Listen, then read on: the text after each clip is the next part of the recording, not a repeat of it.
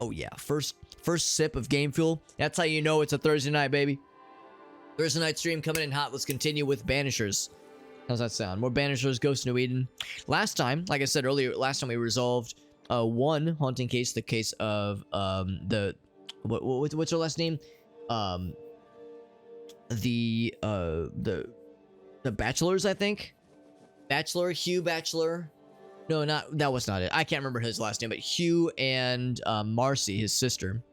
We resolved that whole situation, and now we're working on, at least, the haunting case of what looks to be 2 people, actually. I didn't realize that 2 people are being haunted. Certainly she is. Certainly, I can't remember her name, but certainly this lady's being haunted. She tells of wine and alcohol bottles being spilled randomly. Like, she'll be hanging around the shop, or she'll be back at her house, and her various bottles of alcohol or wine will just fall off the shelf on their own. And she suspects, well, she didn't suspect it was a ghost haunt, but the signs that she described and other circumstantial evidence tells the protagonists, us, that it's probably a haunting case. And of course, we can see right there what is usually a vibrant, if I can see an example, what is usually a vibrant yellow gold hue, instead of sad purple hue. So she is definitely being haunted, as is what I think is the other fellow who's back here. Ismail, I believe is his name. Sounds like he's probably being haunted. Maybe by the same ghost, maybe by a separate ghost. Hard to say. We rooted around in her house a little bit. Found a couple of odd things. Found some notes from what might have been a child. What might have been a kid, maybe. And found that she, in her will, she has a will that she's been keeping up to date, and she leaves all of her, she says she is to leave her full inheritance upon her death to Ismail, which is nice, but she fervently denies any sort of romantic connection between the two. So let's just talk to her. You found your girl. And see what we can tease out of her. It looks like we could ask for her wares. May I see your wares? You know, before we like pull off any stuff that might make people dislike us. There's a very real chance that can happen. Before we pull off any shenanigans that can make people dislike us, we're nice and neutral right now. I'll go ahead and buy the melee weapon. And I'll go ahead and buy this thing too. We got plenty of money. Our purse overfloweth. Also, it just occurred to me. I should go ahead and kick off the multi-streaming. The multi-streaming handled itself pretty okay last night. I know Tuesday was being a little bit squirrely. I had to pause a couple of things with the multi-streaming last night, Tuesday, because my internet was kind of floundering a little bit. It was acting like it was unable to handle the influx, like it was unable to handle the bandwidth, or the throughput, rather, of the stream. It lacked the bandwidth to handle it. But last night it was fine. Last night I did the full Monty when it came to multi-streaming and had no problems. So whatever was going on Tuesday, hopefully it was just a blip. A little blip on the radar, and I think we're in good shape now. Close this, and then set that apply, and we are all good. So, got a couple things from her. I mean, the reality, this is a haunting case. The reality is that whenever there's an opportunity from a haunting case to blame somebody, we will take that opportunity. I don't know if it's going to be her. I don't know if it's going to be somebody else. It's hard to say. But there is always a guilty party when it comes to these haunting cases. So in the off chance that, you know, this is a limited time offer, we'll go ahead and get the stuff from Phoebe. And then there's a Shane, a girl. Shane, you want to come up? I can get Shane to jump in my lap. I was telling the kitty cats. Oh, actually, the original plan was that Gracie and I were going to be getting the doggy, Bonnie. We're going to be adopting Bonnie on Saturday. So Saturday, you know, normally when you have cats, every Saturday is Catterday. But we were thinking that Saturday might instead be Satterdog instead of being Catterday. However, we talked to the foster person that's watching her right now, and she said she's fully recovered from her spaying procedure. She says she's looking great. She says, honestly, if you want to pick her up tomorrow, let's fucking do it. And I said, hell yes, we're gonna get Bonnie tomorrow, and I'm very excited. And get Bonnie the doggy. Tell me about yourself. In the meantime, that I might better understand who haunts you. let's keep kind of Widow pulling, and proud. Town drunk. easing at and this prouder. situation here. A fine chess player, even better when tipsy. That's about it. She's a widow. Wonder if she will make any mention of if she's had kids before. Because yeah, that one note, I hope it's not the ghost of a child. You know, a neglected child or something like that. I hope it's not one of those cases. What can you tell me about your late husband? The truth is as boring as a sober day, I'm afraid. A happy couple we were until we were not. Oh, Strange, that's is it not? detailed. Now you marry a fine man and at the first small contrariety discover he's a dubious, unreliable coward. Could he be a mysterious ghost? Took less than a month for Solomon to abandon me. My caring husband became a brickle white liver chicken. He trooped off a hunting. Heard he died in New France, spitting my name. If there's more, you'll have to find it out for yourself. Your Scottishness. That's me. I'm Scottish, all right. No other family? No, I'm the child of dead parents and the parent of a dead child. Oh. The truth, as I say, is boring. All right, so it sounds like her late husband is dead, and that he was a piece of shit, and that he just kind of fucked off and had nothing to do with her afterwards. The dead child, though, oh man, I was hoping it wasn't going to be one of those, but that is concerning. How long have you been running the store in the Harrows? Years, decades, centuries. When I arrived, the farmers had no store. Folks were glad to have me. Even old Askell was pleased. Old Askell. I was a respectable... Askell the Rascal is what we called him. Respectable merchants are a boon to New Eden, don't you know? What happened to the respectable bit? My husband and daughter push up daisies in the New World muck, Your Majesty. Respectability is a great steaming pile of horse shite. Okay. But she's not, you know, she's not bitter or unhappy or anything. She's perfectly content, right? How's Ismail? Feeling better, is he? He's cleaning up the broken glass. I've buggered off till he's finished, and you should too. Would you know, by any chance, what pulls the trigger on his crises? He deals with his pain as best he can, like all of us. You leave him alone now, yeah? She's very protective of him. I'm sorry, I must insist. You, Your Majesty, are tugging at my berries now, and it vexes me. Tugging at my berries. I like that phrase. I'm a ghost, Mistress Walcott. Ishmael's condition may be important. It absolutely is Ishmael important. Law just needs a drink. His last name is Law. And because of it, when he gets the anxieties, he collapses. It's how he is, and he won't take his medics. Well, that's all right, because I can easily drink enough for two. The medics, does she mean alcohol, or is there actual medicine that he's not taking? And she said because of his past. I wonder what about his past, troubles him so. Your troublesome ghost meddles with more than your booze.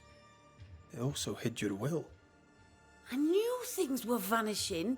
It wasn't just the liquor. Whose ghost? Seems weird that a child would hide someone's will, though. Sounds like my long-dead husband's particular brand of mischief. I'm not so sure. Linger long in the invisible before returning. If you've liquor stocked elsewhere, I'd like to check it. I would too, sir. They abandoned me warehouse sometime. Oh, the ago. warehouse. Lost the keys. Ishmael may have spares. His room is upstairs, right over our heads. A trusted friend, is he? Despite his efforts to keep me alive, I consider him my one and only friend. Okay. Well, we've got our direction. Thank you for your time. How to proceed. I'll take no more of it for now. For now. No matter. I've all the time in the world. We'll be back. We always come back. Some curious stuff there. I mean, the will thing makes perfect sense for that to be the late husband. But yeah, the alcohol thing, I'm concerned this is a neglected child situation. Like, yeah, how did the child die? Like, that's going to be a sensitive subject, but that is very clearly what we're going to have to ultimately bring up.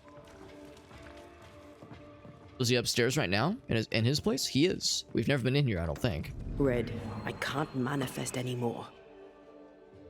Looks like he's not in here right now. Let me just whoopsie-daisy take that with me. Sorry, my hand slipped. My hand slipped. I accidentally liberated some extra linens. It's fine. They're not going to miss it. They're not going to miss it. Right, Shinigo?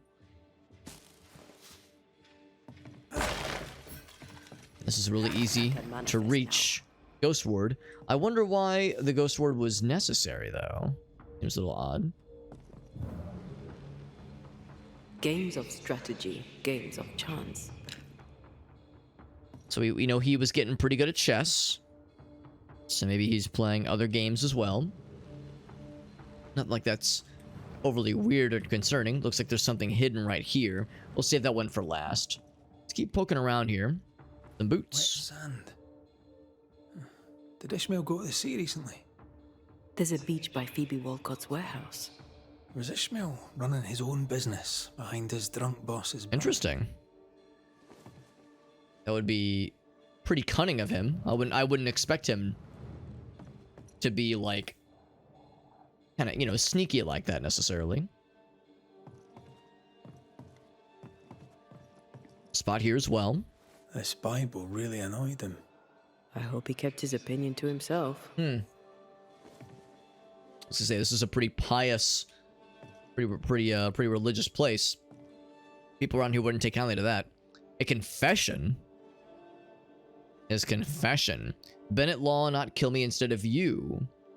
So his last name is Law. So Bennett maybe is a brother, sibling or something. Why did I not find the strength to kill him? He says, I tried, but his men pinned me down, or pinned me to the ground, he says. His drunken voice above the pain. An eye for an eye, he claims, so they took mine. Right, so that explains why he has that glass eye. Well, it doesn't explain it, but it is... It's a partial explanation. With you when he strangled you. The liquor on his breath.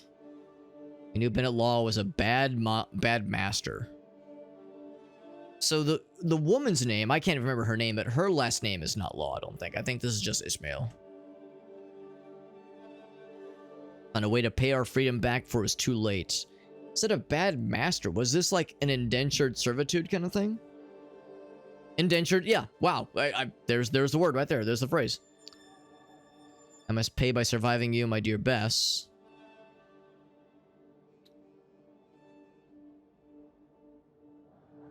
And I think Phoebe is the girl. I think that's a woman that he works for. So Bess, I guess, was his wife, I suppose. Inconsolable. Yeah, widower, yeah. Widower. Sober and inconsolable. Also, a shy, bottle-breaking ghost. That's not a lot to go on. It's a weird one. It's a weird one, but I mean, we've seen stranger. Seen stranger things. Keeping this, especially around here. Was he scared of a ghost? I'd like to ask him about that. So yeah, the remains of a ghost ward. I mean, I don't think ghost wards not being allowed is weird. Or rather, I don't think ghost wards being around should be considered weird necessarily. I mean, earlier the entire town was covered in them.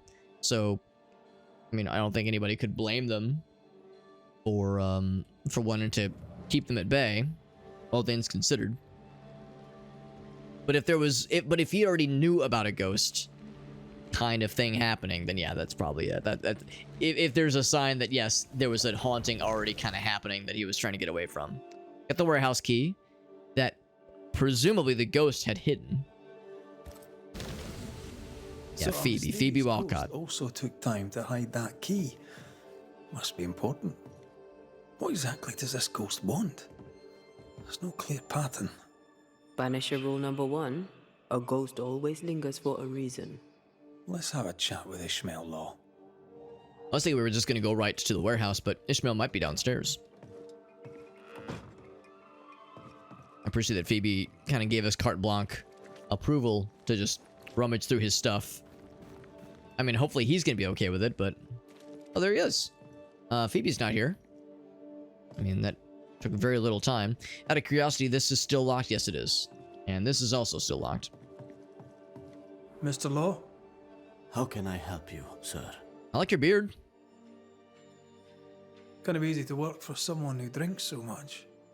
Phoebe Walcott deals with her pain the only way she knows. But you dislike heavy drinkers, don't you? My friend is wounded by the horrors of the world, Hey, what's up, Jesse? Good to see you, bud. so that she does not weep. But I weep enough for two. Even with just the one eye. We're playing a really cool game called Banishers, Ghosts of New Eden. I've got a kitty cat on my lap, by the way. And Gracie and I are adopting a dog tomorrow, which is very exciting. So so things are good. Things are good. We're playing a really cool game.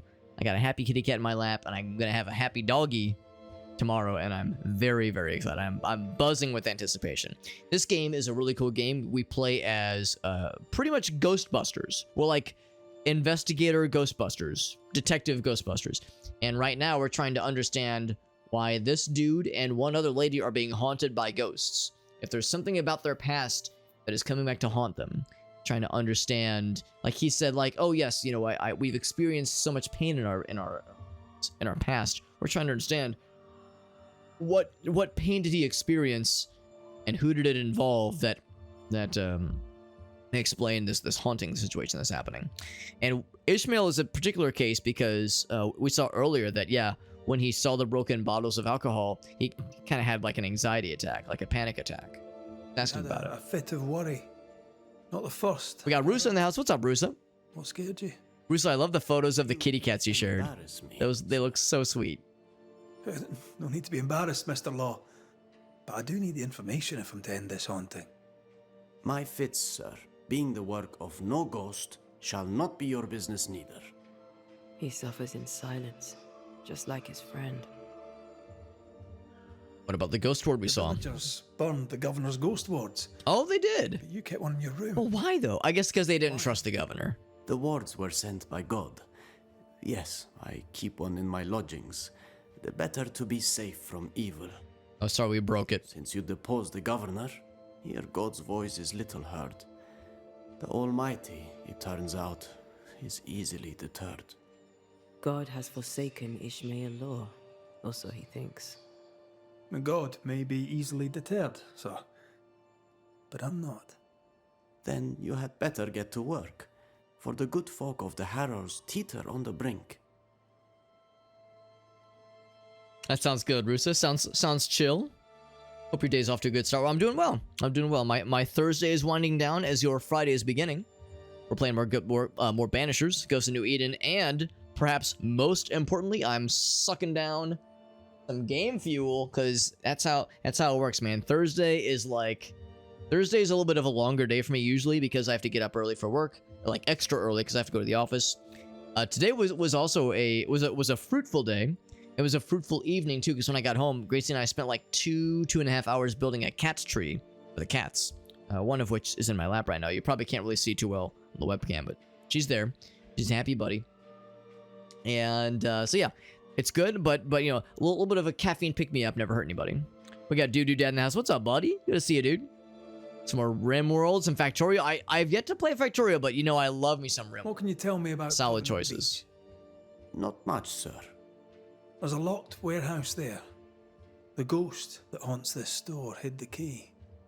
That was Mistress Walcott's storehouse, the center of her business. It's derelict now. But you've been there of late, haven't you? I found sand from the beach in your lodgings. Why did you go to the warehouse? And why would the ghost hide the key to it? I don't know what you are scraping for, mister, but you'll not find it on my boots. Well, no, we found it off of your boots. Like it was the little like kind of mudroom area. And now you can probably see the kitty cat. Although she's got a very dark complexion coat. coat of fur, so it's kind of hard to see on the webcam. But there is a cat here, believe it or not. and I know because I have to like awkwardly like kind of like move my arms around or over her when I'm trying to, you know, use the keyboard See here. you later, Ismail. We don't really get much from him. He's being real cagey, which means we got to go to the warehouse. That's the only other option. Jeez. We found nothing conclusive. The warehouse by the beach is the only lead left. Let's go. And that's going to be a bit of a jaunt. Let's see. Oh, it's over this way. Oh, okay. Well, in the meantime, I am kind of curious whatever's going on here. There was something inside. Oh, this is at the Haskell residence. Because we heard Lammy is upset about something. We could hear him. I think even from the outside, we could hear him muttering about something. He was expressing frustration about something. He's not down here, obviously. As a community, We can kind of... he must be upstairs. we can do better. So he, of course, is the governor's son, the late governor's son. And it sounds like he is feeling the pressure. Feeling the pressure when it comes to being the expected leader of the community, now that his father's out of the picture. We need to make amends and think Sounds like he's writing a speech. about the end of this speech. Well, ho there. What a pleasant surprise. He's strangely happy to see us since I'd never see you again. we did kind of kill his Where are you dad. off to? Far away, God willing. Build bridges, say the wise, that people may better understand each other. Build a jetty, say I, so that a ship may come and we can leave. New Eden is a fascinating study for you and I. But for ordinary folk, it is, as I've heard it put, a shite hole. Leaving might help, and leaving changes nothing. I don't know. Leaving might help. This place is kind of fucked. But if there's something eating away at you internally, then leaving changes nothing. I don't know. This place is kind of messed up. Leaving sounds right to me, if these people learn from their mistakes. They repent, Mistress Duarte. A new start elsewhere, away from the place in which they sinned, will do them good. Spoken like a leader. I fear, however, that not everyone shall listen. I fear what shall befall them if they stay behind. So, Lammy, what's the That word sounds on good, that? Russo. That's right. Happy International Women's Day. That's correct, my friend. Yeah, here in Central Time, so we got a few hours to go. Also, I think this Sunday is Daylight Savings Time springing forward, if I'm not mistaken. Or maybe it's in 2 weeks. I can't remember, but soon. Very soon. Tell me about the settlers. Anything strange to mention? Spill the tea, Strange sis. to you, I mean. Folk have been quite lovely as it happens. Each tries to do their best and spirits are high. Thinking That's about it, unusual to hear. that's actually really strange. Yeah, it's strange that people would be Really happy strange right now. Indeed. Finland was the first. That's awesome. I did not know that detail, Russo, although I don't doubt it. Finland and a lot of the Scandinavian countries tend to be ahead of the curve in that It's not sense. easy. I don't have my father's authority, and people fear evil more than ever. And then how you doing, Lammy? What about you, Lammy? Lamentations. How are you? I'm well, or as well as I could wish for. But I still have questions for you, mistress. We have time for one or two. I've seen how you move. Do time and space work differently for you? She's got a fan. When I'm with the living. But yes, they're different. It's like the annoying fan from May I ask Oblivion. another? Sure. Yes, you may. And what do you miss from being alive? A big question. Too big to answer. Where would I start? I miss all of it. May I ask another? Sure. Yes, you may. Did you see God? Have you met angels? What about demons? Who's in charge in the afterlife? I'm A lot of afraid I questions. have no answer for you. May I ask another? We're gonna say, all right, Lammy. Let's leave it there. Keep it in your pants, Brosif, Broheim. Let's get to the side quest then. 1906.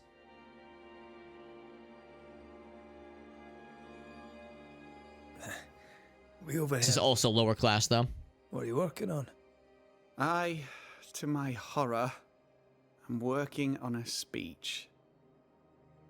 It's... well, it's terrible. He strikes me as the kind of guy that'd be Know where to nervous about start. public speaking. You've not asked for advice, but I'll give it anyway. You could start with forgiveness. Seems appropriate. That might just work. Thank you. I It's a little think nudge. Tell the truth, I don't rightly know. They don't trust me. They tell me nothing, and when they do, they're probably lying. And without the wards, well, I fear things will get worse before they get better. In fact, they already have. Spectres walk, and we are in need of a banisher. Or two. But we do have one right here. Oh, team up! Please. Well, I doubt they'll be grateful. But perhaps they should have the strength to believe in a We can make a brighter team up in the future. house. What's up, broski, Broheims and bros and lady bros, fellas and Cinderellas? We got Eurodrunk. What's up? We got Mega Team Up in the house. Let me do a quick shout out for Mega Team Up. It's a little bit tricky whenever a raid comes in when we're having the dialogue stuff going down. There we go. Doing some Pal World. That's awesome, man. That's awesome. Do you have any clips from tonight's stream, or even just a somewhat recent stream? Doesn't have to be from tonight. As you probably know, whenever somebody raids, I always like to ask for a clip if there's anything you'd like to share. We're playing a really cool game called Banishers, Ghosts of New Eden. I was just describing it earlier to a couple of other folks that joined in. You're basically playing as Ghostbusters from the late 1600s. So the late 1690s, you're the 1690s equivalent of being Ghostbusters, and we're going from place to place, trying to suss out the source of hauntings, trying to figure out why somebody's being haunted by ghosts, and trying to like uncover what things about their past have enabled ghosts to to wish ill upon the living. Lammy here is not currently haunted by a ghost, actually, but he does have a side quest for us. And also I have a kitty cat that wants to jump up. Want to come up, Sheena girl? She came down and is acting very sassy. So I'm like trying to encourage her to jump up. You want to come up, sweet girl? We have 2 kitty cats for anyone curious. And she's thinking about it. Come here, sweetie. Come here. There we go. I got Shana girl. So this is Shana. She's our tortoiseshell. She's like 17 years old, so she's very old. She's a good sweetie girl. Yeah, Power World's good. Yeah, I haven't actually played it. I've watched it a decent bit. I've watched a number of people play it. And yeah, it looks very fun and very silly. I never really did play Ark or any of the other kind of like survival crafting games. So I don't know if it's my cup of tea, but it looks pretty cool though. It's pretty sweet. Yeah. Like I said, make a team up. You know how it goes. Whenever somebody raids, I always like to ask if there's any clips you want to share. It's totally up to you, but I always love to see what kind of stuff you're up to. And yeah, we are playing a really cool game. And let's see if there's more. Actually, I guess that's it for the side quest then. We'll see what we can do to help you. It sounds like he wants us to dispel some of the Thank you. specters. If you need anything, I'll be here. It's I'm sweet not using Shane. Oh, anyone that's else. right, sweet girl.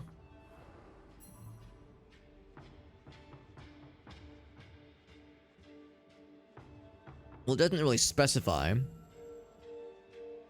hauntings in the Harrows. So if I check the map, oops, wrong button.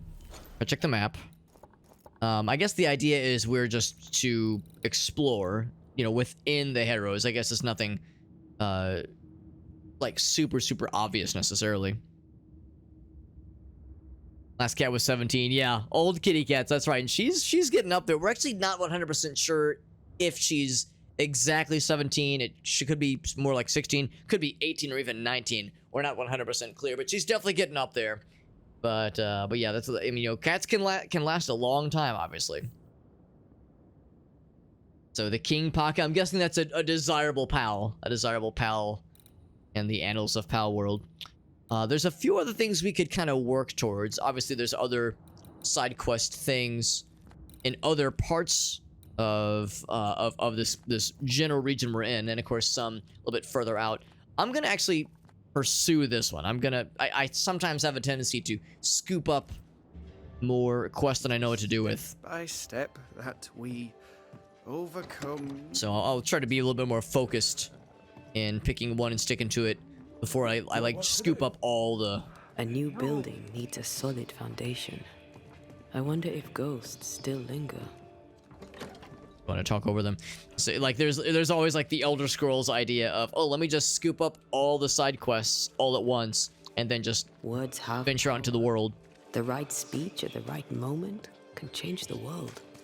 I heard General Count von Stalenberg speak to his troops once. It didn't look like much, but when he spoke, soldiers listened. When all seemed lost, he filled their hearts with courage, hope, and rage against the enemy. It was quite the speech. What did he say? I don't know. I don't speak German. But he said whatever he said with great fervor and inspired all of us. Yeah, so like I said, we're playing... Elves and elves and Phoebe's thirst. Reminds me of the good old days. Just lie me down in a puddle of piss and had a couple angry ghosts. The ghost may Puddle of be piss. discreet, even sneaky, but these two are haunted. I do wonder about Phoebe's husband. Phoebe's I do. husband, maybe? It could be Ishmael's old both. Master was a drunk too. Alcohol has to be the key to this case. 'Cause, yeah, the haunting case we're investigating right now is that Phoebe, the store owner, says she's witnessed bottles of alcohol just getting knocked off shelves randomly. They'll just fall off the shelf suddenly, land on the floor, and shatter. Also, gotta shoot that one. She says that's like that. It like just keeps happening on its own, and she at first thought she was like hallucinating, but sure enough, we've seen evidence that she is being haunted by something, some kind of spirit. But it's an odd thing for a ghost to do. It's like a very harmless activity. Usually, haunting symptoms are a little bit more ominous and a little bit more in your face. And the ghost has been like hiding some of her other things, some of her other possessions.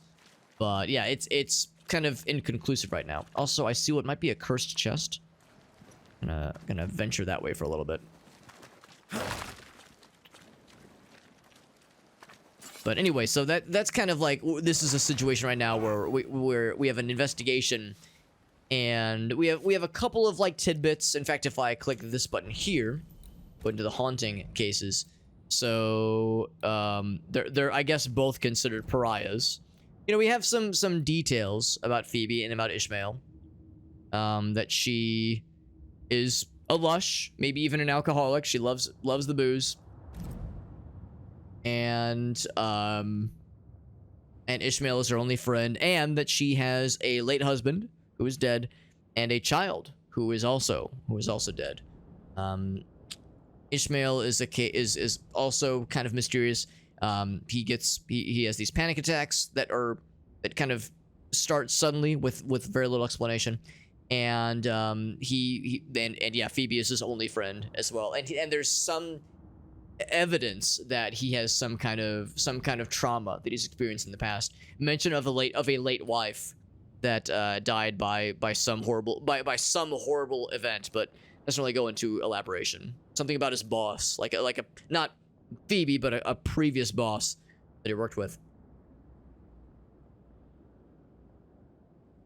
Sort of like a Witcher. Yeah. El Gaso, one of my mods, calls this game, we have Witcher 3 at home.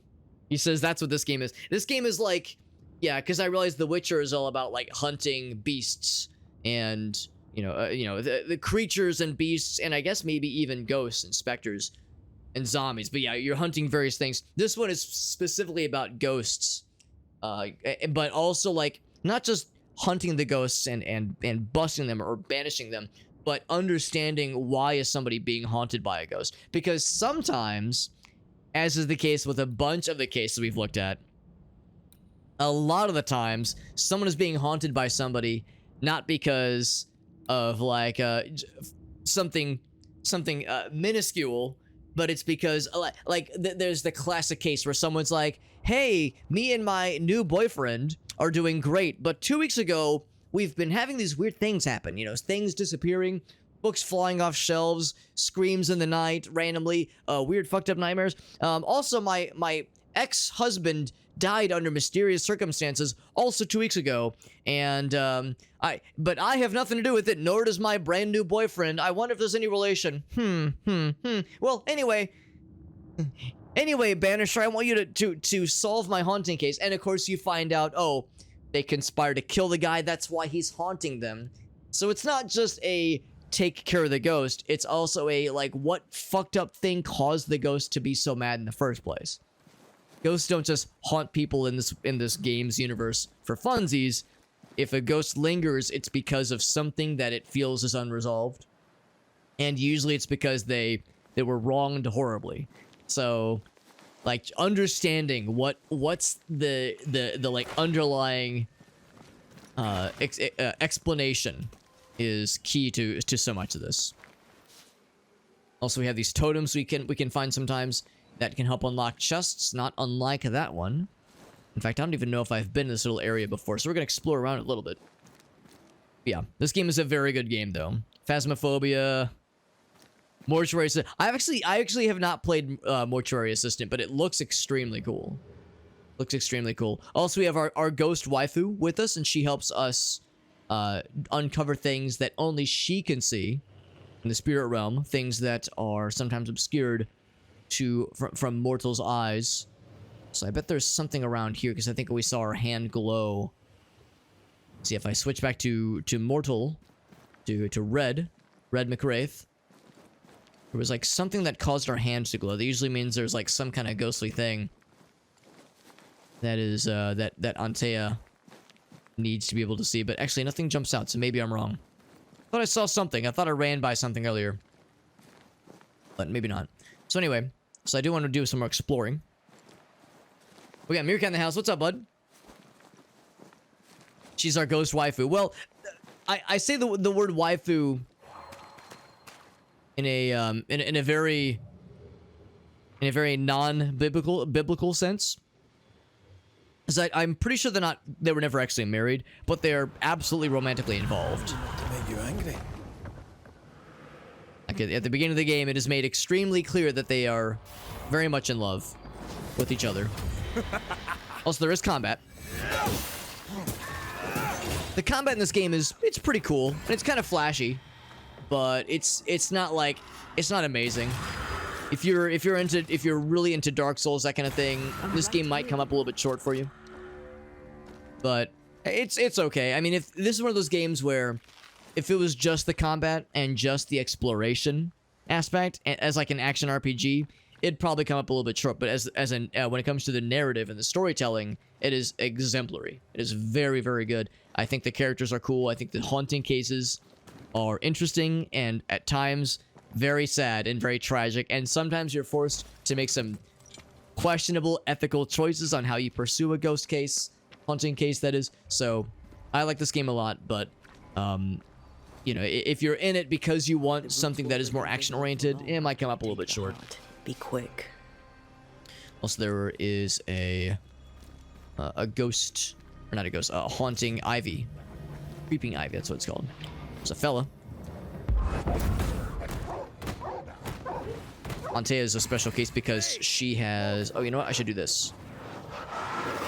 She does extra good damage against specters. And that's what these absolutely are.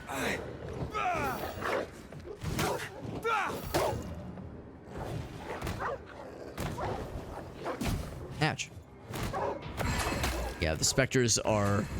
Oh, no, I'm wrong. I'm wrong. Those were just regular wolves. Never mind. I thought those were being possessed by specters, but those were just regular wolves. We actually haven't fought just regular animals in a while. Usually it's like a zombified animal.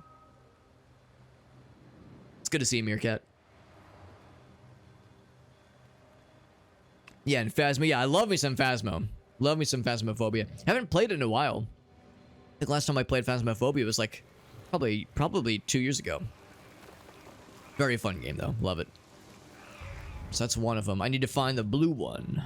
Where's the blue boy? There he is. There's usually a few nodules we have to shoot once we ensnare the core. What's up, Farsight? Ethics are an achievement list. Farsight says, don't worry about it, Alex. Don't worry about it. It's just a formality. Ethics in ghost hunting cases are just a formality. Good to see you, Farsight.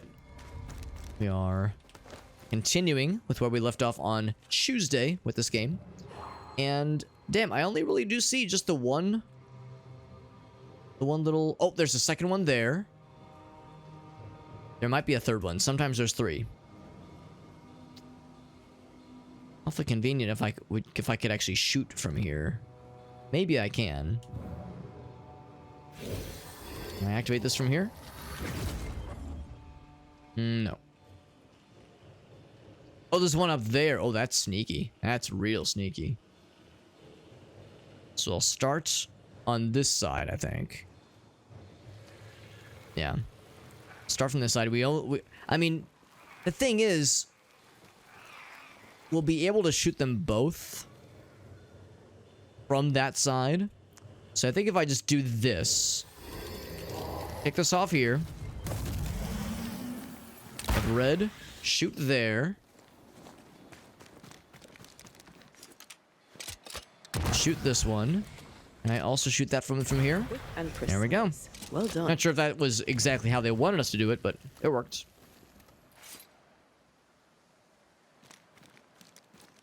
The ghosts are already dead. Oh, no, I don't mean ethical in far as like, well, there is an aspect that could say that, yes, how the ghost is treated has ethics questions because, you know, how somebody, if you're banishing someone to hell for their misdeeds, which may or may not have been, you know, worth it, that kind of thing, I guess that's one thing.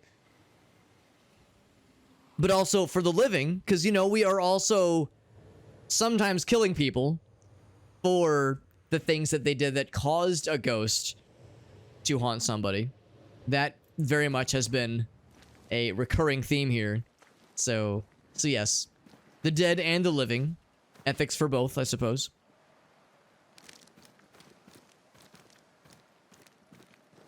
But you did get an... Oh, that's nice, Rusa. That's nice. Yeah. So you're able to play it now. That's good. Yeah. Because I know it's a fairly new game. I think the graphics and hardware demands are probably fairly high for that game. But yeah, you got a pretty nice upgrade recently, which is very nice. That is exciting. Yeah. Getting a hardware upgrade like that is always so refreshing. Now I think I've already looked over here. That catches my eye. Is there... I wonder if there's a way I can get up top. I think that means there's something up there. That means there's something up there that I would very much like to have. You know what? Unless I'm full of shit. Hold on. Let's check the inventory real quick. Maybe... Okay, this is just the first of the sower. There's still 2 more I need. They're probably somewhere around here, but can't say for sure. I was hoping we could find an obvious path leading up. That's okay.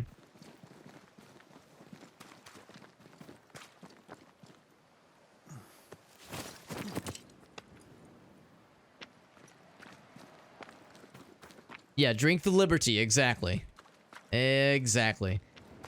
This actually will bring us towards our objective. So we'll continue this way.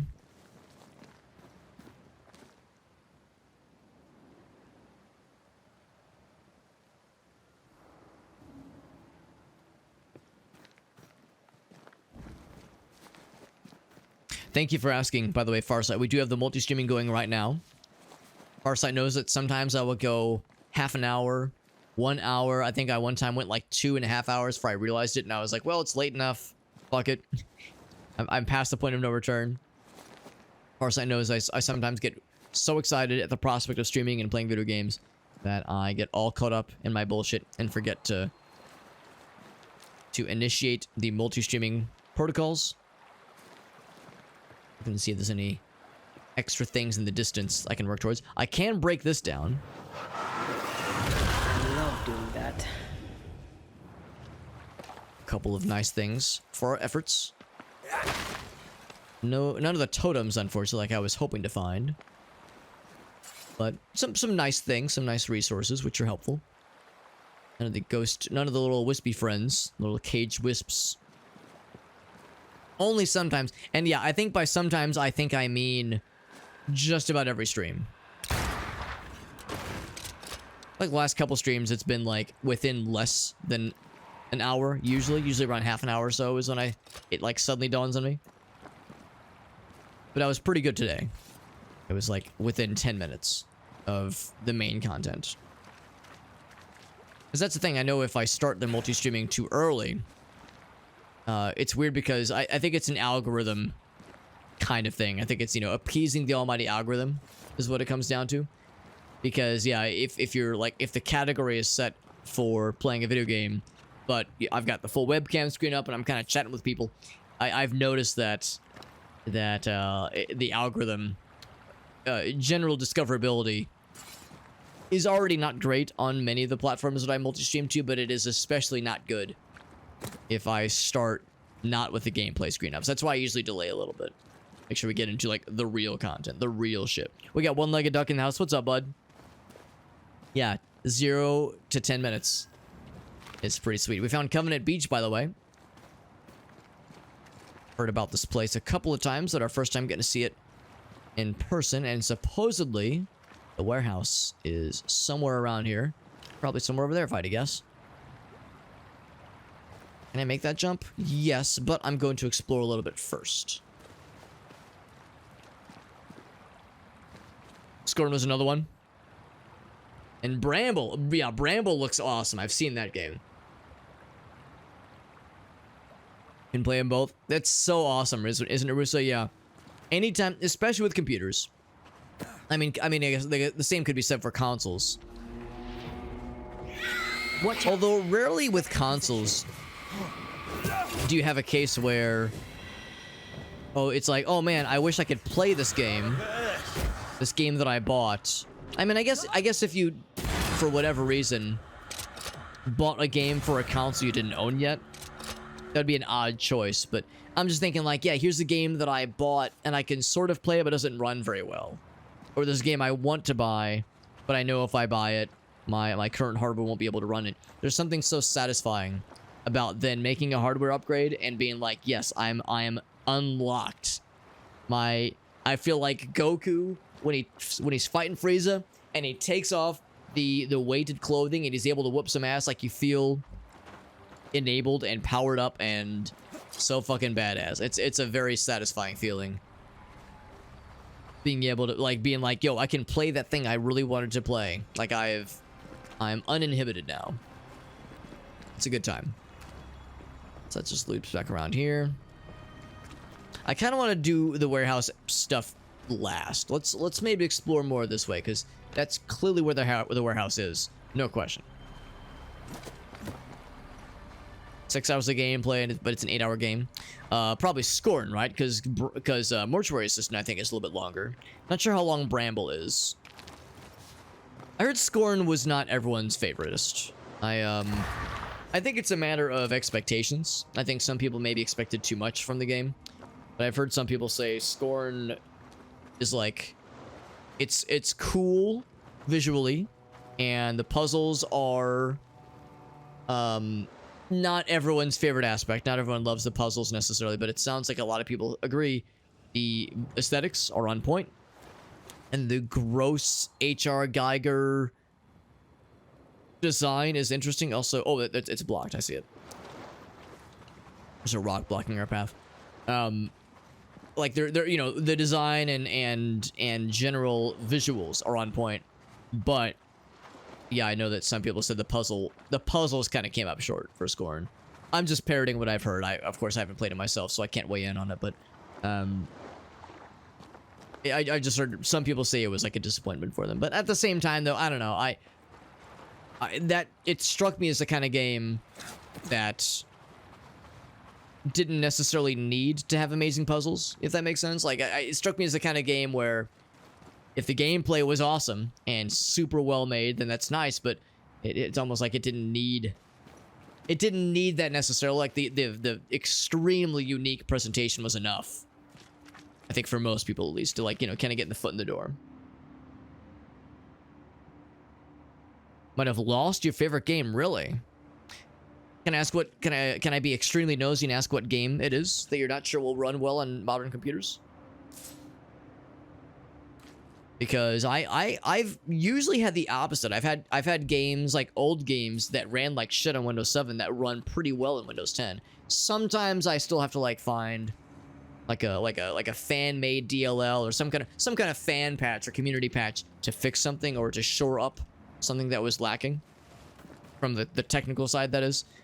But usually those kinds of fan fixes, community fixes, work better in my anecdotal experience in Windows 10 versus 7. I can't comment on 11 because I don't have 11 yet, although it's only a matter of time before I have to switch. And uppercut, bam. Ouch. Trouble's about.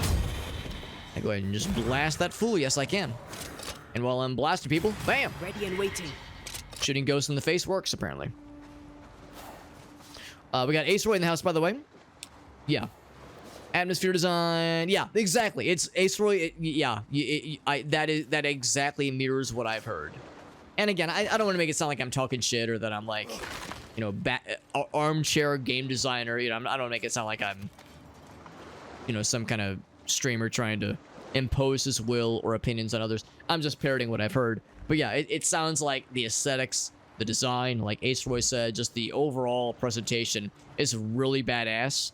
And yeah, it's, man, I wouldn't want this, obviously, but it sounds like one of those cases where the people working on the game were like, yo, we've really done a great job with this presentation. Like, we have formulated such a cool looking and sounding and thing that just oozes style, something that really no other game has done, you know, as far as like really the visual aspect, which is really cool. And then like somebody was like, wait a second, how do we make the game fun? And then they were like, oh shit, what, you're right, what are we doing? So like I'm mostly just joking around. I don't think that's actually what happened, but you know, those cases where it's like, how do I make the game fun? They were like, they kind of looked at each other like, I thought you were doing that. I thought you were handling making the game good. Fuck. Is it the weenus removal game? I more or less, I think yes. It's H.R. Giger, xenomorph, biomechanical penises and proboscises going into orifices. To be honest, when I first saw the trailer for the game, I was like, this game would like gross me out, and I don't want to play it. I'm good, fam. They're frustrating. Yeah, that's the thing too. It sounds like the puzzles aren't just kind of half-baked, but also not well designed. Why not force them to appear? Do a little combat action. A little combat zone here. Gonna be specters, not a scourge. Not a scourge, just specters. Now step from the shadows. Oh, no, just ghosts. Yeah. And they're pretty low level. This guy's a little bit spicier. But not really. He's going to explode really loudly and knock him on his ass. This guy's a lot of defense. More damage against full health. Oh, I see. Full health. It's a big ol' hit. Yeah, so Antea does extra damage against specters, which is why I'm having her fight those fools specifically.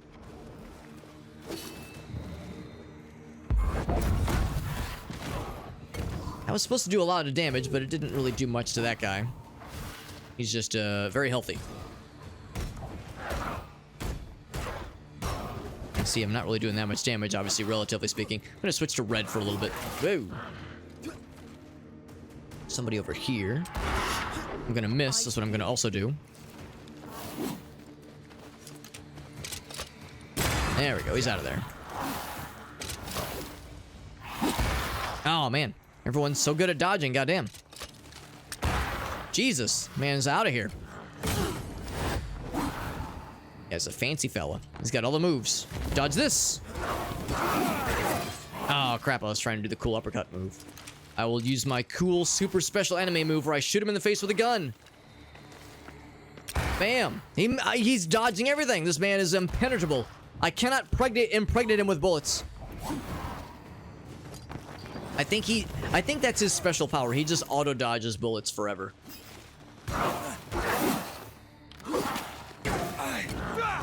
Uppercut. Oh, he parried me. Part of the reason even though I don't do as much damage with red, I'm inclined even to use it with him sometimes. You know what? I need to do this more often. Bam. Because as we're doing damage with red, we're healing Antea's spirit points. Will this kill? Not quite. This should do it, though. Jesus, come on, bro. There we go. I'll just hit him with the big finisher. Not strong enough. There we go. Still not done, by the way. Just motherfucker. Bam! Killed his ass. Freaking one shot. This isn't over yet. It's not over yet.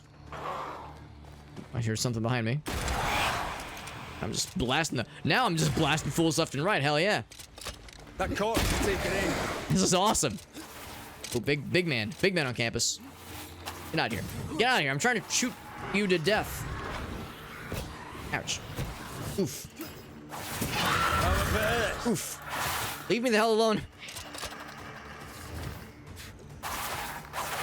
Let's just say now I'm not going to do nearly as much damage. Uppercut. Bam.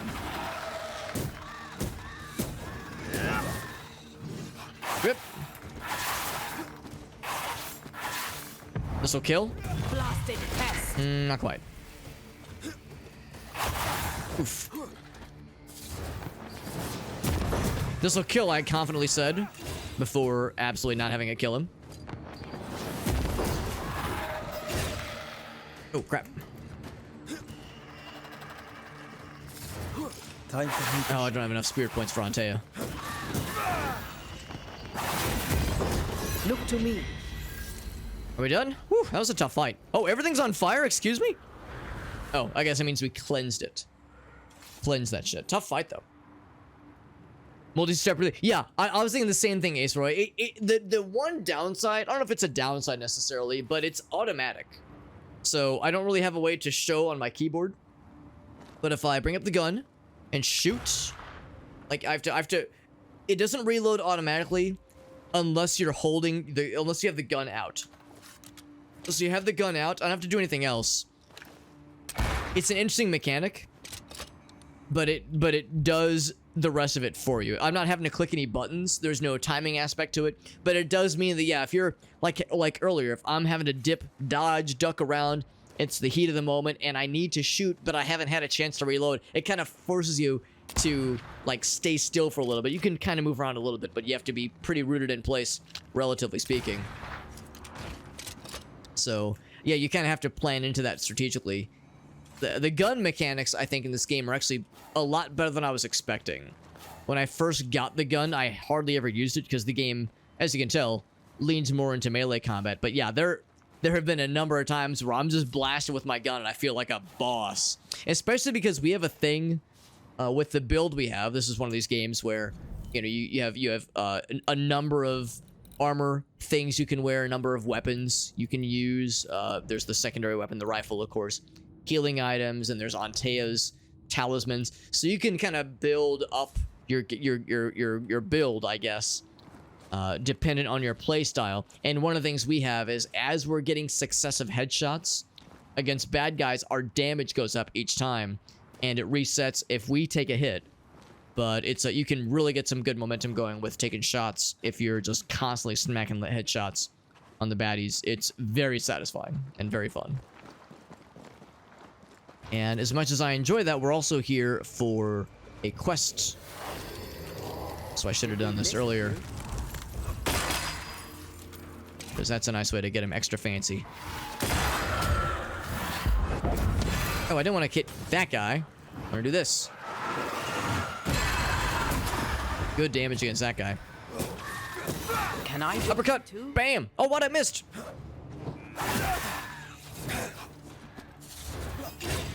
Kick. Kicked his ass. Next time, I kicked his face. Quick reload. We were just talking about that earlier. Yeah, we're here for a... well, it's not really a story quest. It is a side quest, but a quest no less. Has like a Gears of War kind of vibe to it. You cancel the boat. Right. Yeah, I've seen that too. Yeah, you like cancel one aspect of the reloading. Like, come on, you already put the mag in just because you didn't like... I'm not really much of a gun guy in real life, but like you put the magazine in and then you pull like the little lever back to kind of load that the first bullet in. It's like the mag is in. Why do you have to put a fresh mag in with the reloading animation when it was partially complete? Like you'd said, it makes perfect sense that there'd be some kind of multi-step aspect to it that is, you know, maybe a little bit more forgiving. The name of the ship is Constance, which is a name we've heard before. We've heard, there was a person we talked to that's name was Constance, wasn't there? Constance. Just like the title of the unfinished painting. Oh, the painting. That's what it was in Phoebe's room. 'Cause yeah, once again, we're still trying to uncover an explanation behind the haunting cases, cases with Phoebe and Ismail. Phoebe Walcott's warehouse is bigger than I'd imagined. She had quite the business. Little remains. It makes me wonder if it's one ghost. I almost wonder if it's two ghosts. If it's someone from Ishmael's past haunting him, and someone from Phoebe's past haunting her separately, but there's some sort of thing entwangling the two in some way. Can I go in here? I cannot. It's locked. This Okay. is locked from the inside. So I like bastardizing the English language in horrible ways, and entwangling is one of my more favorite ones. An old protest letter. I feel we have been treated disrespectfully. We came to you because I wanted to establish a new center of trade. This is probably Phoebe's letter. New tell, hopeful inhabitants. There's the sea. We have forest, hunters, fishermen, craftsmen, blah, blah, blah. I had made contact with... oh, wait, no, yeah, Walcott, right. That's so Phoebe Walcott. So it was not written by her. I have made contact with Mistress Walcott, who seemed to be an honorable lady, but she brings disgrace upon your time, and you should run her out of it. It was dog shit in the food we bought. Wait, literal dog shit?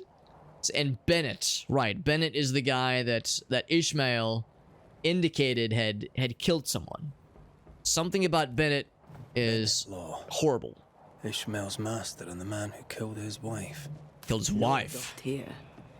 Ishmael must have been devastated.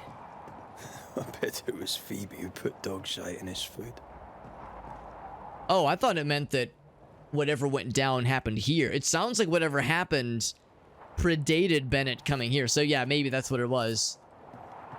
Maybe it was Phoebe, since, you know, Phoebe and Ishmael are BFF. Maybe she was the one who was like, "Don't worry, Ishmael, I got you covered, B. I got you covered, B. I'm gonna put some literal shit in this guy's food." I mean, if you killed the guy's wife, I mean, yeah. Who could blame him for having beef with that guy? That guy sounds like a piece of shit. Got the yellow gamer paint, there you go. And for anything up on the rafters. Looks like the warehouse was not fully constructed. Wasn't quite done, because obviously the roof is incomplete. What's this? So the ships that have arrived: Woolwich, Bristol. Oh wait, no, White Hound, Woolwich, Audacious. Oh, that's the name of the place. It was from Bristol. Good and Tulp from Rotterdam. Oh, that's quite the name. Smargov from Stockholm. Groot Kroon from Rotterdam. Royal Compass from Portsmouth. No mention of Constance, which is the ship that, or the boat at least, that has some kind of significance to Phoebe. This would be a perfect smuggler's hideout. It's a Bogasso. At this point in the case, anyone and anything is suspicious. He's not wrong. And you're right.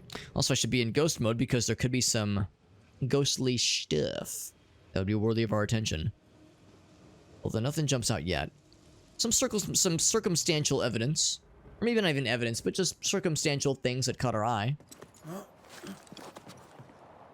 Can I jump up here? I sure can.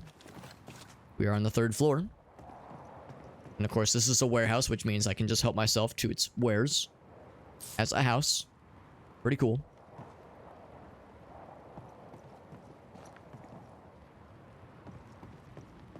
Right. This lead me into the extra area. Let's go find some answers. Cave. Wasn't expecting a cave. Oh, I used the, excuse me, the key to get into here. This is very much An echo. the main deal then. All right. Well, what can we listen to, or maybe even see with this echo? We listen. I should have killed him. Killed that dog with my bare hands. Bess, my poor love. Forgive me. Honestly, Ismail's case sounds like he just had a rough go of it, man. Continuous spectral stains. It sounds like he's had it out for Bennett because Bennett killed his wife. I mean, yeah. Bennett killed Ismail's wife and he's fucking pissed about it. Like, yeah, of course he'd be pissed. There's really no evidence yet that that Ishmael's done anything bad. So why would a ghost be haunting him? Ishmael Law drinks just as much as Miss Wilcott, except he hides it. Oh, so by he's a stealing the lush. liquor and hiding the key to the warehouse. The ghost may be trying to stop him drinking, not her. Well, I mean, if he's gets drunk and angry about the dude killing his wife, that doesn't make him a bad person at all. Just means he's trying to fucking cope. Be other answers. Another treasure cache, by the way. Remembrance is our only chance to avoid repeating the past. Pay my respects to the unknown soldier at God's Acre. Okay, well, simple enough then. We'll be going there again very soon, methinks.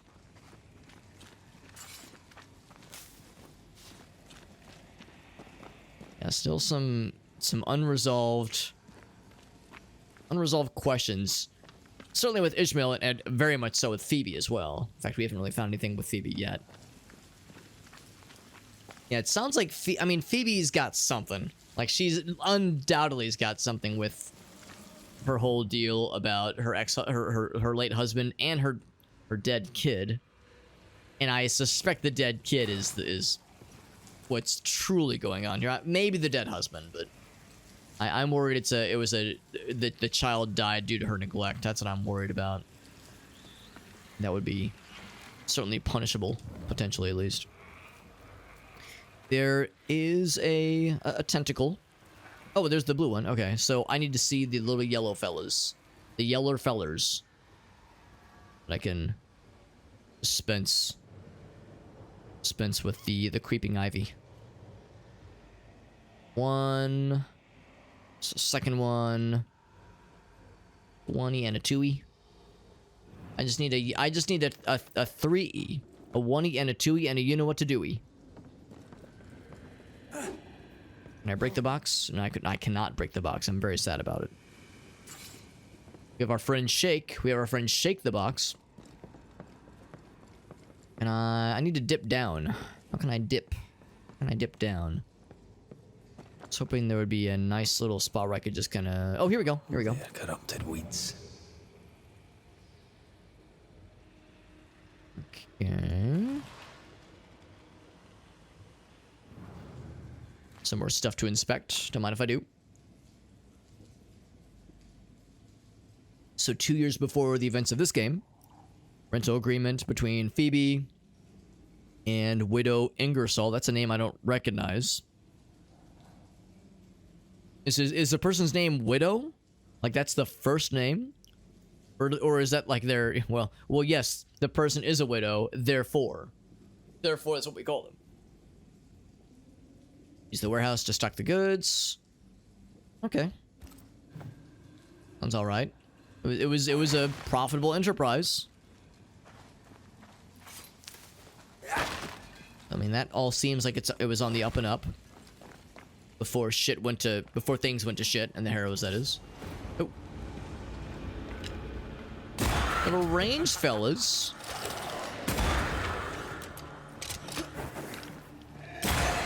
I say, give me the head.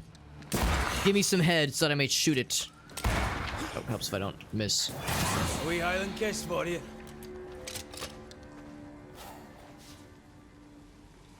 It was the title. Yeah, it very well could be, yeah. It very well could be. Maybe that was a more common practice back in those days. Just seems like a bit of a, like, rubbing salt in the wound thing. It's like, oh yes, thanks for reminding me that my husband's dead. Still! He's still dead! Every time you're talking to the person, hey, remember that time your husband died? Thanks. Thanks, I'd almost forgotten. So maybe that's why that kind of practice has fallen out of favor in more modern times. Also looks like the creeping ivy is blocking the main entrance. To explain why we couldn't get in earlier.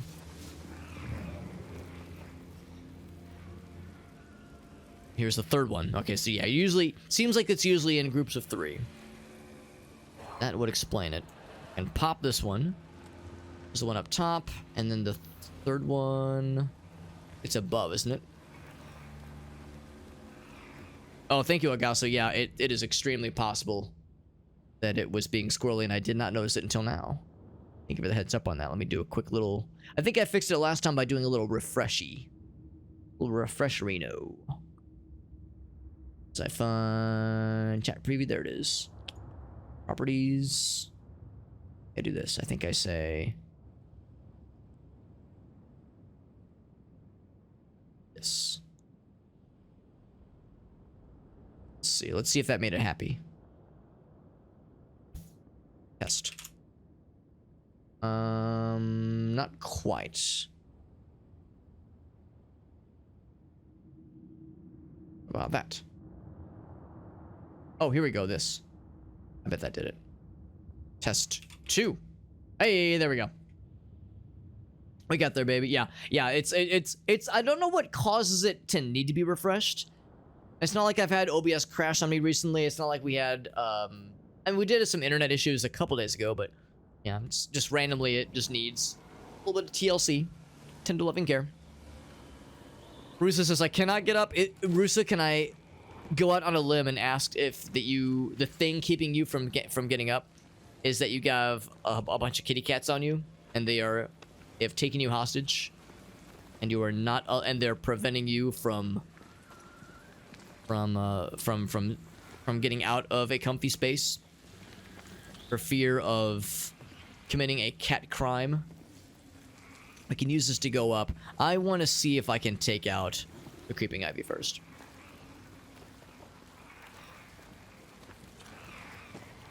Have people make coffee for you, or train the cats to make coffee for you. There you go. Somehow train the kittens to make coffee for you. Easy peasy. I think I do need to go up because we don't really have an angle on this part of the creeping ivy from anywhere on this level. So yeah, maybe we do need to go up. If it'll let us go up. Destroying your slippers. I mean, cats causing a mild amount of property damage. Maybe. It's a thing that maybe has happened to someone somewhere somehow. So this does... Actually, no, it doesn't give us an angle. Can I jump over? Oh, I can just jump here. That is nifty. Very nifty indeed. Pigment. Tops. Yeah, I don't think she ever actually made paint. So we're seeing evidence that Phoebe does, in fact, dabble in art, which is a pleasant surprise. Didn't expect her to actually be interested in art, but she has that blank, that mostly a blank canvas in her bedroom. Telepathically pull the coffee pot. There you go. Use the big brain. That should work. It should work. A sheet to the slipper. Use like a grabbing. Oh, yeah, and the cats will be drawn to it. Oh, gosh, you're a goddamn genius. Anything else out here?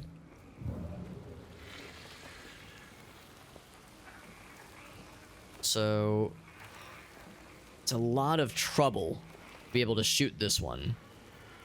I could... Where's the blue boy? Blue boy, yeah, it's on this side here. So what if I did this? What if I started on this side? I could activate blue fella. Actually, could I? I guess I could activate blue fella from over here. I throw it, and then I can shoot the first yellow fella. Not from up here easily. There's 3 yellow fellas. There's one on the wall there, isn't there? There's one on the wall. Oh, there's one there. There's one there. Okay. What point do I have an angle on this one on the wall, though? I run over here. Shoot this one, and then I would have... I think I would have an angle on that one. Oh, maybe. I don't know. Well, this one's going to be really weird. I hope the timing is going to allow this. It's going to be real crackerjack timing, as we say. The one who fought a crowbar. You fought a crowbar, Rusa. Did you win? Did you win against the crowbar? Asking for a friend.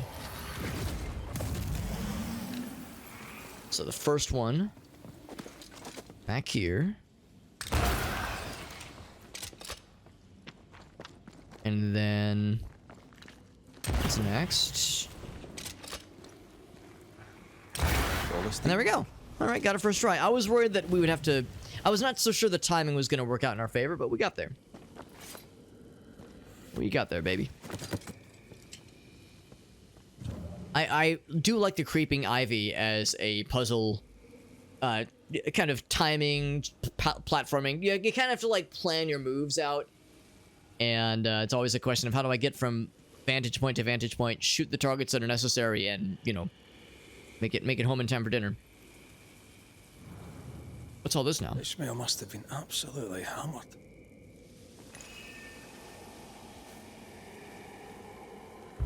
We have a ritual to hearken an echo. Yeah, it's going to be reveal an echo.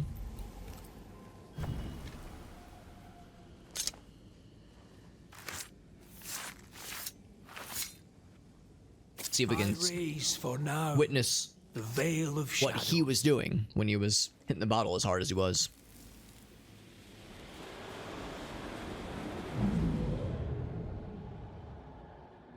Bess, there was no God to mind you in this miserable life, and none to welcome you to the next. What is this place?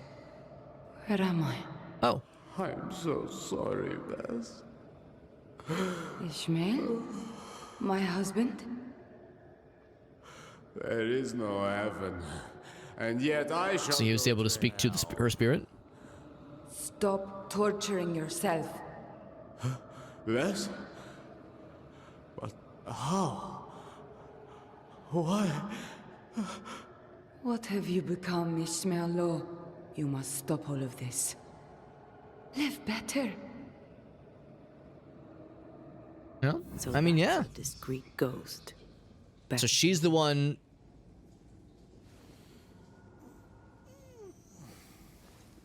breaking the alcohol bottles.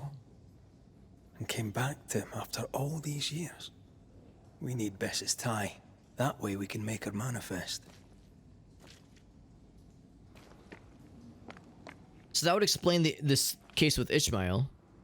I don't know, still not sure about the Phoebe situation. The bag. There's an echo. The bag, she says. Oh, I think there's something up top. Right. Because, yeah, we should be able to push that cart. Yeah, there's something up top there. There we go. I hoist myself up here.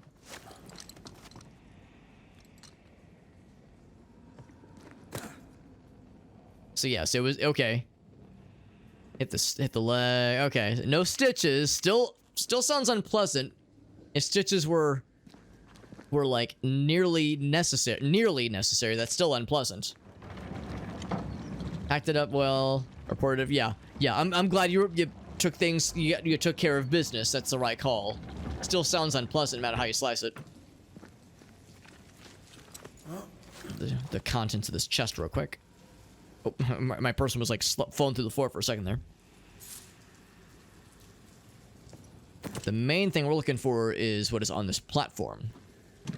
Just yank this thing a little bit back so I can climb. Not hard.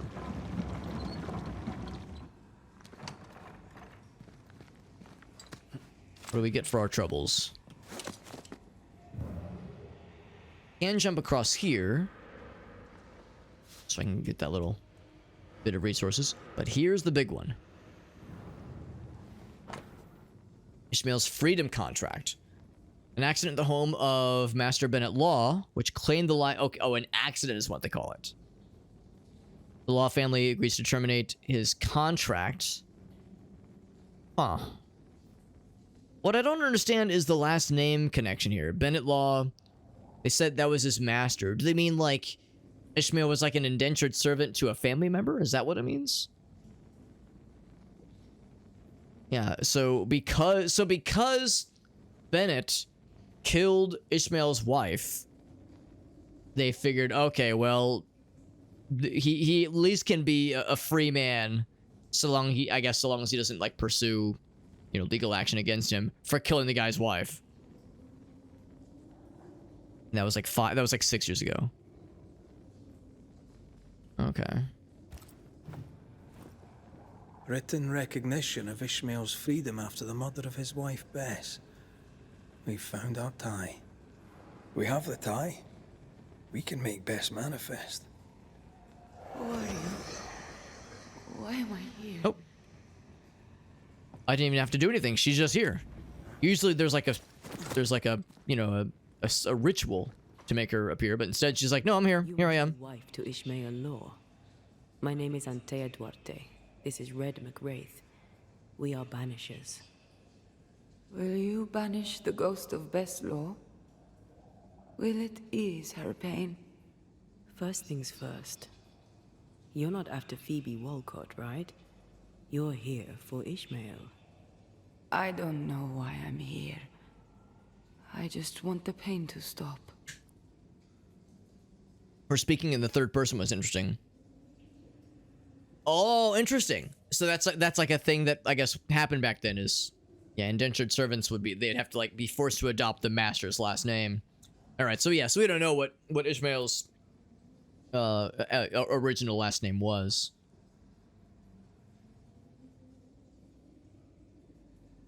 Meerkat says, I'm back, baby. Safety fixes. Oh, geez. Yeah, no railing. Oh, yeah. That is a thing that was bound to cause a problem for somebody. Bound to cause a problem for someone eventually. But yeah, that's the best guess. Yeah, that's the best guess I can imagine. Or it's just a weird, fucked up coincidence. You've been breaking Phoebe Walcott's liquor bottles. Why? It was not me. It was Ismail. He was dead drunk, breaking bottles in this place. Not here in the warehouse, but in Phoebe Walcott's shop. You broke many of her bottles. Ismail and I served a master who drank. He was a brute. He beat me. He killed me. He took Ishmael's eye. And now my husband is a drunkard. He comes here to soak his sorrows, to drown them in liquor, to draw me back, against my will. Yeah, exactly. A very Arabic sounding name, and you know, very much visually as well. Having the last name Law kind of is a little bit out of the ordinary, a little bit out of place.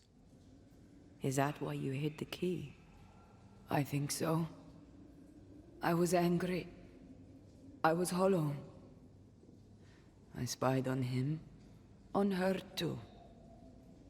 I did what little I could to push the abyss away. You feel empty because you've lingered too long. All I know is I can stand the pain no more. Not theirs, nor mine. They had a master. Yeah, that would have been this Bennett fella, the Bennett guy who was their master, the person who killed her and also took Ishmael's eye. Come here, Shanna. Come here, Shanna, girl. There we go.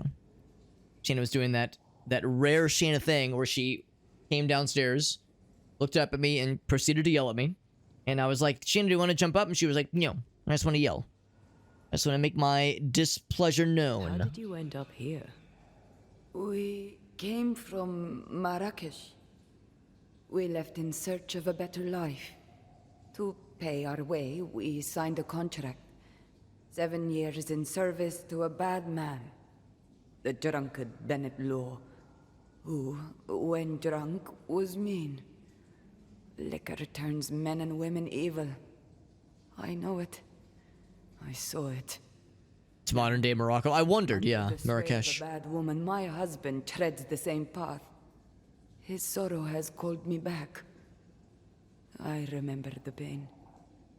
I feel the pain so much. They must stop. I'll make them stop.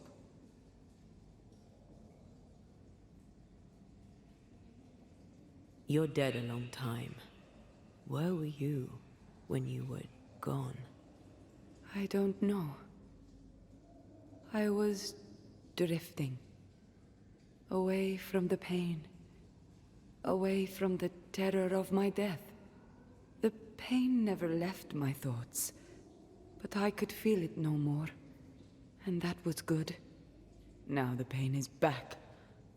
Now I am back. Now I feel Ismail suffer too.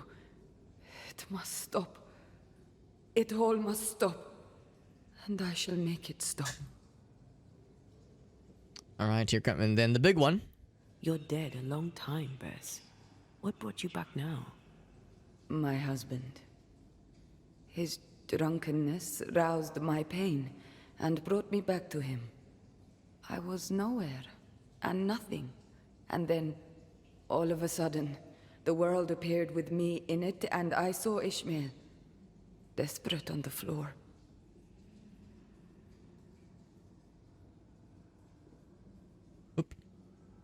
Alright, I keep forgetting the arrow keys don't work in this menu. You have to use mouse wheel, which is a little bit odd. Did his despair call you back? Is that why you stay? Maybe. I don't know.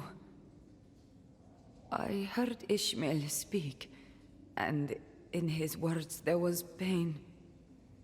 He spoke his name, the name of my killer. They brought me back. Ismail and his pain. That woman and her poison. They must stop. She seems to have it out for Phoebe slightly. Mean to bring you back. Their intentions matter not. Her madness is becoming his. I am trapped in their pain. I am trapped in their pain because of her sway over my husband, and I want it all to stop.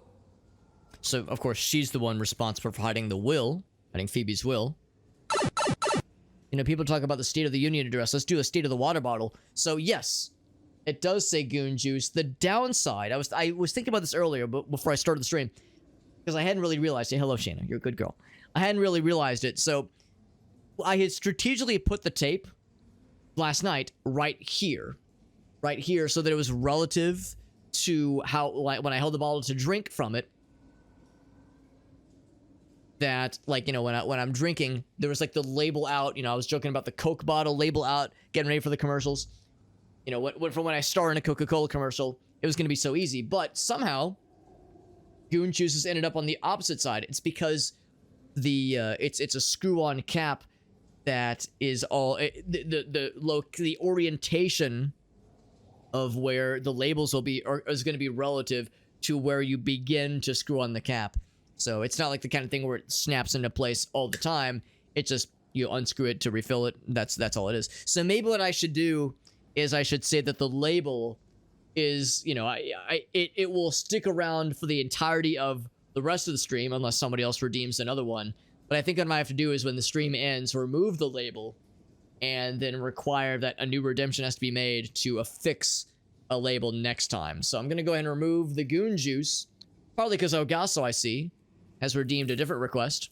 Also, I was thinking what I might want to do. It's a shame because it's so small.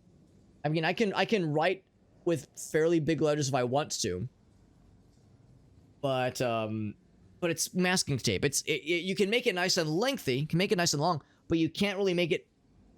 Can't increase the font size easily. So I'm wondering if I should look around and see if there's some other solution that isn't masking tape that would give me a bit more wiggle room as far as font size.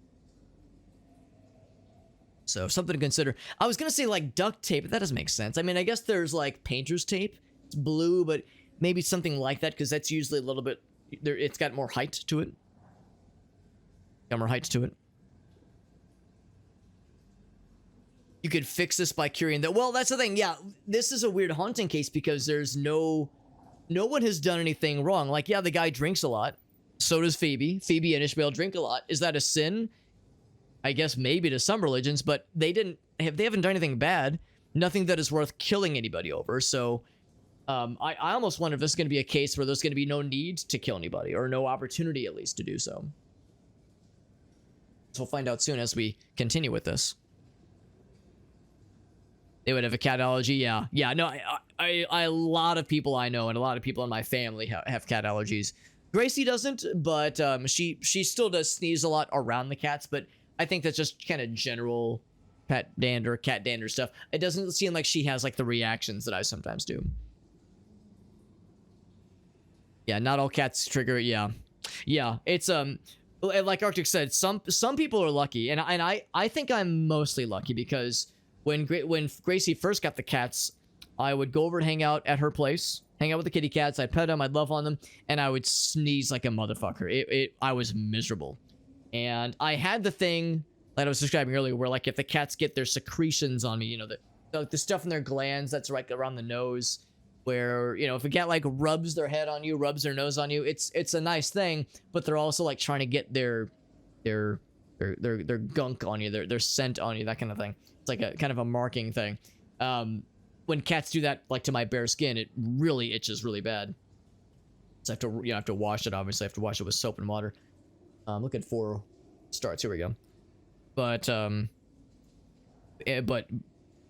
originally it was much worse with like the cat dander making me sneeze a lot. It's not as bad now, so I've definitely lucked out in that regard. So that symptom is very much improved. Basically since I moved in about a year ago. But yeah, the secretion thing is still very much an issue. Some people, like Arctic said, luck out. Myself, at least partially. Other people have the opposite. I know of people that were never allergic to cats because they were, well, at least when they were around them in short order. You know, they go to visit a friend, even stay the night at a friend's place that have cats, no problems. Then they adopt a cat themselves, and suddenly they begin to get allergies. They suddenly have cat allergies after they adopt one. Like Arctic said, not all cats provide or cause the same kind of issues to everybody. Some breeds more so than others. But yeah, it sounds like it's it's kind of different on a per person basis. Arctic says use e-paper display.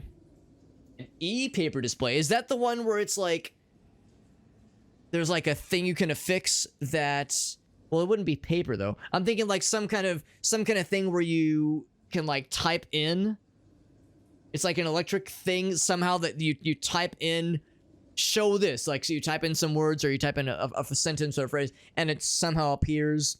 If it's paper, I guess I don't know what e-paper is, but I mean, yeah, I guess if there was some kind of digital solution that I could affix to the water bottle. But yeah, the thing, like I was saying earlier though, like what if I put the lid of the water bottle on differently tomorrow, and it's an awkward situation. I guess maybe if I have a rule where I always line up like the lid, I always line up the lid with this part here, the change the future part. Maybe I could have it be consistent. So maybe that's just a habit I could get into. Anyway, let's go ahead and do Elgaso's redemption. Let me make sure I read that right. Yes, that says exactly what I thought it said. So to be clear, I start right here.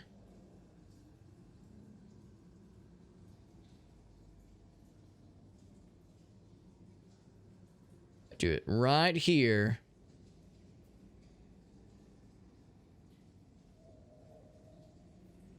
How's that? Is that good? Is that good? Like, you know, again, label out. Want to make sure that everyone can see it. In all of its splendor. Here it is. Bottoms up, baby. Bottoms up and the devil smiles. Pussy juice. Hey man, it's a 1 hour cooldown. I almost said 1 year. 1 hour cooldown, so there's always a part 2 electric boogaloo. Scrolling LED, that'd be awesome. Like bank windows, yes. Yes, we still have some of those here in the Midwest. They still exist. You can always double tape. I could, yeah, we could always double tape it if need be. Just thinking of like ways to make it more easier. Yeah, 2 tapes, the exact. What's up, shock value? All right, friends, let's get back to it. So we've gotten some information about this haunting case. We were saying earlier that yeah, we really don't have any grounds to cast blame on anybody, really, with this haunting case. No one has done anything fucked up. I mean, that's not true. Somebody did do something fucked up.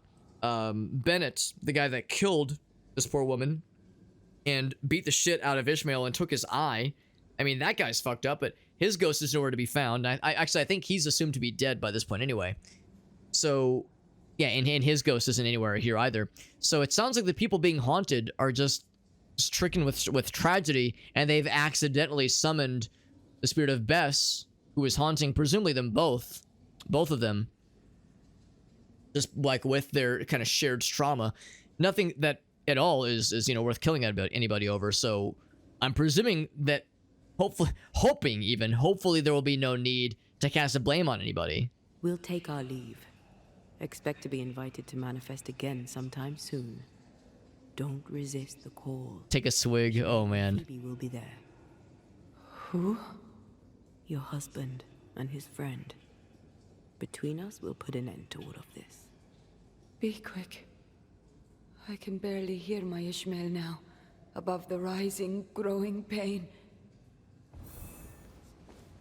Interesting how she was like, you know, after talking about this through with her so much.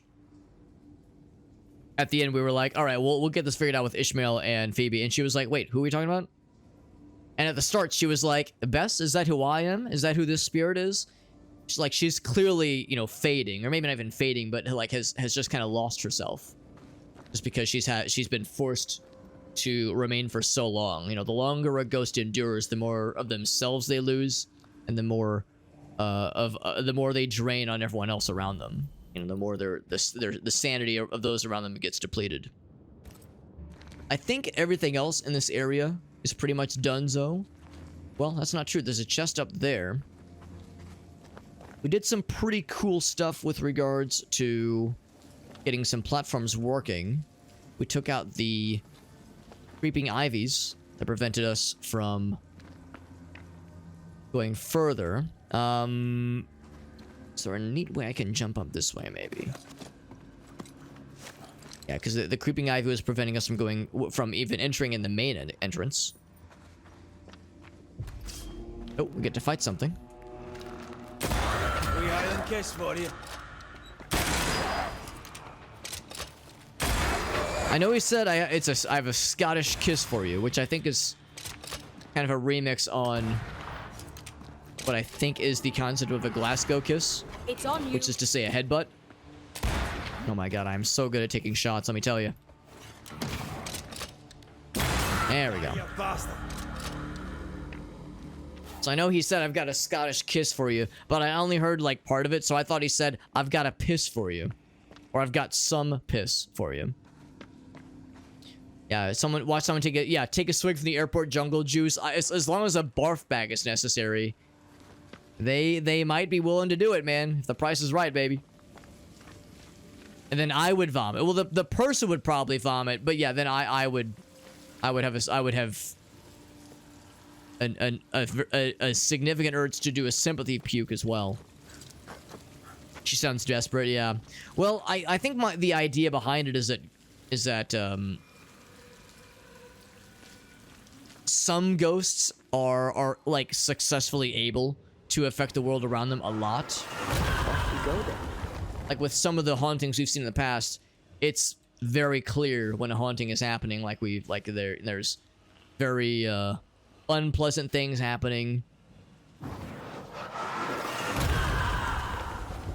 Like there's like signs that just cannot be ignored. Whereas the symptoms that they were describing, bottles being broken, a couple items being hidden, Antea described it as a shy ghost. Also, I guess there's nowhere to go from up here. That's kind of odd.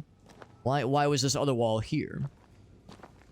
Whereas other ghosts, like we think of the case of that one nurse, the botanist slash nurse that that intentionally killed the dude, her sister's husband to be, with mercury salts.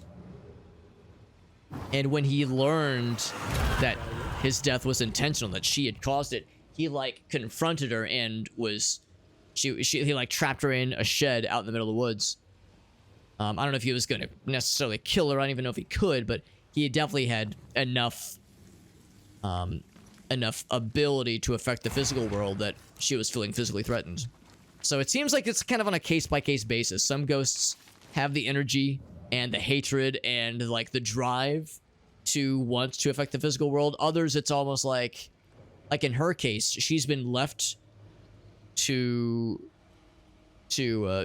kind of been left to wither for so long in the ghost world. It's been like 7 years, or in the mortal world rather. So if she's kind of been forced into this realm for so long, maybe the idea is like she's so weak that all she can do is just these little kinds of things, because it's been so long. Or maybe it's not even that she's been in the mortal realm for so long, but that she was forced back. Oh, come on. Oh, I was gonna say, can I interrupt? Oh, I did interrupt it. Good.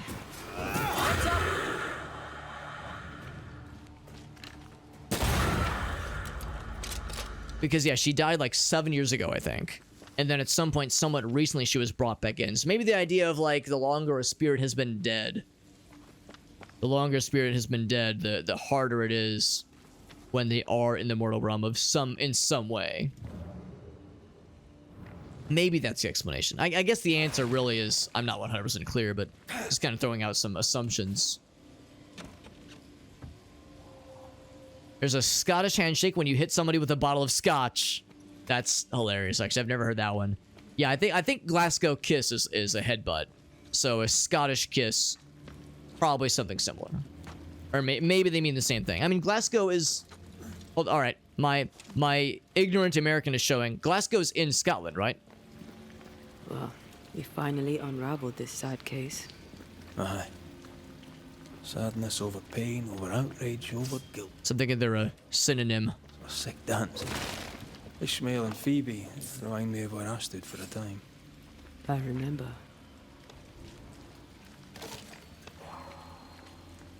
Red makes frequent reference to the trauma he endured after coming back from the war. Scottish geography. Yeah, I am exceptionally bad at geography, which is part of why I really enjoy playing GeoGuessr, because it is an opportunity to learn. And boy howdy do I have a lot to learn.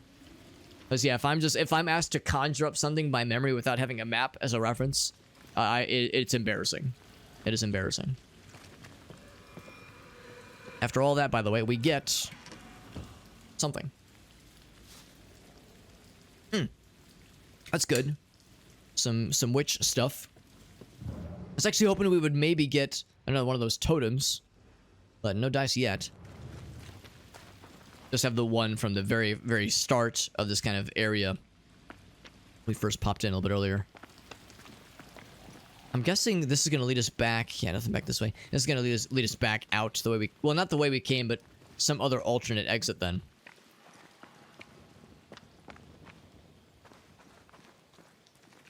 Oh, I'll say that's my excuse, Rusa.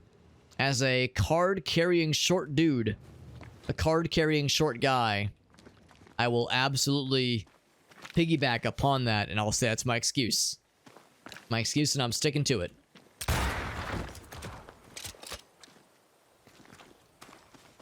Seems like a place where bad guys would lie in wait and would suddenly spawn to spank my ass. But my ass remains unspanked. I'm a little disappointed. A little disappointed. Anybody want to offer a sympathy spanking to me? Just so my ass doesn't feel lonely?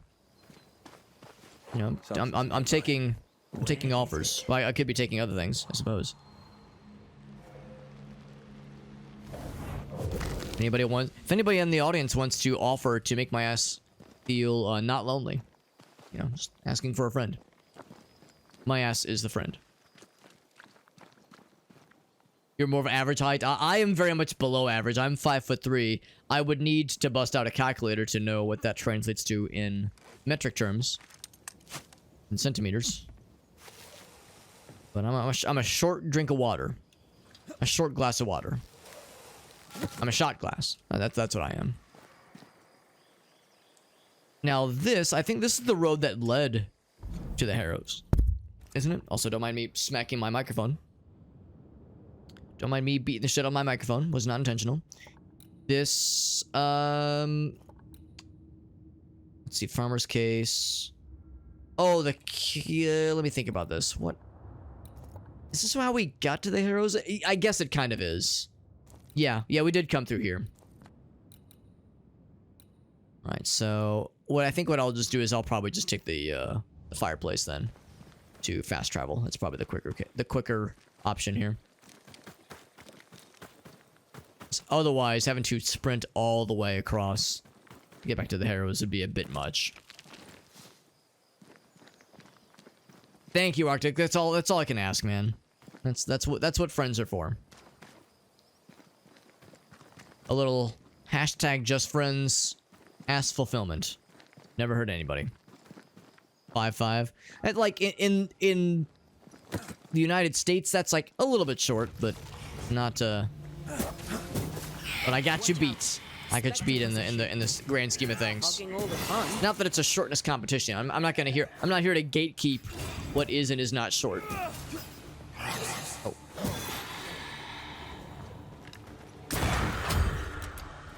Is there more spawning? Ouch. Ouch. Oh, he's right here. He blended in so well. But now he's dead.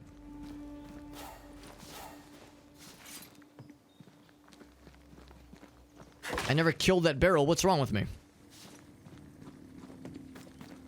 Imagine not killing every barrel that you see on sight. Imagine. Imagine there's no barrels. It's easy if you try. 160? Gotcha. Okay, yeah. Yeah, because off the top of my head, I can't remember how many centimeters is in a foot.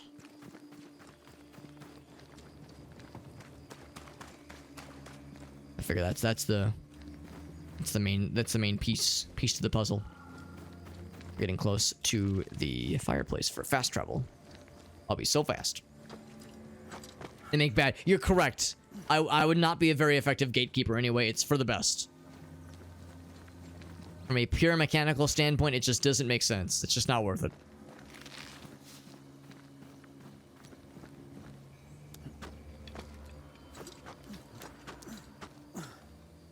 Forgot how long we had to go to even get to the... Oh, I can't even go... Wait, right. Because it's already raised up, that's why. Thought I was going the wrong way for a second there.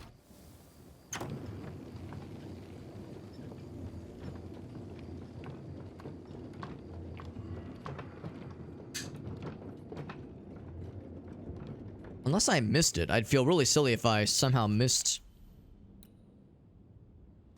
Oh, I'm going extremely the wrong way. I did indeed miss...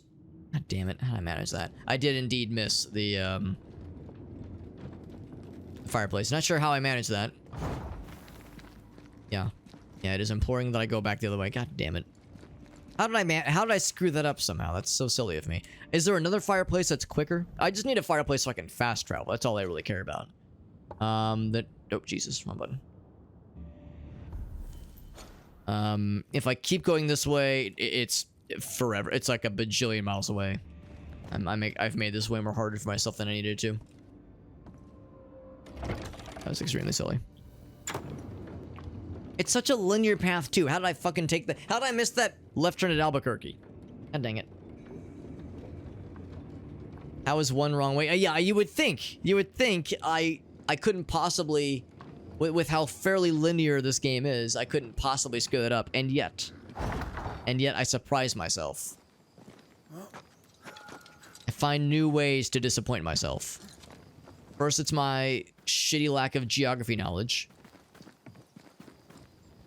Especially when with just various, you know, otherwise not noteworthy moments in life, but especially when I play GeoGuessr.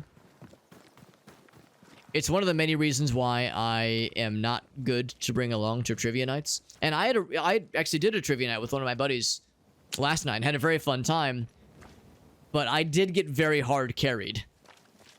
I was not the most useful person on the team, needless to say. I had a couple of moments where I helped, but there were many moments where I was like, "Oh boy, this is why I don't do these very often."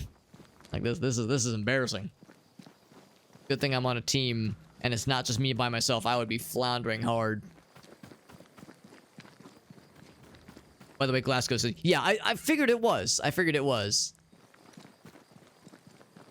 Mostly by process of elimination. It's like, what other United Kingdom country would it be? Certainly not England. Certainly not Wales. So, it's kind of pieced it together. That little detail. Do I need those mushrooms? Probably not. I probably don't need them, but yeah, why the hell not? And doggos. Oh, one's right in front of me. No. No, sir.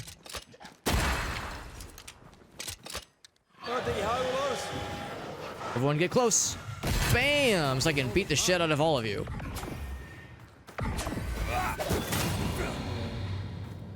That is extremely satisfying when it kills a bunch of dudes all at once. That's that good shit. That's that good. Oop. Hello, jump. There we go. Thinking it was I would have been like, ain't no way. I would have pressed X to doubt. I would have doubted. I have more points to spend. Yes, actually I have one. Or I could hold off. I might actually hold off because there's other point things that would make more sense. I never do I never do the repost and parry. So I'll hold off on that one. Maybe things I could spend money on or spend resources on to upgrade maybe. For instance, I really like this gear here. What would it take to upgrade? I do have a lot of soul shards. This would give me a lot of hit points. Yeah. So, you know what? I'll bite. I'll upgrade it once. I cannot upgrade it a second time, so it is still inferior to this one, but it does give me a lot of hit points. Shayna's being cute. She's also continuing to demand that I do something. I don't know what she wants. Her water bowl is full, and I know she has food upstairs because I refilled it earlier. She's acting like she wants to jump up. But then she'll like jump down like 5 minutes later, 10 minutes later. So it's like, what do you want, kitty cat? What do you want? Did little Billy fall down the well? Come up. There we go. She can't quite make up her mind. I'm an indecisive kitty cat. I was wondering if it was coming through on the microphone, if it was making it through the noise gate. As sometimes it's like, well, not sure if they can hear it. The kitty cat sass. This is our only tier 6 weapon. We need a few more elite gems to bring it to 7. Out of curiosity. Oh wait, no, I think. Yeah, this is. Oh wait, no, that is not identical. Is she a girl? Yes, you're a good kitty cat. Good girl.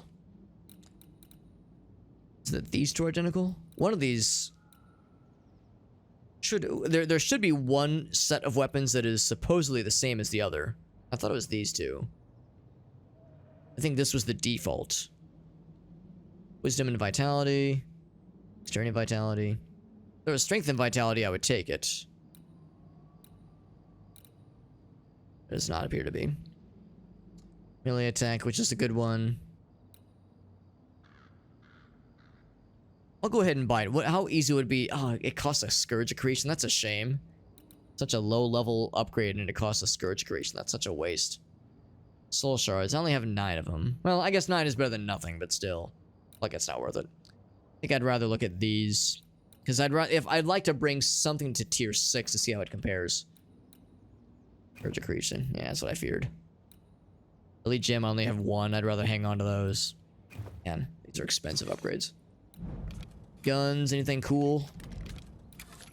Could upgrade swift shot. Scourge accretion though, yeah, I don't have a lot of those to spare. Could upgrade this to level 5. Plus my only nest silt. And the recovery still would be just not very good, which is a shame. Yeah, same kind of problem there. Yeah, not a lot of upgrades that really jump out, unfortunately. Can only upgrade this one. Plus my one nest silt. It just none of these are worth it, from what I can tell, is the thing. It'd be one thing if our current equipment could be upgraded.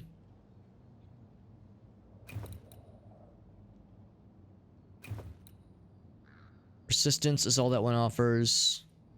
And the outburst size is increased even more. I do love the outburst size as it is. Yeah. Nah, I'm sticking with it. Sticking with it for now. Any of these can be upgraded. I haven't been able to upgrade any of these in a long time, it feels. I need the magnetites for pretty much all of them.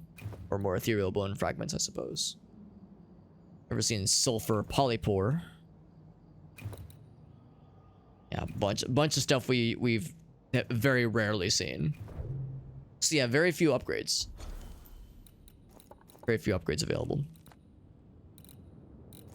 Alright, well, let's go back to the Harrows then. Bruce says your shift was upgrade for shift for next week is approved. So we got a little switcherino there.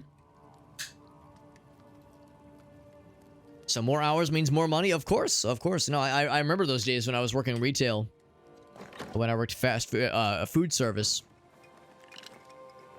I remember those days of trying to wrangle more hours if I, was hoping to score some more dollars.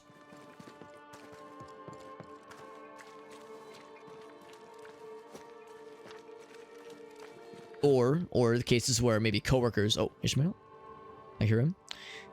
Where coworkers were in that situation, they were asking me if they could work my shifts. Oh, well, Ghost Lady can hear. So that's Bess. She can hear them, but she's not going through the door just yet. Let's go this way.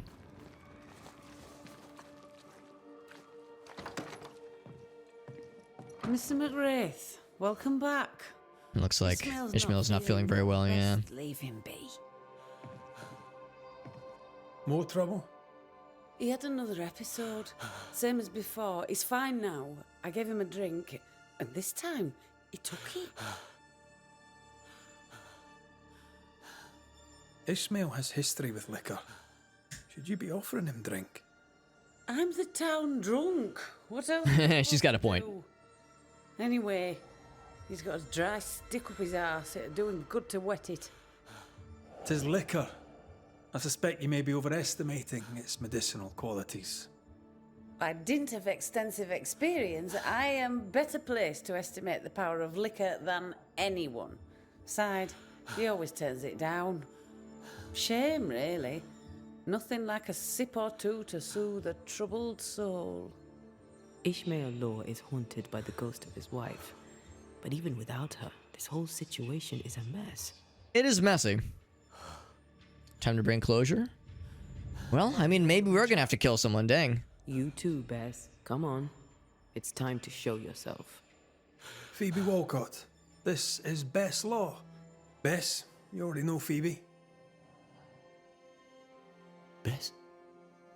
My love? How? I thought I was dreaming. Very confident in her drinking, yeah, exactly. I was. I am now. And not for long. Please. Oh, you're Bess. The Bess. His Bess. Ishmael is fine, don't worry. Or, well, he will be soon. Ismail has been drinking as much as you do. Liquor won't solve the problem here. Of course it won't. But we'll have some fun while we wait to not solve anything. You make him suffer, woman. And I cannot stand the pain. Talk not to me about pain, lady. You know nothing of my... I think we all know where this is going, unfortunately. Shut your mouth, Phoebe. You shoot yours, if you can take the bottle from it. Stop rattling each other's cages. It's time to bring this to a close. Okay, so I was hoping it wouldn't come down to this, but sure enough, we do have the opportunity to take a life. This is a bummer of a case because nobody has killed anybody. Nobody has ruined the town. No one has, fucking destroyed. No one has destroyed food supplies. No one has poisoned a well. No one's killed anybody. No one's done anything that's execution worthy. Phoebe is clearly a bad influence on Ismail. Like, she's clearly... I probably shouldn't say ruining his life. He's already experienced a lot of trauma. He's clearly fucked up from the horrible stuff he's endured. And Phoebe is a bad influence, and she is, she's feeding into a very negative thing in his life. Does she deserve to die over it? No, not at all. But we are on the resurrection path for this game's story, which means whenever there's an opportunity, we have to take a life. Would Ismail get to be with Bess if you blame him? That's a very good question. The answer is maybe. But, like, what has he done to be blamed for anything? What could we blame him for? Drinking a little bit too much and being sad. I mean, his anguish has accidentally brought Bess's spirit into the fold. And it's tormenting her, which is not good. It was accidental, and it's not good, but, I think if there's any one person that could be blamed, it's Phoebe, because she is knowing... I don't know if I could say she's knowingly, but all outside observers can say that her encouraging Ismail to drink is making him feel worse, and it's making Bess feel worse as a result. It's odd because she said normally he turns down the drinking. Meerkat says take out Phoebe. Rusa take out Ismail. Everyone's responsible for their own. It's just that Ismail has these panic attacks. Or anxiety attacks, whatever you want to call them. So, he's in a vulnerable state when he's in that situation. No one likes her, yeah. There's that, yeah. No, it's frustrating that even when confronted with all this, Phoebe says, no, it's fine. Trust me, if there's anybody who knows alcohol, it's me. She's obviously an alcoholic. Like, it's clearly making her it clearly hampers her life nearly beyond repair. Yeah, it'd be a mercy kill. I mean, the idea of uniting their spirits sounds romantic, but I don't know. I can't, and I have nothing to blame him. To the idea of blaming or casting judgment, there's nothing.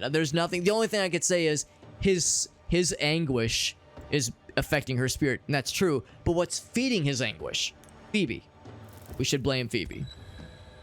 Phoebe Walcott, you used liquor to dull the pain of a tragic past. You can't have foreseen that it would cause a haunting. But it did. And I must end it. I swear I never wanted to hurt anybody but myself. I know. To hell with it all and do it. If you're not going to give me one for the road, just get it over with. This is another unsatisfying one. Because when it's a haunting situation because somebody killed someone, or somebody did something that, like, horribly fucked up the town. Like the French spy that burned the docks, that fucked up the food supplies for the whole town. It's like, did she kill somebody? No, but she directly was responsible for making for causing lots of people to starve. Mama will be there soon. Also, I guess if nothing else, we've reunited her with her dead child. Phoebe. Sorry, Ismail. She was your only buddy, but she was also a horrible There's influence. no other way. This way, Bess gets what she needs.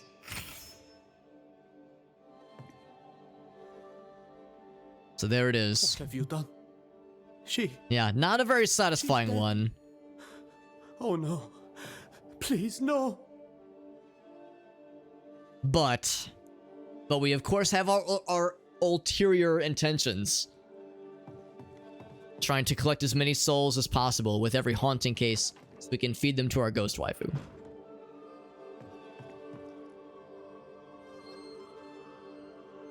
Gets to heal now? Maybe. We'll see. There might be more with Ismail in the future. Maybe not hauntings necessarily, but more conversations and such. And still, the chest is locked, by the way. I wonder if there will be some kind of way to crack into that. Banishers are approved by the church. I don't know if they are officially. I think they more or less permit them to exist, but I'm not sure I've seen evidence that they're that the church is like, yeah, we're down for this. I guess they don't actively pursue it as a thing to be to be persecuted. Oh, persecution is the right word, but they don't like consider it, heresy necessarily. I'm also implored to kind of check around this house because it looks like there's still something that Lammy might have for us. Maybe we just talk to him and say that we've vanquished something in the town. See if he has more for us. What's up, Pom Pom, over on YouTube? Good to see you, bud. It is a good game. Can I give a brief summary? Yes, of course. Yeah, the basic gist of this game is that we are playing as the late 1690s version of Ghostbusters. It's kind of like Ghostbusters and Detectives. Because it's a Ghostbusters equivalent, because we are dealing with ghosts and we're trying to vanquish them or banish them, hence the name Banishers. Get the good day to you both. So there's that kind of mechanical aspect of we know how to dispense ghosts. We ended them. Thank you. Truly. Here's to better days. Well, speaking of that, or not as the case may be, my speech is almost done. And by done, I mean written. I need an ending, a high note on which to finish. I was thinking of talking about you. Would you permit it? Me? Phoebe, yeah. It's one of those Meerkat where it's maybe not very satisfying, but there's at least some closure to some trauma. With either blaming case, obviously. Ascension, or I guess banishment, would have also put some band-aids on some emotional wounds, but others would be left to fester. But anyway, yeah, just the idea of what this game's all about. So like I said, there's the mechanical aspect of vanquishing spirits, that kind of thing. But also there's the investigation aspect of why is this spirit so pissed off to begin with? Or why is this spirit in so much anguish? What happened?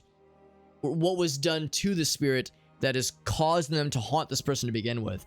And that's where, kind of like we were doing just earlier, we were kind of playing investigator or detective, trying to delve into someone's past. What did they do, or what had they previously been involved with that caused a ghost haunting to occur? And in some cases, I guess in all cases, it gives us the opportunity to either ascend the ghost peacefully, banish the ghost forcefully, or cast blame on a human, on a person, to basically kill the subject of the haunting.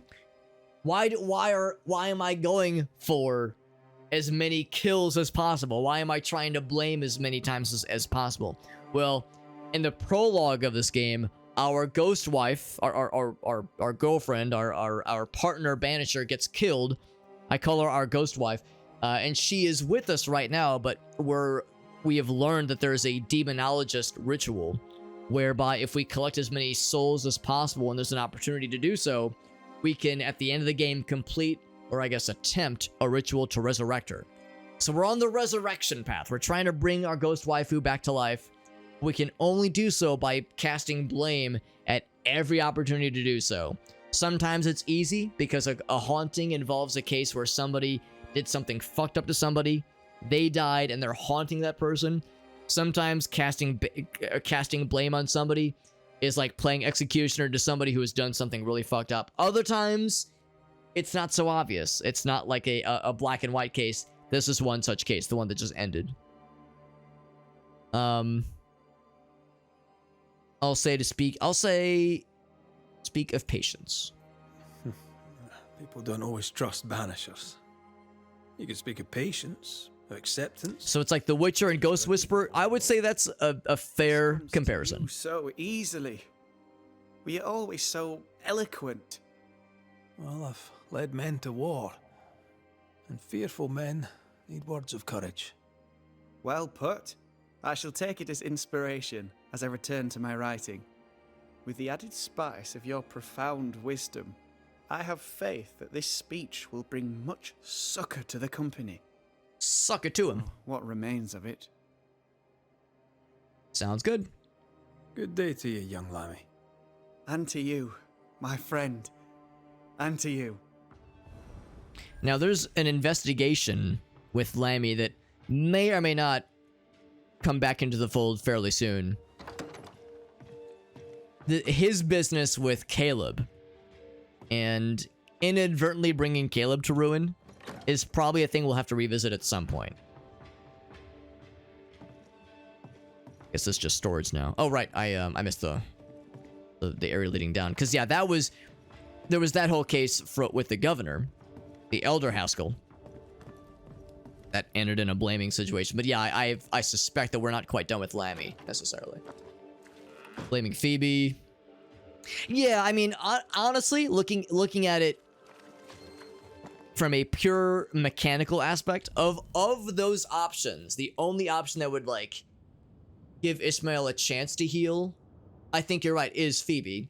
Because ascending Bess helps Bess. Banishing Bess, I guess, forces her to be, no longer in pain. But none of those help Ismail. I mean, I guess killing him would be a mercy killing, kind of like Russo was saying.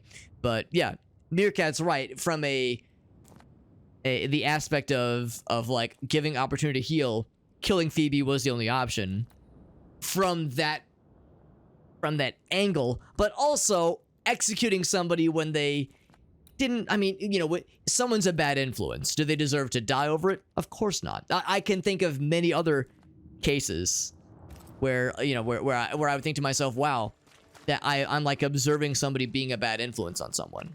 I've seen it with some of my friends where it's like, I don't really like when such and such does this activity with somebody because it brings the worst out of them. And they do that a lot, and it makes me sad.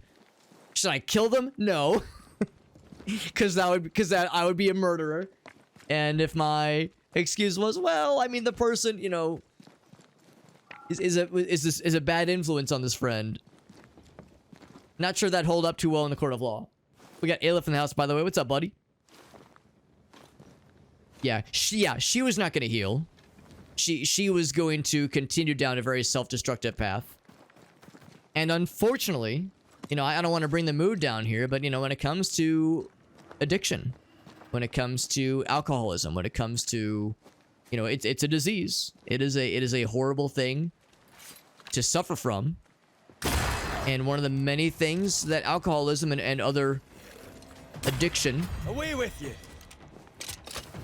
other forms of addiction causes is that, yeah, it hurts the person that suffers from it, but it also hurts those around them. It causes them to like, it causes them to kind of want to be, what's the word? What's the word? Misery loves company, that kind of thing. It makes them want to share the misery, it makes them want to ensure that others around them are partaking. So as a way to not feel alone. And in a general, from the general perspective of wanting to vent to your friends, to your family, wanting somebody to kind of help carry the burden, totally understandable. It crosses a line, obviously, when it's again self-destructive and somebody is knowingly trying to bring others down with them. Like in Phoebe's case, like Meerkat was saying, if there was clearly no path that she wanted to go down when it came to recovery, you know, if it was clear that there was no that there was going to be no effort on her end to... Oh, Jesus, I thought she was holding a gun. That's kind of scared the shit out of me. I was like, what? Yeah, this is, oh, God, what she asked us to call her? I can't remember her kind of nickname that she requested of us. But yeah, just to kind of complete the thought, yeah, if in Phoebe's case, if she wasn't going to try to put in, you know, an effort to try to heal, and she was going to, you know, take herself, she was going to go down a dark path and just see who was going to go with her. You know, who wants to go down with me? Or who can I take down with me? Not like it was malicious, not like she was thinking, whose lives can I ruin today? Spectral nearby. But yeah, it's a tragic case. You know, it's tragic for Phoebe, it's tragic for Ismail, tragic for Bess. So, made for an unfortunate one for sure.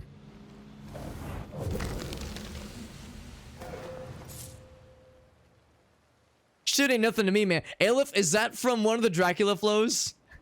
I can hear that in that guy's voice.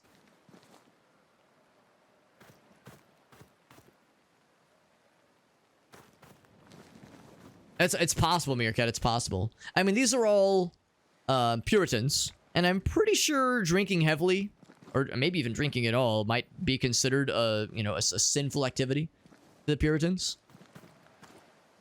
I mean, I guess that was the Puritans' whole thing, was like, you know, pure. Like, none of that. None of that kind of stuff. Nothing at all. I don't know if, like, everyone had to be a teetotaler necessarily, but, you know, very much a thing that was discouraged to do in excess.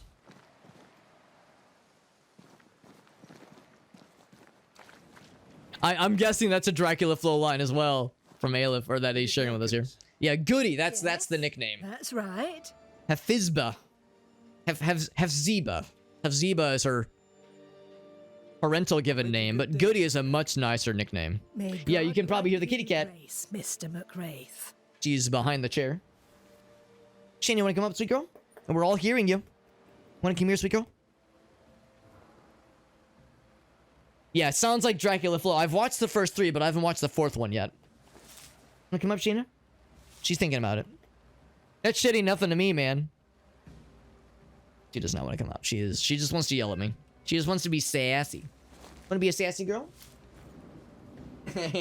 sometimes like she'll be meowing at me, or Gracie, she'll be like trying to get our attention, and we'll be doing something, and you know, we're cooking, we're working on dishes, what have you, and then she'll be like meow, meow, meow, then she'll turn her back to us, and then that's when I'll like go to pet her, and it'll startle her, and she'll go meow, meow, you know, so make an especially loud surprised meow noise. Also, don't mind me, I'm just gonna, right in front of that lady, I'm gonna loot her treasure chest. And no, that is not a sexual euphemism, although it probably should be. Probably ought to be. So she jumped up in my lap and then decided, you know what, fuck this, I'm out of here. This Alex guy's a nerd. Or maybe she heard me making fun of her. And she's like, yo, I heard you talking shit. Would not surprise me. Liquor was safer to drink than groundwater.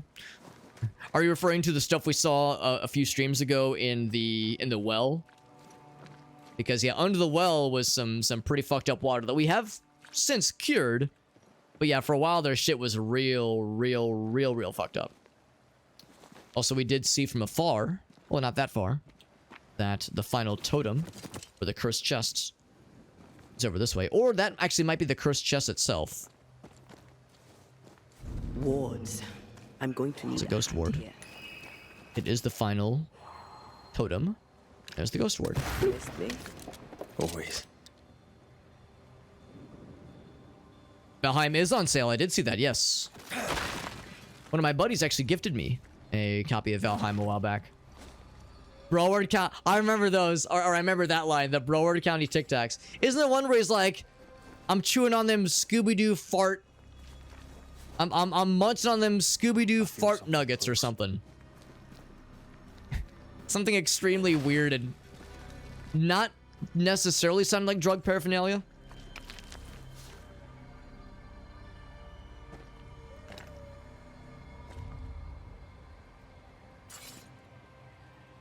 Digging safe wells.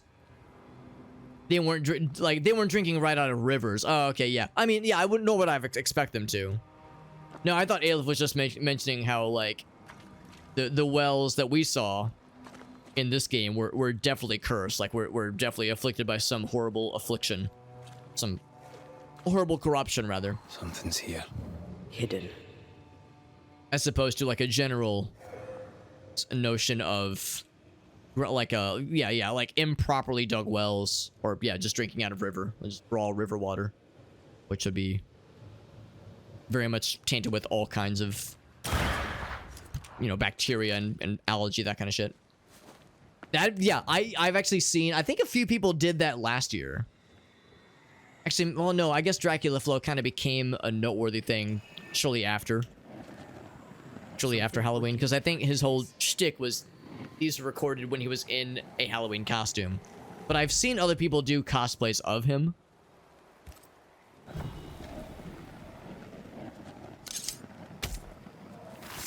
So yes, Meerkat, it absolutely gets my support. So long as you have all 4 of the Dracula Flow videos memorized,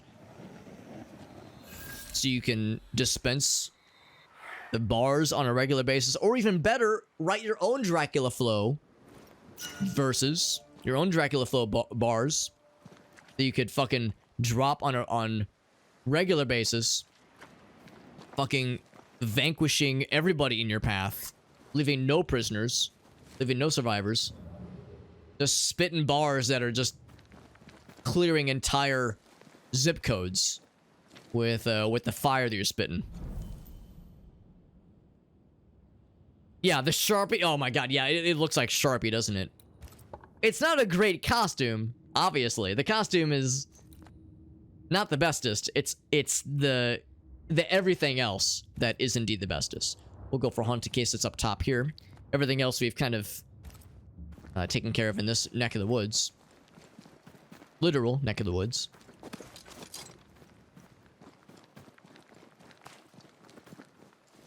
There is a 4th one. Yeah, that's one I've yet to see. It's like 10 minutes long, though, isn't it? That's why I haven't watched it, because I was like... It's one of those where I keep putting it off. Like, nah, I'll watch it some other time. The short videos are, you know, a bit easier, obviously, because, well, if it's a shorty... I mean, as a short person myself, as a hobbit, I'm implored to like things that are short. Or rather, I'm inclined to like things that are short. So, needless to say... I mean, not like 10 minutes is that long, obviously. I've watched video essays that were way longer, but... It's just easy for me to put it off.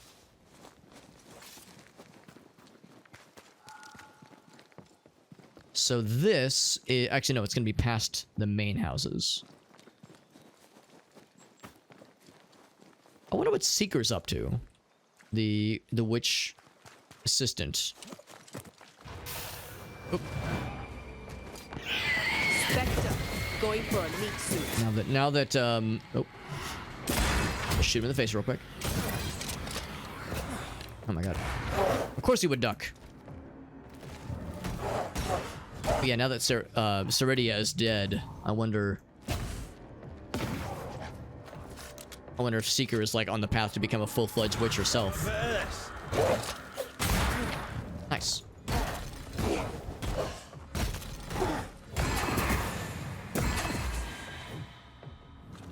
Still one more. It's on you. Not anymore, he's not. I wanted to pop into here real quick because I'm pretty sure I explored this area, but I can't really remember what else there was.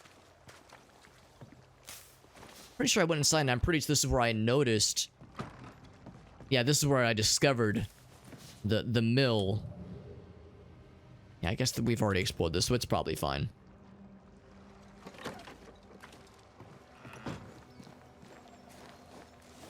I didn't need to pop into here. I was thinking maybe there might be more stuff there that was new, but there was no people in there, so there really wasn't any opportunity for anything fancy. You'll be happy to know that Shayna went upstairs for about 2 minutes and then came back downstairs. And you may or may not be able to hear that she is now demanding something from me. Very good. And I'll beckon her to come up. You know, if you want to, Shane, you can come up, and maybe she will. But then she'll be up for like 2 minutes, and then she'll jump down and be like, "Yeah, this is boring. Get out of here." A bit of a lag spike when I enter this area. I've been here before, haven't I? Maybe not fully. Well, no, I've pretty well explored it. Is it near the shipwreck, maybe? I guess that's the thing, like, there has to be a person out here. Oh. I mean, yes, I have been here, and there is a ghost person here. That's unexpected. Wait a second, is that Goody? Can I help you? Yeah. Wait, did she just die? I just talked to her like 2 minutes ago. Did she just get... Oh. That's unexpected. Did she have a twin or something? Like, there's just no way. She reminds you of Goody person? Yeah, she looks just like her. Aye, the old lady. We just talked to Goody. We should look in on her. That is, that was not on my bingo card. Seeing a Goody twin that is, not among the living anymore. I was hoping that would penetrate.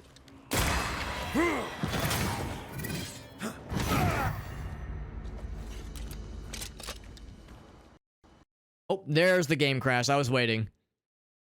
I was wondering, since I noticed the bit of a dip in the frame rate. I was like, ooh, sometimes that's when it starts to shit the bed. That's okay. It would have auto-saved pretty recently, so I'm not worried. If nothing else, it gives me an opportunity to close a couple things. Just, I don't know. I've yet to really see any evidence that it makes much of a difference, but I suspect that having iTunes and Discord and the intro fighters screen up simultaneously probably doesn't help, especially intro fighters, because it's technically a 3D application. You wouldn't know that because it obviously is displaying only 2D, but I think it's technically a 3D application. Rapscallion ghost nuggets. Delicious. Lisa and I went to Bucky's over the weekend. We got beaver nuggets. I wouldn't recommend smoking them, but I would recommend eating them, absolutely. All right, well, that was a new record. That was like 60 seconds, and then she's like, fuck you, Alex, I'm out of here. She's going to go upstairs, and then maybe 5 or so minutes later, she'll come back down and proceed to yell at me. Say, Alex, I'm so mad. And I'll say, Shayna, what are you mad about? And then she'll say, and I'll say, wow, that's very helpful, thank you. Very insightful. And then I'll say, Shayna, do you want to jump onto my lap? And she'll say no. And then she'll say, yes. And then she'll jump onto my lap. And then 2 minutes will go by and she'll say, this is boring, I'm out of here. And then rinse, repeat. So that's how the rest of the stream's gonna go. It's a good time. Alright, so can I get up to this person? The weird thing is we've actually explored this area pretty well already. And there definitely was not a dead person hanging from a noose on the mast of the ship. Definitely was not there last time.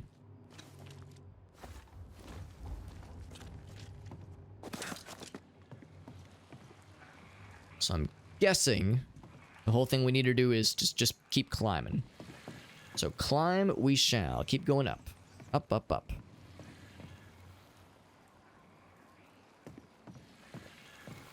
Oh, there, corrupted weeds. Oh, right, because we couldn't clear this last time.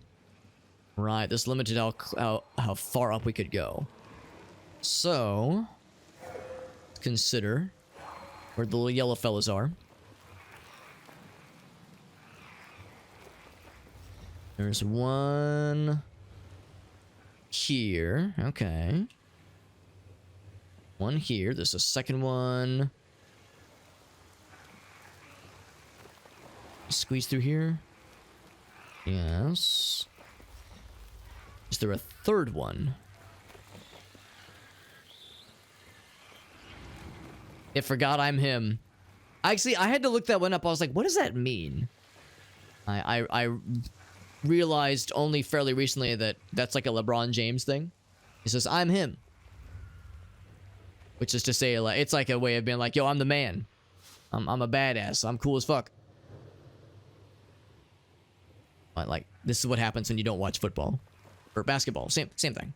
They're like the same sport. Don't at me. Also, I do not see a third route. So maybe it's just the two. Nah, there's no way. Ain't no way. Yeah, it's on the outside. I see it now. So I thought. Oh, there it is. Wow, that's sneaky. Now the good news is from here you can shoot these two. Oh, you can shoot all three. Wow, that's convenient. Okay, so I just gotta get my ass over on this side.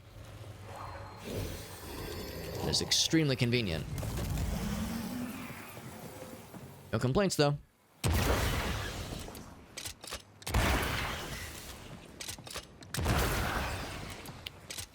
There's 4. There's 4 then.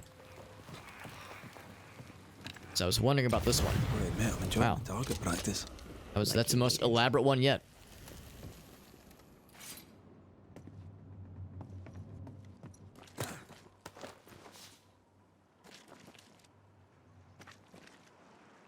Was the Jesus Christ about me not knowing the LeBron James quote, or was it me conflating football with basketball and saying that they're the same sport? Listen, they both have a ball. A ball is involved. There's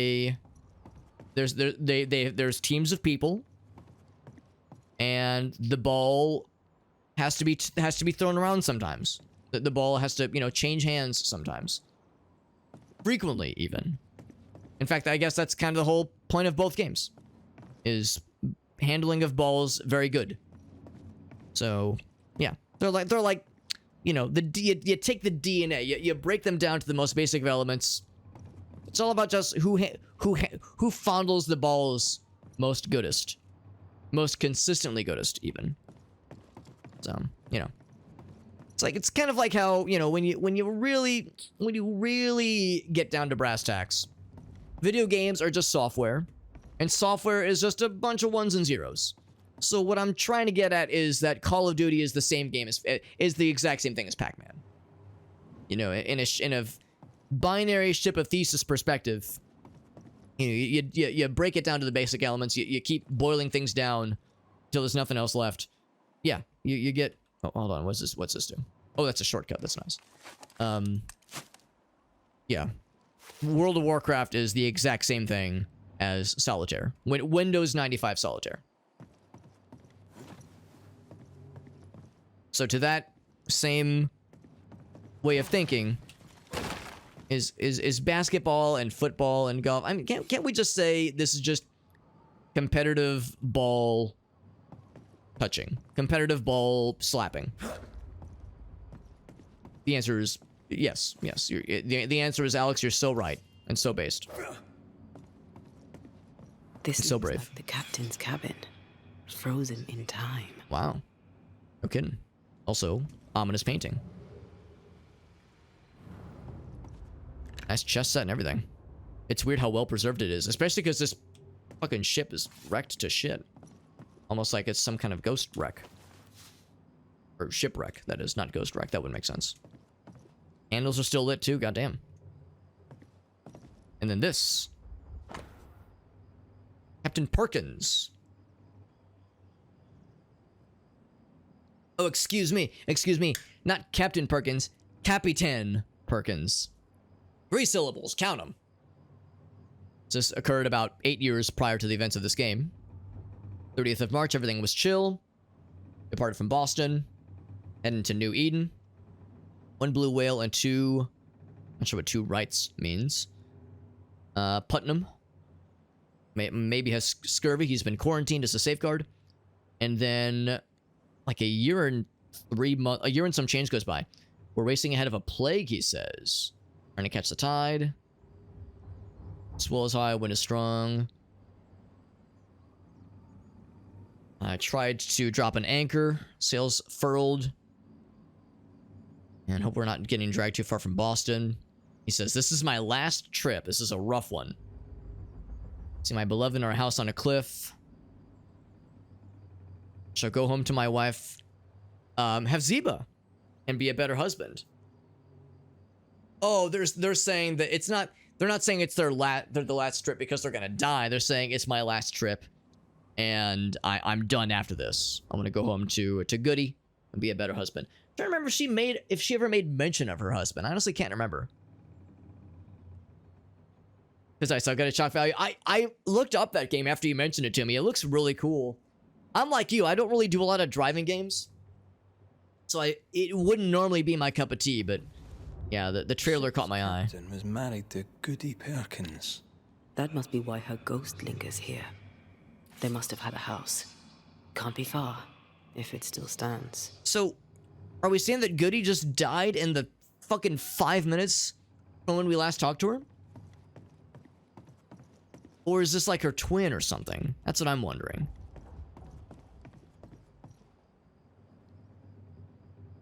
I mean, regardless, yes, we've seen evidence that yes, the captain of the ship was married to Goody, to Hephziba. Trying to remember if she ever made mention of that. Any mention of her late husband? Any mention of having an aversion or attraction to the sea? Nothing jumps to mind.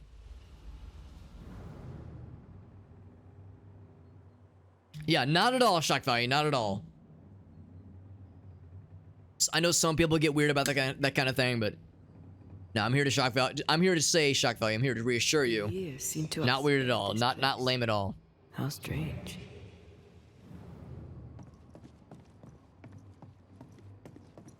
I know there's the whole meme where it's like you cheated not only yourself but the game, or not only the game but yourself, robbing yourself of a real gamer's experience. Like no, I'm not gonna. Even in jest, I'm not gonna like invoke that. Because video games are supposed to be a positive thing, and if it's frustrating you and pissing you off and making you miserable, then life is too short, man. Life's too short to be playing games that make you feel sad or make you feel not great. No shame at all, my friend. We can drop down this side. The downside is this kind of a dead end, so far as I can tell. Guess who's back, by the way? What I say was it? I guess I guesstimated 5 minutes. Probably been more like 10. He's like, I'm back, motherfucker. And any other path I could tickle? I wonder if there's like another major section that seemed to be already fully explored earlier. Yeah, this section over here. Maybe there's something over here I could try. I think there might have been a creeping ivy that prevented me from going up. Something prevented me from going up earlier when we were here previously. Because I've not been to the second floor yet, I don't think. Yeah, that's how I feel. That's exactly how I feel, Farsight. Have a good night, Rusa. Or have a good rest of your day, by the way. Appreciate you popping in, hanging out with us. And oh, Jesus. I just got pizza bowled. Holy cannoli. I was asking, rather, who can, ball out of control the bestest. I just got balled real good just now. Good old-fashioned pizza balling experience. But appreciate you hanging out with us, Rusa. Spending part of your morning with us and lurking while getting ready for work. That'll be me in about 9 hours, 8 or 9 hours.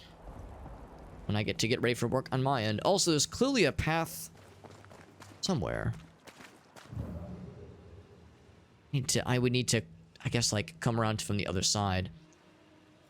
There's a shortcut we can cast down. Yeah. I don't think it's that.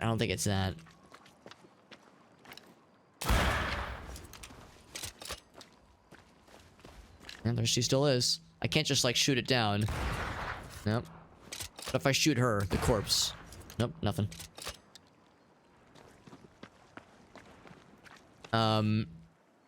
Is there nothing else here? Maybe the key is we go back to Goody. Yeah, the key is to go back to her house at least. Okay. Well, in that case, Can't go into that one. I guess this is probably the closest one. Oh, wait, hold on. Like, did I click another underground one by accident? God damn it. Yeah, both of the... As the crow flies, the two closest are underground.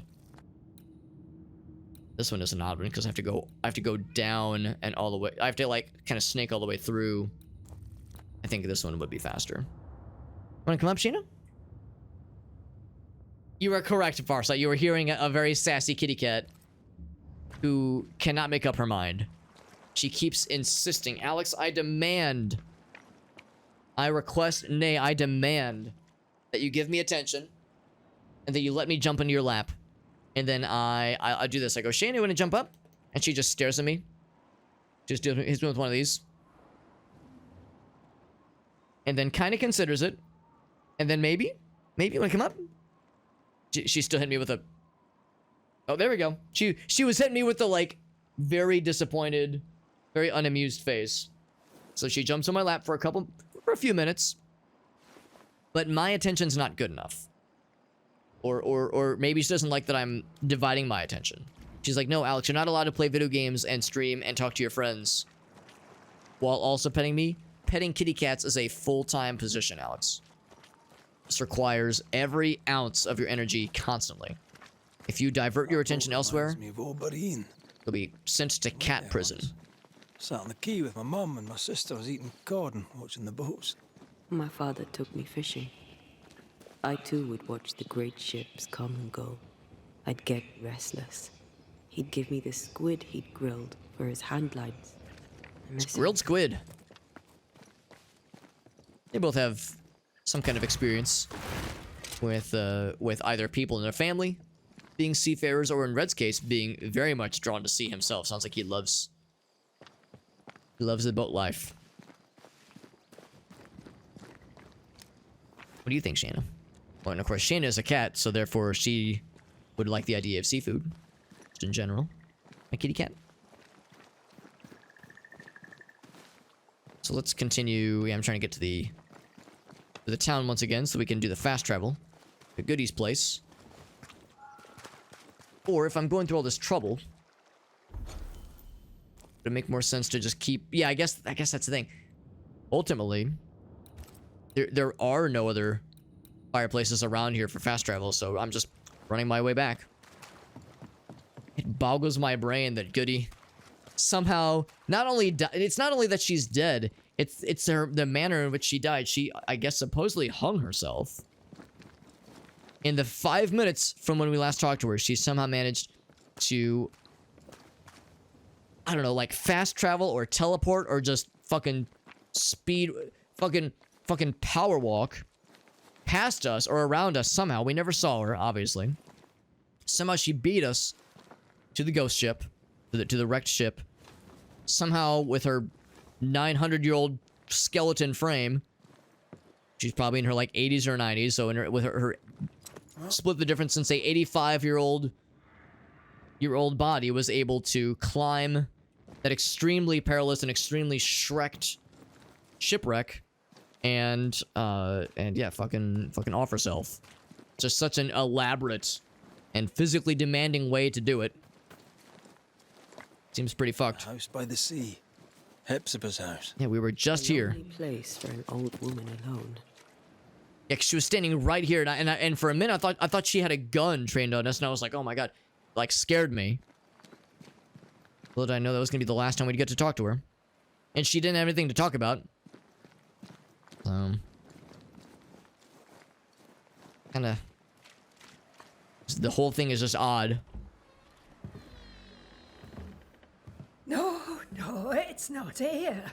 No, is she alive? She is alive, okay. Where did I put that stupid key? Jesus. Good day. This is a weird one. What? Oh. Who are you? I don't know you, do I? Didn't we meet her ghost? Good day, ma'am. Red McCraith. We spoke, of late. I'm the Banisher. Why, yes, I do remember. You're the kind young man, the doctor. Right, she called us a doctor last time, too. What can I do for you? is the idea that she's like, you know, she's a bit well into her years, that like her spirit has like already left her body. That wouldn't make sense. Spirit left her body. That doesn't make sense. Yeah, not a very satisfying answer just yet, but there's still time. Well, anyway, let's get back to the game. And yeah, so we found Hephziba, we'll call her Goody, and the vision, the sight we beheld at the wrecked ship is extremely weird. So she's clearly alive, which is the more sensible explanation, because when we saw the spirit and the dead body, it was like, how did she beat us here? We just talked to her, but let's inquire. Let's inquire. Family, Goody Perkins. That's a fun one too, Farside. Yeah, I remember that one well. I don't have any relatives left. Did you have a twin sister? My memory, sir, is lately like empty pages in the book. At least she's honest. But I would surely remember a sister. Her memory is failing. You don't say. Something you should know. In the wrecked hull of a sea vessel, I found your husband's log. Husband? The very idea. I've known no husband. I'm sorry. The log cannot be right. It must belong to someone else. It must. Right? Is she deluding herself? Yes, it must. I've known no husband, and I'll not hear otherwise. Little defensive on that. So sure about that. Noticed anything strange lately? Nothing stranger than usual. How about lurkers? Shadowy figures, perhaps, seen from the corner of your eye. The feeling that someone was watching you. No. Why? Well, here's the thing. I believe you may be haunted by a ghost. A ghost? Don't be silly. I have rats, maybe. I'm sure I've heard them scrabbling. But they're just rats. Change the subject. See if it helps. Did I hear you were looking for a lost key? Would you like me to help you look? Why, thank you, young man. That will be just fine. Strapping young man, help me find my lost keys. I'll bid you good day, ma'am. You take care now, Richard. That's my name. Her memory seems muddled. You don't say.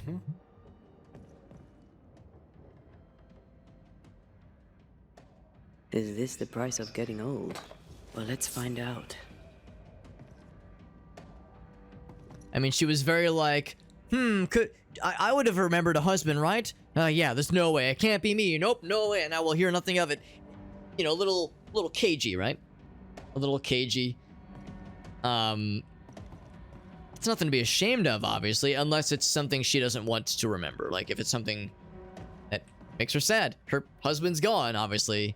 Especially if he very much intended to, like he said, come back, stay with Hephziba, be a better husband, and not be gallivanting about at sea. Excuse me.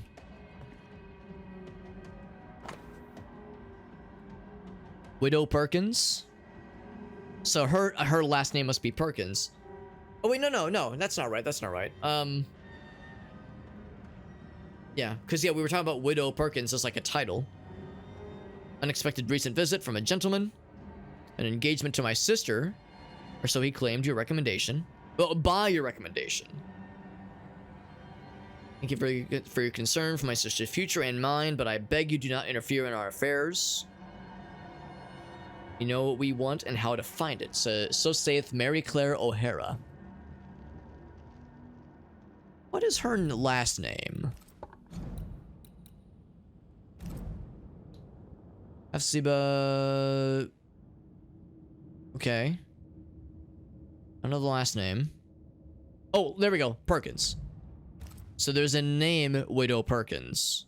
And we've actually heard that name in a few contexts.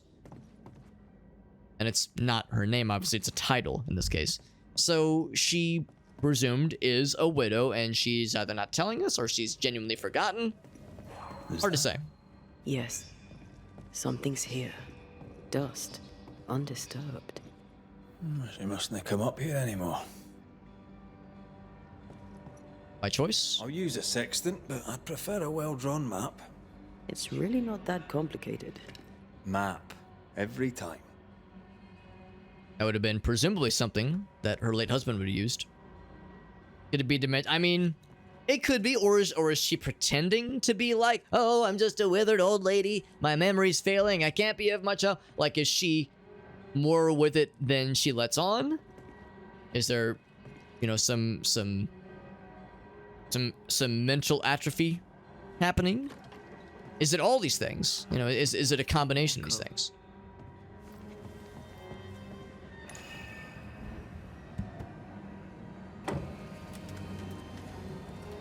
Under the floorboards. Well, I heard a noise. Worry not, madam. Not about the furniture, leastways. All right, we'll check that last. That's obviously going to be spicy. I sound like SpongeBob.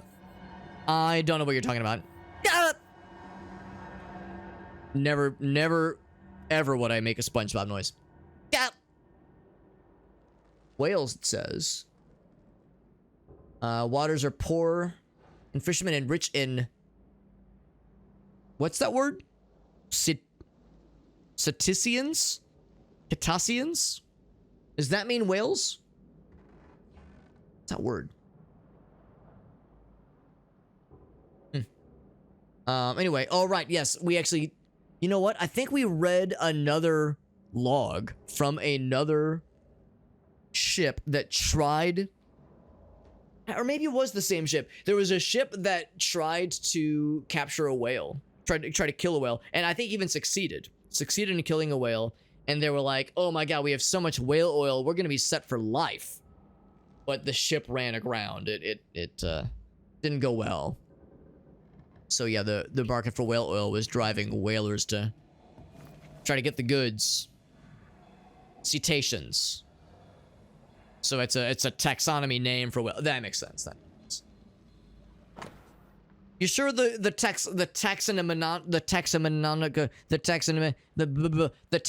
name? Taxonomical. There we go. We got there. The taxonomical name isn't Big Fishy. Like big fishy? Because that's what it should be. So, from widow Sally Walsworth. Oh, a fellow widow. Gotcha. Tompkin was lost. Okay. I don't know you well. You don't know me at all, but we are bonded. Because of the loss of our hubbies. To the cruelty of the sea. Cruelty of the ocean. Wonder when this was written.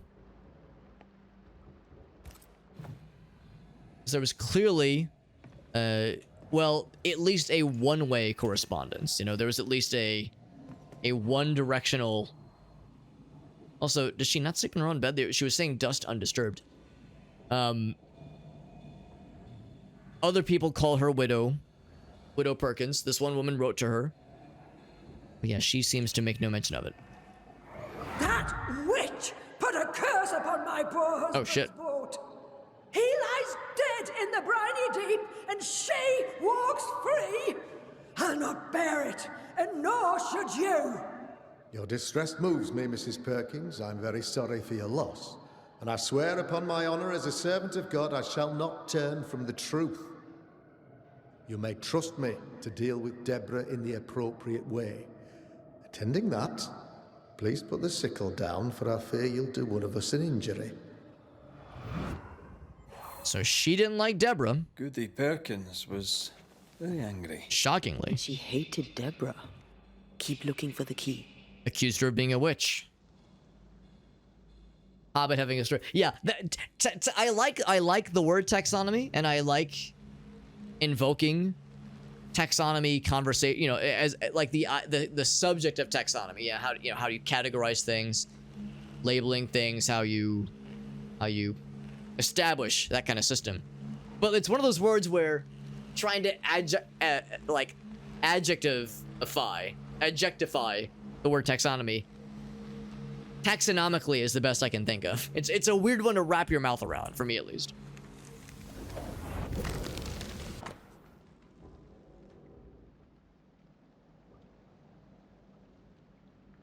Long as he doesn't... is that to say... I guess overdose, I guess? I'm trying to think of the context. That's a good point too, Meerkat. She's able to live alone and do pretty darn well, all things considered. Found the key, by the way, with a whale engraved on it. I saw another like it on the ship. Key's hers. We should return it. Or I can go back to the ship and unlock all the things. What then? Nothing interesting here. I mean, I mean, it's noteworthy. Is it super interesting? Maybe, maybe not. Although, if she's being haunted by a ghost, why would the ghost hide this anchor? Much like how the ghost had hidden the key. Because whenever there's like that kind of... Oh, wrong button. Whenever there's that kind of spectral web covering something, it means that a ghost hid something knowingly. Very, very much knowingly, willingly. Oh, wrong button. Don't mind me, I'm just exploding up here. Oh, no, that's interesting. So, we've seen that whenever somebody is haunted by a ghost, they have like a purple hue about their spirit. About their core. She does not. Her core is yellow and vibrant and golden. Very normal. So she is not being haunted by a ghost. That much is true. But there's still ghost stuff. There's like, you know, the ghostly residue everywhere. Things being hidden by the ghost. Interesting. Very interesting. And yeah, I'm thinking more about that the memory we just heard, the echo we heard, where she was presumably threatening. Oh, here, lots of stuff being hidden here. Presumably threatening Deborah, or maybe Haskell, threatening everybody, I guess, with a sickle, like screaming angrily, like, "No, Deborah's a witch. Get her out of here." And Haskell's like, "All right, listen, I'll deal with it." I want this for my mantle. Our mantle? It's pretty badass. I'd like that. The boat, not so much. Very elaborate. And again, the ghost had hidden it.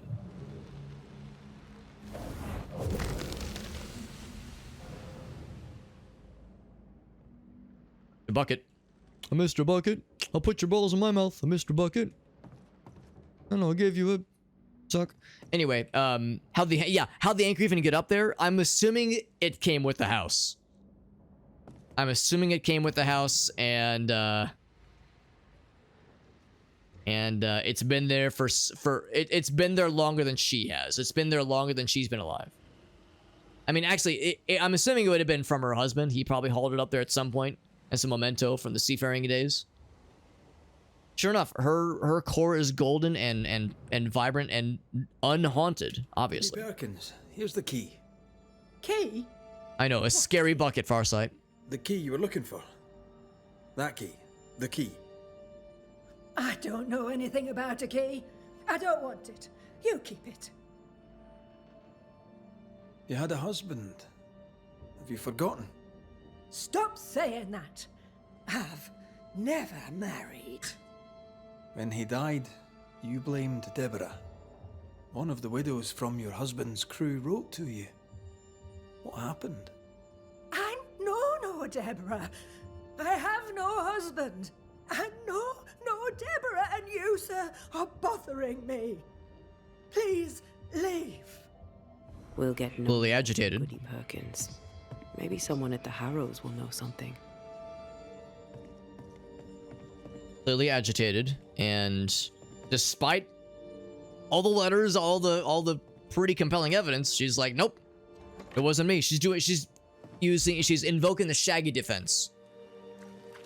You know that one song that Shaggy did where he's like, it wasn't me. But Shaggy, I have DNA evidence. It wasn't me. There's a video recording where you're holding up your driver's license. It wasn't me. I'm only a little bit exaggerating the lyrics, but anyway. Mysterious. Look, there. I do believe that's our ghost. No fucking kidding. Will it lead us to the thing that is locked? That we can use the key to unlock? Somewhere. Let's follow her track. I don't like ghosts that run away.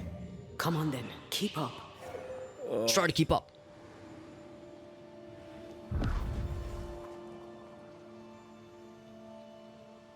Follow the trail. So what does it mean? I guess it's one thing if she is suppressing traumatic memories. Again, the loss of a spouse. It's probably awful. Sweet old harmless Goody Perkins was an absolute hellion. People change over time. But since her husband died at sea, why blame Deborah for it? Perhaps she was in pain. Needed someone to blame for the loss of her husband. Let's ask her ghost. Is this a Sixth Sense, Bruce Willis has been dead the whole time situation? But it wouldn't make sense. Why would she have the golden hue of a presumed intact spirit with her ghost wandering? Unless the ghost was like a manifestation of her sorrow that has been like removed from her soul somehow, like the idea of like her the trauma she endured changed, like affected her so deeply that like she like cut it out from herself and maybe genuinely doesn't remember these things because she like took pains to remove that part of her soul. I don't know. This is an odd one. There's been a lot of odd ones. This is yet another odd one. I'm assuming it's going to lead us back to the shipwreck. I mean, I was thinking of heading there anyway and trying to find something to use this key upon. Oh. Could a ghost suck? End sentence. No, could a ghost suck the memories out of somebody?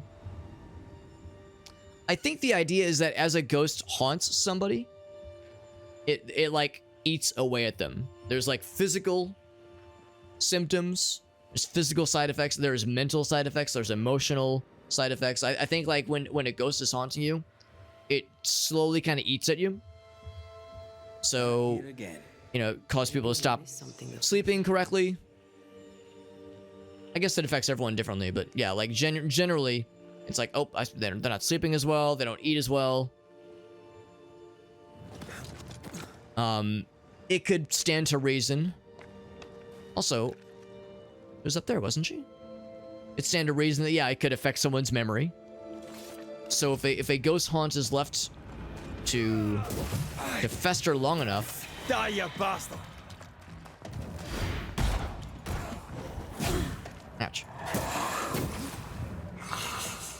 Oh, wrong button. I wanted to do this. Kick!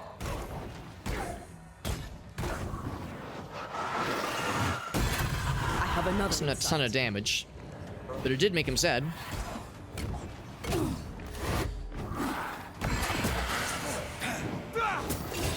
Punch! Oh, big man. Big man on campus. Whip. Going for the dick punch. Dick punch! Oh, more of a thigh punch there. Dodge it if you can.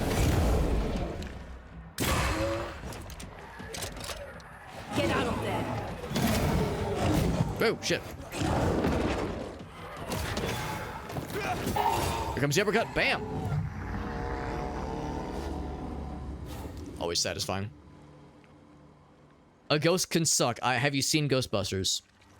Well, the ghosts can be sucked. And the ghosts... Oh, I mean, they can... I mean, so, yeah, okay. I'm thinking more about Ghostbusters. The answer is yes. Ghosts can suck. You're pulled... Oh, what in the world? A general poll, a general query, can a ghost suck? The answer is yes. Was this always here? Can't affect it at all, but... Yeah, it's just there. I guess that's just a cool, glowy plant thing. Anyway, I'm to keep following the trail.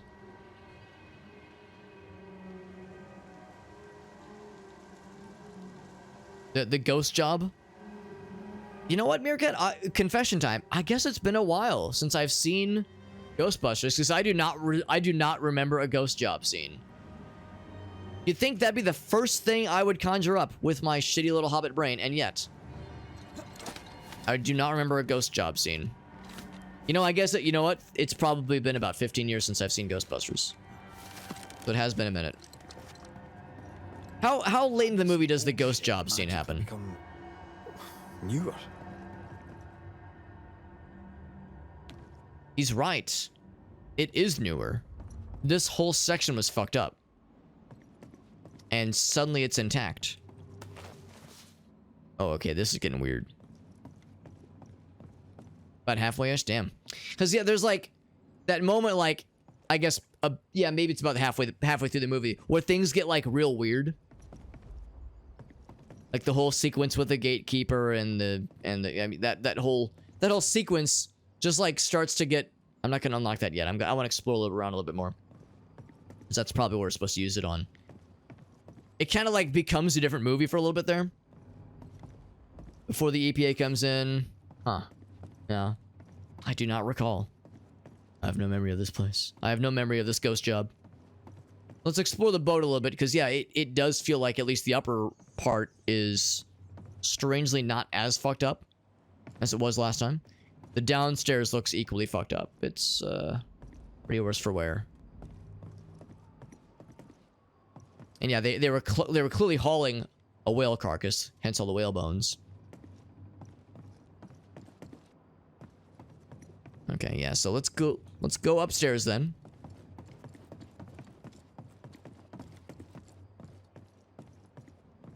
What's behind this door?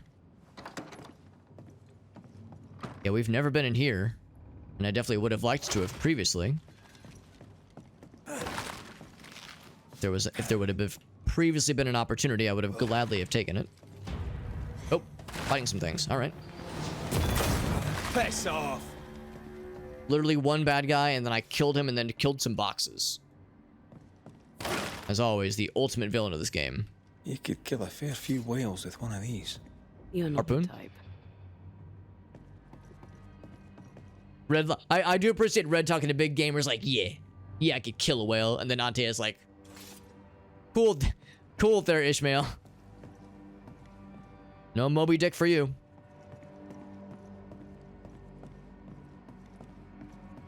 It's our first time being able to explore the upperest parts. I wondered what could be seen up here. There's a ghost jump. Ooh. Alright, that's probably where we're ultimately going to want to go then, isn't it? Oh, it is. It is. She's up there. Alright, so in that case, let's quickly unlock that chest then. That is, I'm assuming what the chest is. I'm assuming that's what the chest... What am I trying to say? What the key is unlocking.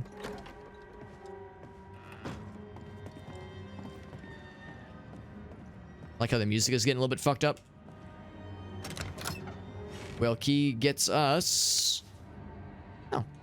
That's it. I was expecting like, oh, here's like a new thing. Here's more evidence for the case. How the top deck get broken. Yeah, we really don't know exactly how the ship got fucked up to begin with. I'm assuming it was bad weather, and I'm assuming it was just kind of vaguely involving the curse that has befallen this whole region in general.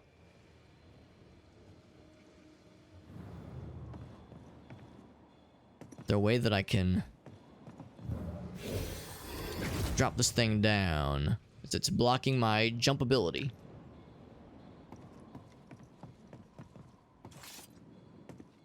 Can I just do one of these?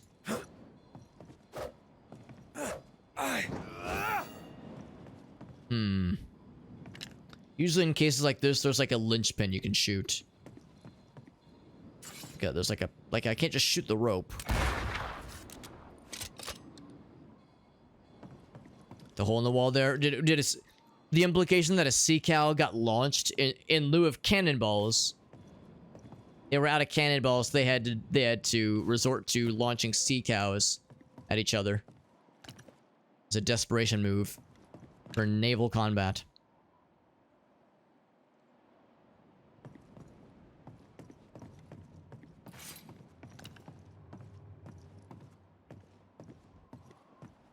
nothing jumps out at me. Oh, here we go. That was the linchpin. That was a sneaky one. Now, I wish there would have been a zombie ghost, something underneath that. Try to find a way across. So that way they could have just gotten fucking obliterated by that wooden piece when it dropped.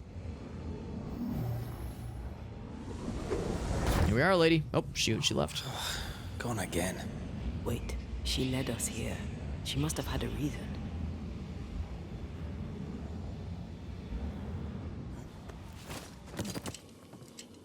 It's the first time being able to be up here. I was saying earlier how it didn't seem like there was any other way up here except for running along cliff on that side. But having a ghost provide us a ghost jump is pretty useful. Shreds of a memory linger here.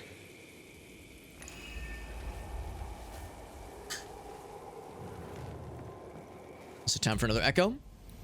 It sure is time for indeed another echo. I shall hark upon it.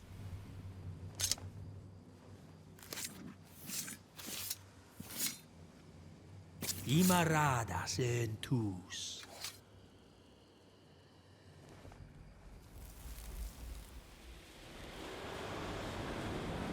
Have mercy upon me, O God, according to thy loving kindness. For I have done this evil in thy sight. Oh. Hang me up before the Lord against the sun. That his fierce anger be turned away. Deliver me from my blood guilt. Purge me, and I shall be clean. Oh, that's her. Okay. Tell me you understand what is going on. I don't. I would, but I don't. She killed herself out of guilt. But guilt about what? Do you see anywhere that could help? Keep searching here. So, the spirit that we've seen is very real. The vision of her being dead from a self-inscribed hanging was also apparently real.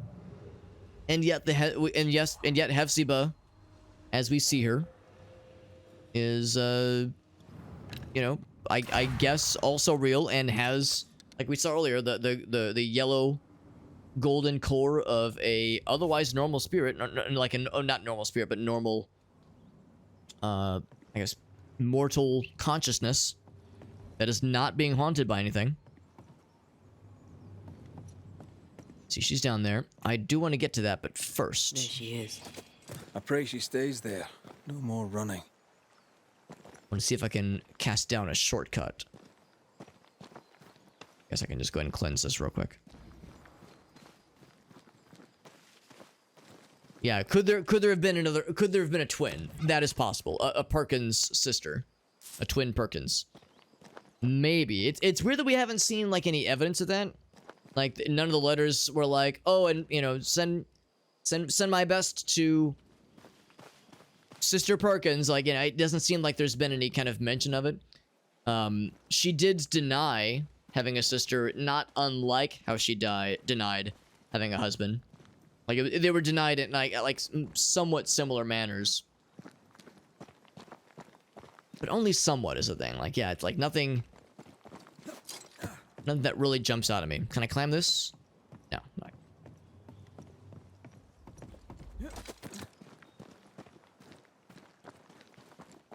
Go and drop down. But like Red and Antea were pondering, what is it that she felt so guilty over? I'm guessing it has to do with Deborah. I'm guessing it's that she felt guilty for throwing Deborah under the bus. We know that the Gibbs, the elder Gibbs husband and wife duo were the ones that like were primarily responsible for pushing the narrative that Deborah was a witch. But Hephziba obviously bought into it too. And maybe that buying into it made her feel guilty. Knowing in her heart of hearts that Deborah was a fine person and not a witch, but like maybe she feels guilt for being part of the force that sent her to execution.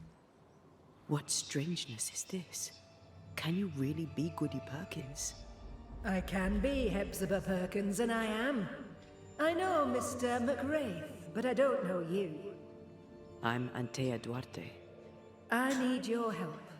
I do not wish to ask for it, but I must. I have prayed for help, but God has not sent his answer, because I do not deserve an answer. Unless the answer is She you. speaks with such clarity. Then God mocks me. But at least he answers. She's haunting the ship. Yet dead. What do you want with your other self? I must warn me, her, of the danger.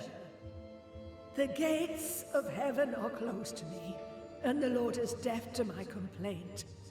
I've committed the greatest of all sins. I denied the life he gave me. Damnation eternal awaits us both. I must save her from herself. Life can take you to the darkest places. I know this. I know how tempting a permanent solution to a temporary problem can seem. Yet some consider it the worst of sins. What brought you to it? God knows. And I would prefer to keep it between he and I. If you want us to help, we'll need to know. I just need you to get away from her.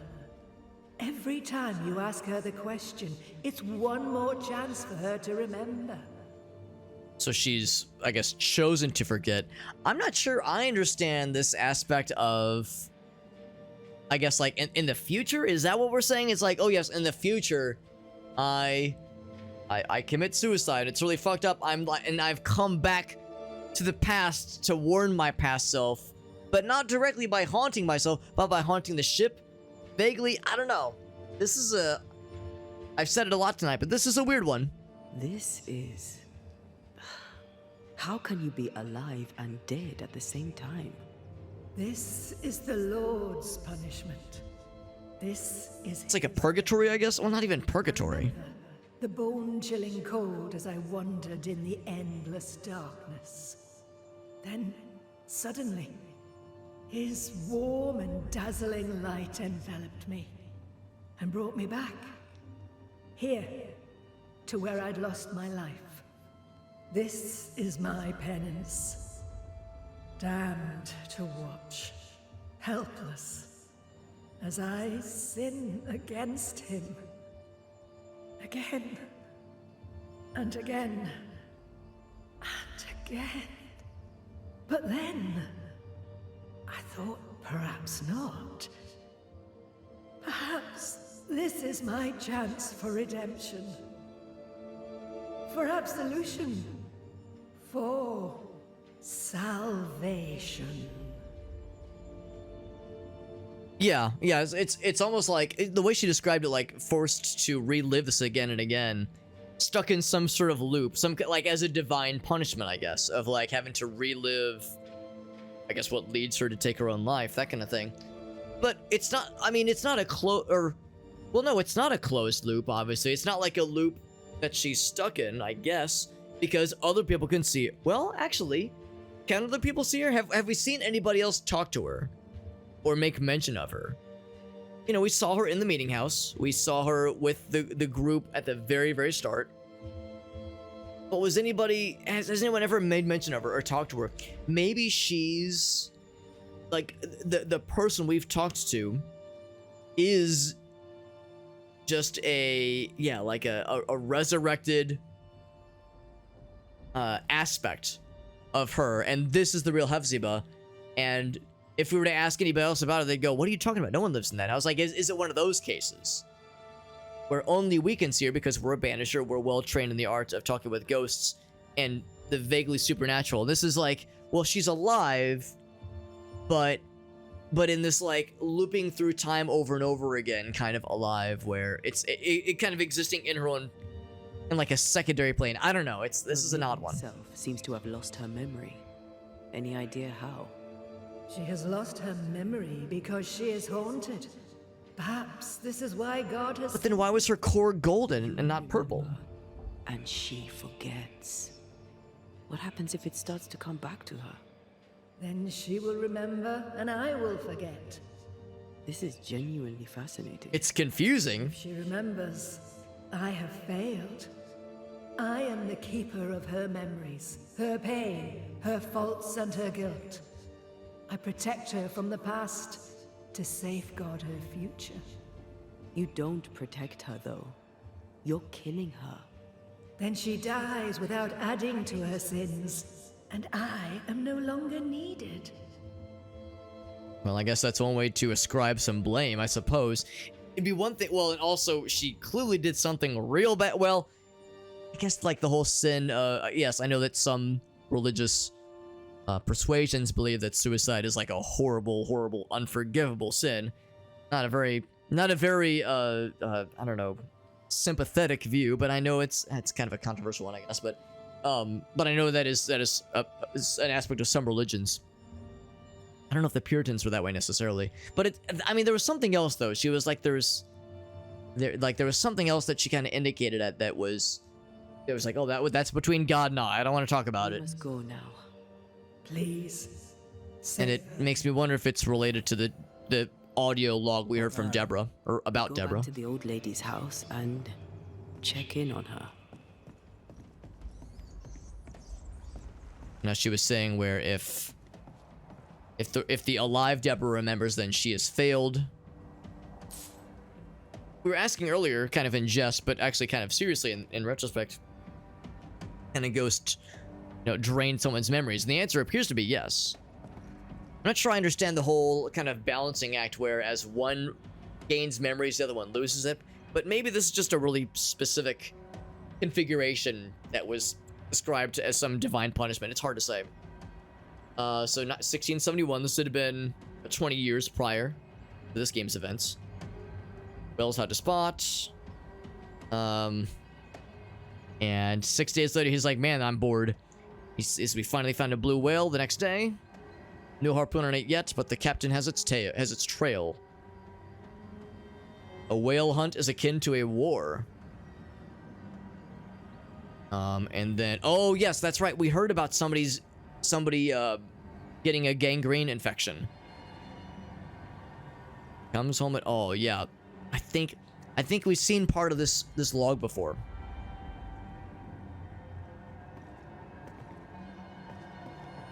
It almost makes me wonder, yeah, she was saying she is haunted.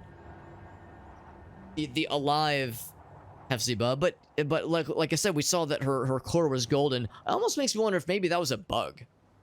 Like maybe that was like a glitch. Maybe her core was meant to be purple, as is usually the case when it comes to hauntings.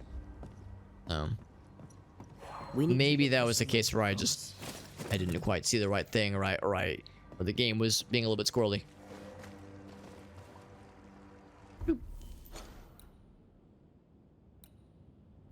So we're going back to this place, and again, there's this kind of same problem as before. There's really no convenient way. This is beyond me. Fast travel there. Are you? Charles once told me about a time-traveling ghost. Time-traveling ghosts. Kronos. God of time. That was the name of the ship. This has something to do with the ship. Oh, shit. Well, obviously. Exactly what I was thinking. Yeah, Red, sure it was. Nightmares events. I guess the nightmare. The nightmare likes to play with time. No more nights and winter never ending. This may be some sophisticated punishment for Hephziba. It's a weird one, but yeah, I mean, if time traveling is on the table for some haunting situations, then all right. I mean, we've heard of stranger things.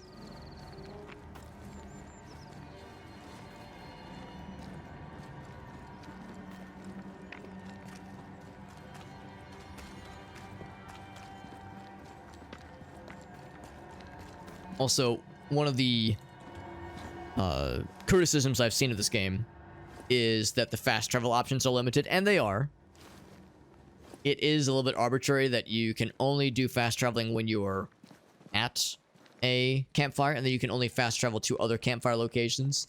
The latter of those things doesn't bother me too much. I mean, you know, I played through Oblivion not too long ago, and we learned very quickly that you can just fast travel to any place ever after you've visited it once. And how, on the one hand, that's cool, but on the other hand, it makes it a little bit too easy to get anywhere anytime you want to with zero issues, you know, with ultimate convenience. It's almost like too powerful. Whereas this game kind of swings toward the other direction where it's very limited. I think it would be, I think a happy compromise would have been something that said, yes, you can fast travel to any fireplace at any moment in time, but you can only fast travel to fireplaces. So in this case, I couldn't just fast travel here. I still have to walk in this particular case. But yeah, if I wanted to say, all right, time to go head back to the dark woods areas. Or yeah, the dark woods areas up here. I wouldn't have to run to a fireplace to fast travel. I could just, you know, snap my fingers and warp over to Kate's, what's that word? Bivouac? Bivouac? Probably not at all how it's spelled or pronounced.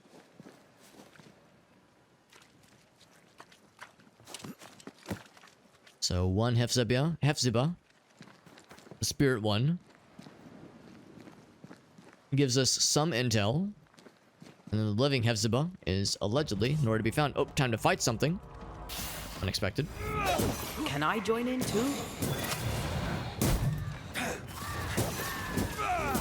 Uppercut! Bam! Except I missed. To me.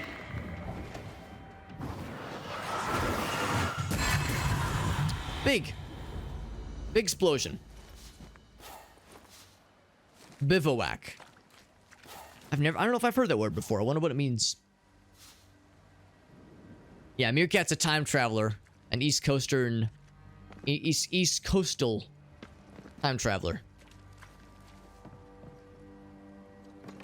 It's just a word for shelter. Well, that makes sense. Look, the rock. There's an echo here. Like a rock. Which rock exactly? Oh, this one here. A ghost The left big fucking rock. of their past here. Huh. I'm not sure why just a gigantic rock sitting in the middle of the floor. Well, not the middle of the floor, but sitting on the floor would suddenly have ghost haunting properties. Let's reveal. Do we get to see a vision? Come on. We do. Won't someone do something?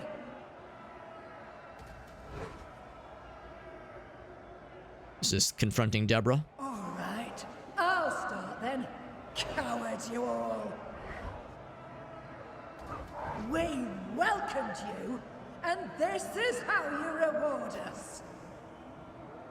Confess now, woman. Oh, pressing with stones. Confess the names of your accomplice witches, or be sent back to the rotten hell you worship. So she kicked off the execution in a bloodthirsty, vengeful manner. Meerkat, it says it's the only one. You know, there is actually a kind of a streamer meta. Whenever somebody is posting their schedule or talking about their schedule, there's a streamer meta to deliver your times in Eastern time. Even if you're not in the Eastern time zone, there's a streamer meta that says there's a significant and consistent enough portion of the Twitch viewing audience that's in the Eastern time zone that says you're better off just giving your times in the Eastern time zone in general. Just whatever it is, just convert it to ET and just roll with it.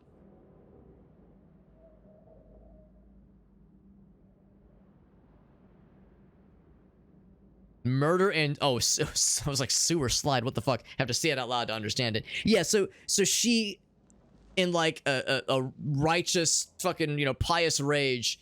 Well, I don't know. Did she really believe she was a witch, or was she just looking for? It's like you don't want to assume the worst about somebody. Did she truly believe she was a witch, and was she afraid? Was she caught up in mob mentality? And has been so desperate and sad and downtrodden for so long. It was like finally something just to fucking feel something. Hard to say, but clearly this was the sin that she committed. The first, I suppose, officially, the first major sin she committed, and I guess the one that drove her to suicide, because she clearly felt immense guilt about it. Because, yeah, if she felt... That's the thing, too. Yeah, if she felt guilt, then she wouldn't have believed that she was a witch. She must have knowingly realized at some point she was an innocent woman. She was... Yeah, you're right. She was the one to kind of, like, kick it off. I mean, I was thinking mob mentality at first because the Gibbs, the Elder Gibbs were the first ones to accuse and to really, you know, nudge things forward. Also, I see we're dropping frames. Oh, no, we're not just dropping frames. Internet died. Heck. That's not good. But we're not just dropping frames, we've dropped all the frames. And my Wi-Fi is dead, so. That is suspicious. I think we're okay. So anyway, so yeah, we were talking about, yeah, is it mob mentality, that kind of thing. And Meerkat's probably right. I mean, she wasn't the first one to like cast suspicion and kick things off. That was the Gibbs that kind of nudged Fairfax Haskell to kind of pursue Deborah as in like a witch hunting sense, and kind of stirred things up from the get-go. But somehow Hephziba got caught up in this and was like the first to like call for blood with execution. Like she was the first person to put the stones down, and like you could hear like the crowd was like cheering behind her. So like she was like the source of that mob mentality. She whirred them into a frenzy to begin with, I guess. And again, the question of why. Did she truly believe that Deborah was a witch, or was she just so distraught by her husband's death that she just, I don't know, just snapped? It's hard to say. Doing some shenanigans, yeah. It's hard to say. I mean, of course, we already have a really nice internet configuration here with fiber. So we don't really, I don't even know if we can be upgraded, but yeah, maybe they're just doing some kind of maintenance. Hard to say. Anyway, so regardless of the explanation, regardless of having only some of the answers, we at least have the stone that we can use as a tie to convene with her ghost and herself, I guess. So the first one to begin the execution. Damn it. Wish we hadn't seen that. But we have seen it. Now we know. And now we know. Well, can we ascribe a circle? I guess not yet. Oh, I can exit the back door. This has been locked the whole time. It's unlocked now. I guess the assumption is that she went this way. This is a little bit ominous too. Oh, it's a grave. Oh, there's a ghost. Is that her own grave that she's going to visit? Well, she's just kind of chilling. She doesn't look like she's experiencing duress. How bad is it? She remembers. And soon. Oh, okay, she's remembering things. The mortal version. You took part in the torture and murder of Deborah Comenius. You killed her. I could not bear the grief of my husband's loss. It turned to anger. I sought a culprit. My rage was blind. I knew Deborah guilty, because I needed her to be guilty. I was not alone in it. I share the blame. But the guilt is all my own. This mistake, how do we stop you, or her, from making it? Talk to her. She remembers. The curse will be repeated. Her memory returns and she remembers the stone. She remembers the day. The day she killed. The day she killed Deborah. The memory of that sin, of her blood guilt, will drive her to another sin yet worse. I must be stopped. The yet worse is, I mean, I don't know, bro. I mean, killing somebody is it's pretty bad. I mean, killing yourself is bad too. I mean, yes. I guess in the hierarchy of mortal sins to be committed, yeah. In some persuasions, that's a big one. Don't let her do it. Save me from the sin I'll soon commit. I mean, it doesn't fix anything, that's for sure.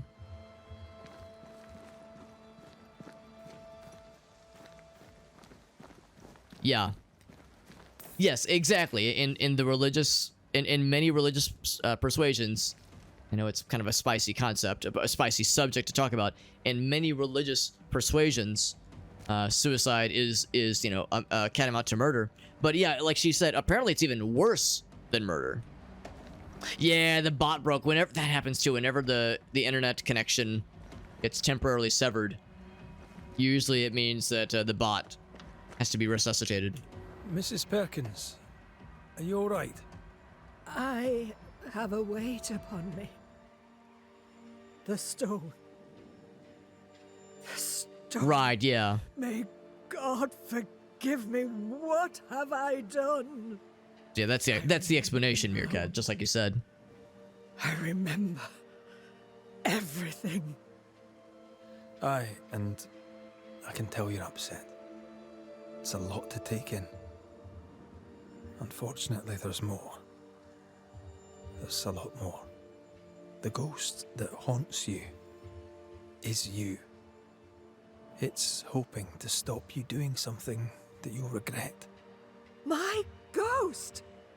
Is this why sadness hangs heavy on my poor heart? Is this how I feel my guilt?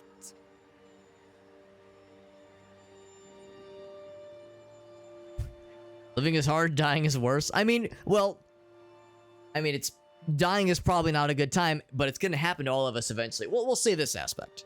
Life is a gift to be cherished. Sadness fades, joy returns. You can't throw it away. I know. But what if that's what I deserve? You're a good soul, sir, and a man of action. Help me. Spare me my misery. I beg you, end it. End it now. She takes you for a murderer. The sin is hers. Don't take it for your own.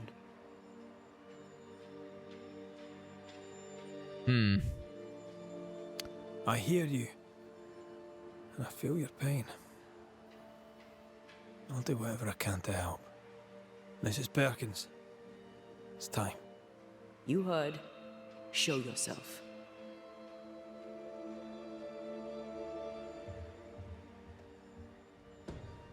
So, we all knew where this was coming. We all knew where this was headed, and this one is a little bit easier than some of the other ones. She's begging us, like, please, just fuck my shit up, fam. Fucking suplex me off this cliff. I mean, it's a little bit weird that we were just saying, listen, lady, life is such a gift. Don't just throw it away. That's not what this is about. Literally 2 sentences later. All right, time to fuck some baby, fuck some shit up. Let's fucking murder. Let's kill. Let's harvest more souls for my ghost wife. Kevorkian special. I don't know what Kevorkian means. Oh wait, that name is familiar. I think we discussed this pretty recently, didn't we? Now, what would be like the ethical choice here? Because we were just telling her, like, this throwing your life away is not the answer here. And I agree. I do agree here. But if she's like, I just can't live with this, what would, if we were to ascend or forcefully push the ghost out? I mean, I guess either of these could help to absolve some of the pain she's experiencing. Yeah, the ghost, Dr. Death. Doctor of Death. Doctor of Doom, yeah. That's right. That is kind of what this is. Yeah, that is what this is. And of course, do I even need to invoke the quest that the quest line that we've been on and will continue on? We need more souls to feed our hungry ghost wife so we can resurrect her. And this is one that is less of a painful one, you know, less of a tarnish on our soul, and no witnesses. There you go. And she did kill someone. As you live and breathe, I know your past and your future too. I've heard your request. I see no other way. There is always another way. But if this will prevent your damnation, I'm happy to serve. Thank you. Happy to serve? I'm happy to kill someone. You seem a nice young man. I know how much this cost you.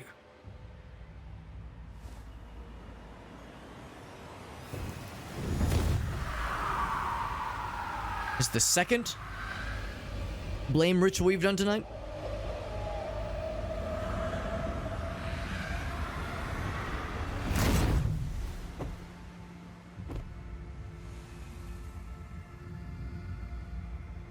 All right, Ghost Wife, here you go.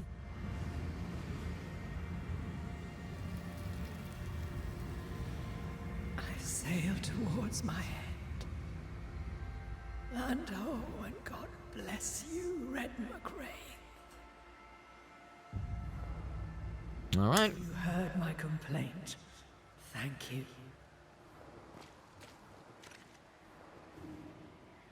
Interesting that, you know, here she is in front of. Oh, I thought this was her grave. Yeah, this was yeah, Captain Richard. Oh, I didn't even notice that detail. His first name is Richard. She called us Richard at one point. And we were like, oh, haha, she called us the wrong name. That was the default male name she went to because that's the name of her late husband.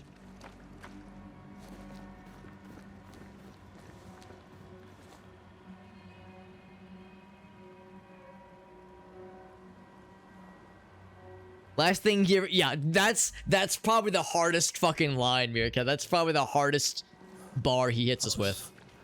Something. It won't be the last weird case you have. Trust me. I do not doubt that. I do not doubt that for a minute. One of my many favorite things about the Dracula Flow, especially the third Dracula Flow video, is like the homies in the background, his hype squad hyping him up and being like, yo, like reacting to the especially spicy bars he spits. It just adds to the experience. It makes you feel, it becomes a multi-sensory experience. See, I shot something. Landed here. There it is. Wards. Think you can fend for yourself? A ghost ward, you say? Is that it? Right. Heart?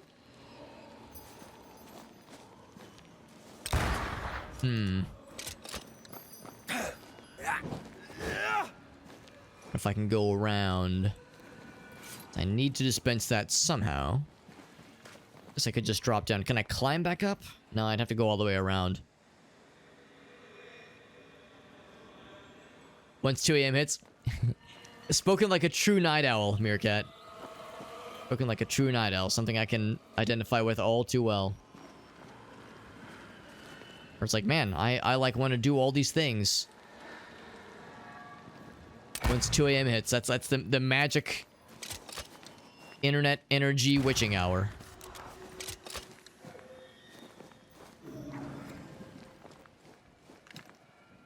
I'm at your side. There we go. I was not so sure I'd be able to reach it from there. Anything back this way?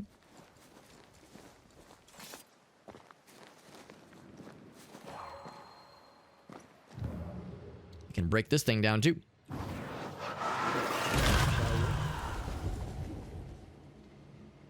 Too late to do anything about it. I mean, it might be inconvenient or even discouraged to take action when it's late like that, but that's never stopped me. Well, I shouldn't say never, but I frequently ignore the voice that tells me that I shouldn't, you know, stay up late indulging in something that I like want to do or want to research or want to look into. Some of my most like fruitful getting stuff done moments have been done in the, you know, post 2 a.m. hour of a weekday. Whoa, Jesus. I need to get out of here. There we go.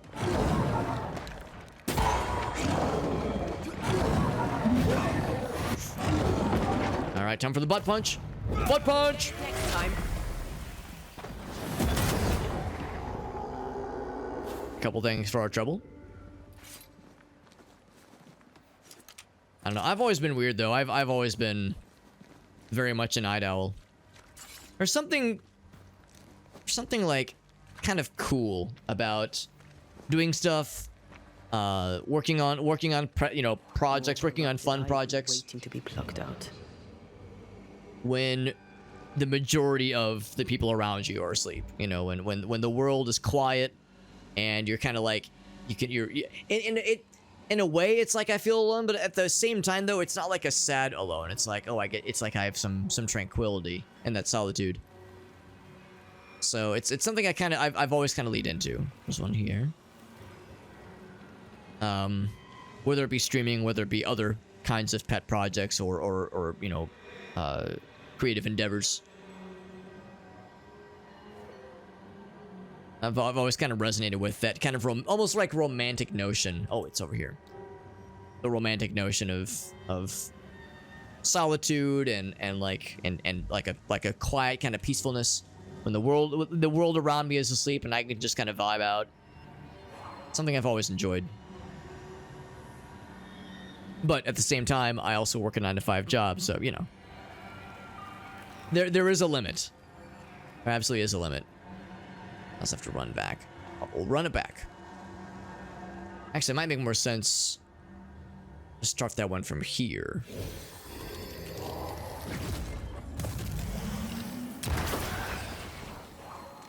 Then run up, run up, run up. I have to shoot it. Oh, too slow. Maybe I can swing my sword at it, actually. Or maybe I can... Maybe it makes more sense to do this one first. Oh.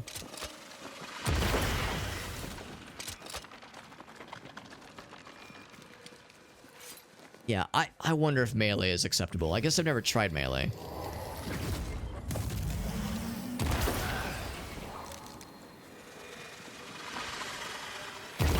Okay, so melee does work. I remember them saying, like, yeah, you have to shoot, but I guess the idea is you have to damage it in some way. Damage it in some way and you're golden.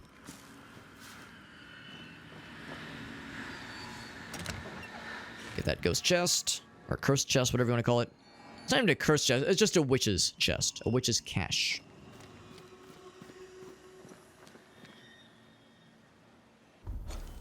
Okay. So then the only one that's in this neck of the woods, the only haunting case that's in this neck of the woods, is up here. Otherwise, we have to go back either towards... Actually, that's technically in the Harrows. I was going to say up towards the Dark Woods.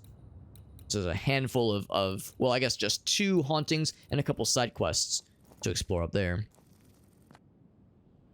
One of them, I think, is the rescue mission. Yeah, one of them is the rescue mission, which we've already... Oh, that's for just us reporting to Kit what we found. Okay. Whereas the other one is like an actual new side quest thingy. So for this one, we have to get past some creeping ivy. And there is the abandoned farm fireplace to fast travel towards. So yeah, let's get back to this fireplace. We can fast travel. Save ourselves a bit of time.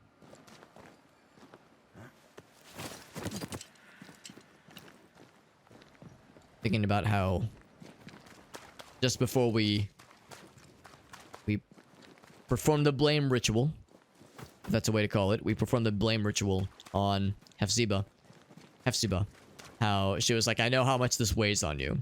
And there was that cutscene after Ceridian died, where Red was like extremely affected by her death, which was a little bit odd to me because he wasn't that close to her. We'd only talk to her that one other time. And yet her death like really affected him. And he was saying like, well, she clearly had a lot of passion for, you know, for life and for her practice, you know, for her abilities and what she could do to the world, do for the world. And yet when she was afflicted by something, she didn't fight it. She didn't try any, you know, questionable rituals to extend her life. She just went with it. And Red was like, oh man, you know, is it fair then for us to be pursuing this ritual, pursuing this resurrection?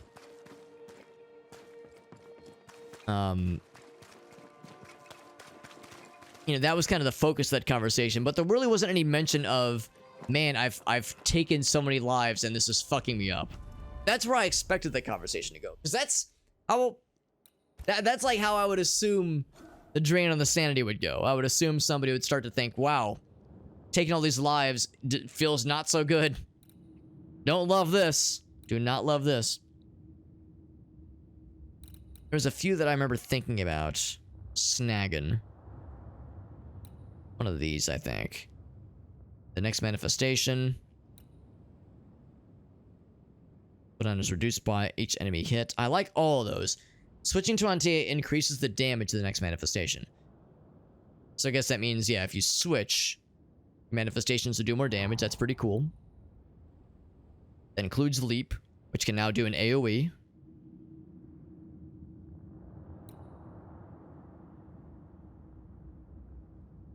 That's pretty cool. Oh, damage taken is reduced. Never mind. Well, unless they mean my damage taken. I think they meant the enemy's damage taken.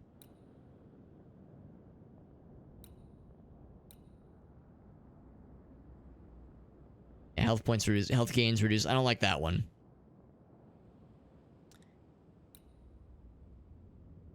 Yeah, so let's do that crushing leap. That's pretty cool. I like that a lot. And then parrying restores health. Being an enemy, increase the damage. Yeah, I like that.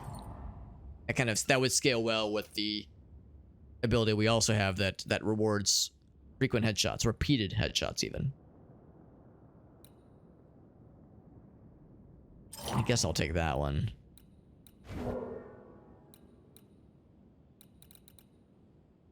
Actually, no, I'm gonna hold off on that one because again, I never use the parry option. So if I hang on to the skill point, it means that with the next like if I invest in one of these or maybe one of these over here, we'll have these other skill point abilities to consider. So that's pretty cool. Anything in the inventory? We've only gotten a whole lot of unique resources. We've gotten more of the same, but nothing where it's like, oh cool, this is something exciting and new. We haven't done any combat challenges that were especially unique. So we have dexterity and vitality. Damage to the next rifle shot, right? Full health enemies. Fourth attack. Oh, it's this one. Fourth attack and the fourth attack. So these are identical.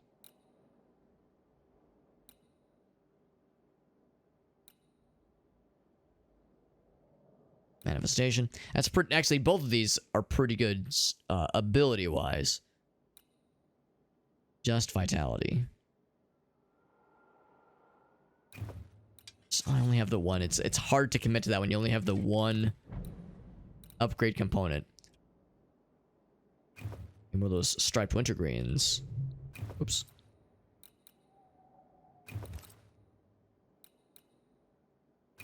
So this one, outburst area, right. The size is bigger. That one's pretty cool. That one's just okay. I could see ourselves going for this one. Persistence goes down quite a bit. Spirit points goes down quite a bit. But it raises health and strength a whole bunch. And doesn't hurt her offensive abilities. It just helps Red. Increase the damage the next light and heavy attack. A whole bunch, which is great. I'm going to miss the even bigger outburst area. Although we have a couple of other abilities that increase the outburst size.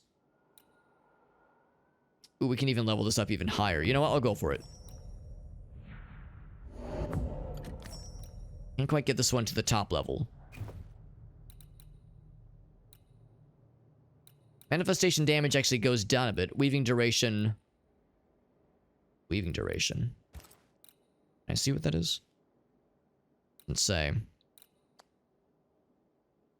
Huh. Man, I don't know. That outburst one is really nice. But, you know, the strength and vitality is nifty too. It's just that only benefits Red. And I've been leaning on the outburst thing quite a bit. We'll try for a bit. We'll try and see how it goes. Not upgrade this one, though.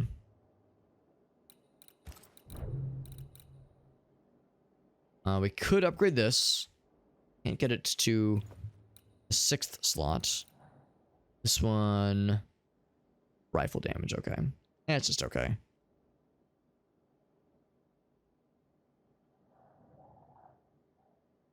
I can't get that one up to the highest level either. Okay.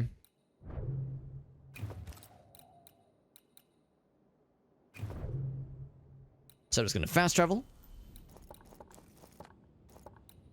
This one right here. Oh, right, there was something... Do we want to head to God's Acre? This is the farm in front of God's Acre, isn't it? It is. Not exactly clear.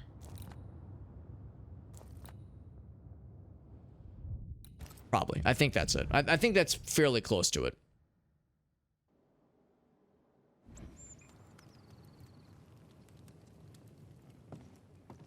As there is a treasure hunt around there.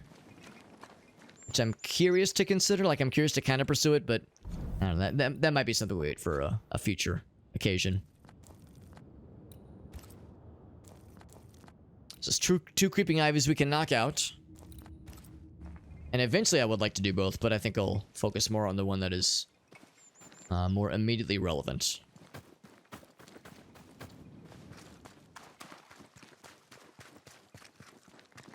And of course there was a few creeping ivy locations that we saw from afar but couldn't disperse back in the Dark Woods areas. Good shot, Red 2.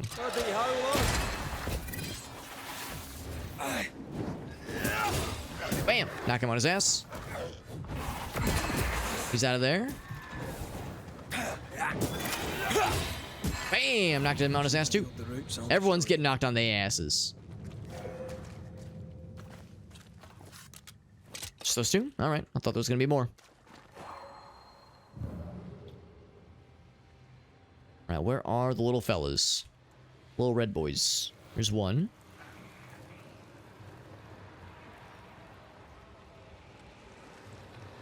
Probably one on this side.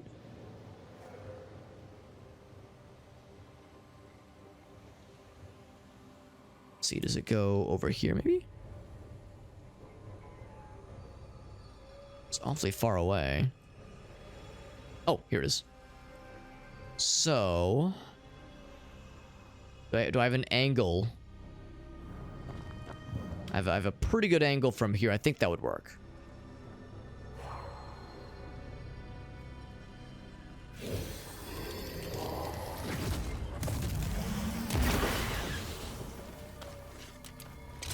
And that should work. There's another one.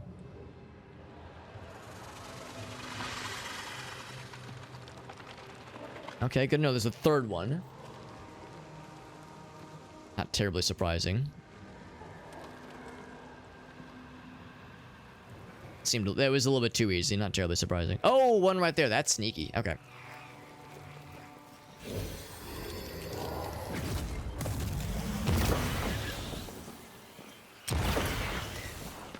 Surely I have enough time for this one. I also appreciate that they give you a little bit of a warning when it's about to reset. It's kind of like this crackling, kind of whirring noise that gives you a warning that you're running low on time. So we haven't been to this part of the map at all. I wonder if there's actually there might be a treasure hunt thing. Treasure hunt opportunity at some point here anyway.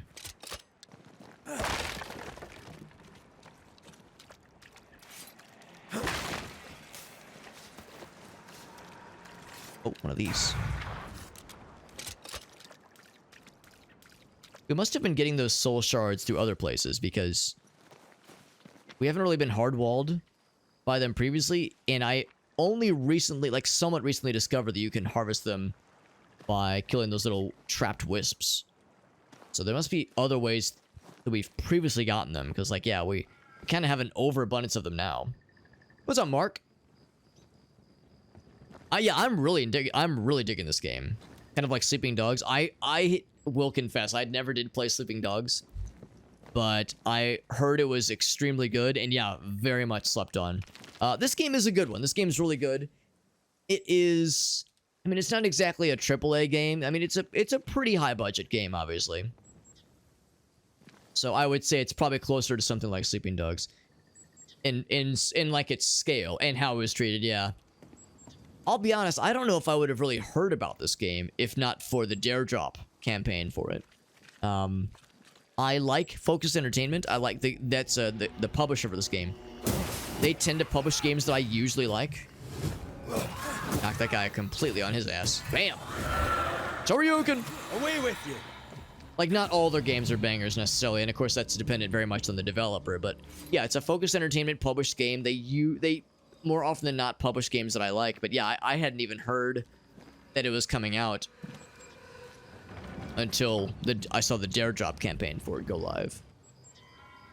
Maybe it would have still popped up on my Steam recommendation, like maybe I would have heard about it otherwise, but yeah, I almost wonder if it was just a matter of visibility and advertising. But one way or another, I am really liking the game, and it's kind of refreshing having a game that is not a sequel or a spin-off or something along those lines, you know, something that truly is its own kind of in-game universe with their own mythos. It's kind of nice, you know. And of course, it's sort of based on historical fiction, the idea of 1690s and in New England. So there's like a base there, you know, there's locations you hear about. There's like a basis that's loosely held in reality, but with the minor aspect of also there's ghosts and ghost busters, basically. So, you know, you get something that's kind of more or less based on a thing grounded in reality, but with a nice twist. So yeah, you could do a lot worse, honestly. You could do a lot worse with something like this. Also, I think this is a dead end. Yeah, the gameplay, yeah, I think that I'm in the same boat, honestly. Like, if I was saying earlier how when asked if I like the game, I mean, the answer is yes. And when I recommend it, it's like, well, if you want like a solid action RPG, the action's okay. Like, you probably know how it is, Mark. Like, the action is fine. It's not going to win any awards. It's no Witcher 3 when it comes to the combat. It's fine. It's, you know, it's kind of flashy sometimes. There's strategy. And it's fast-paced. It's no Dark Souls, but it doesn't try to be. And I'm glad that it doesn't try to be, because I think it would get in its own way if it tried to be Dark Souls. I think it knows what it is, and the focus very much is on the storytelling. The plot, the dialogue, absolutely. The voice acting, I think, is very good. The characters, I give a shit about the characters. You know, I give a shit, which is not always a thing you can say about a game with a, you know, a fairly high budget like this.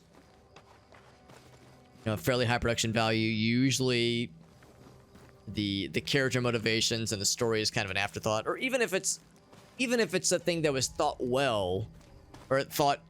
Even thought well. Even if it's a thing where energy was put into it, it's like, okay, but did they get real writers? You know, what was the acumen that went into creating the story and the script and the characters?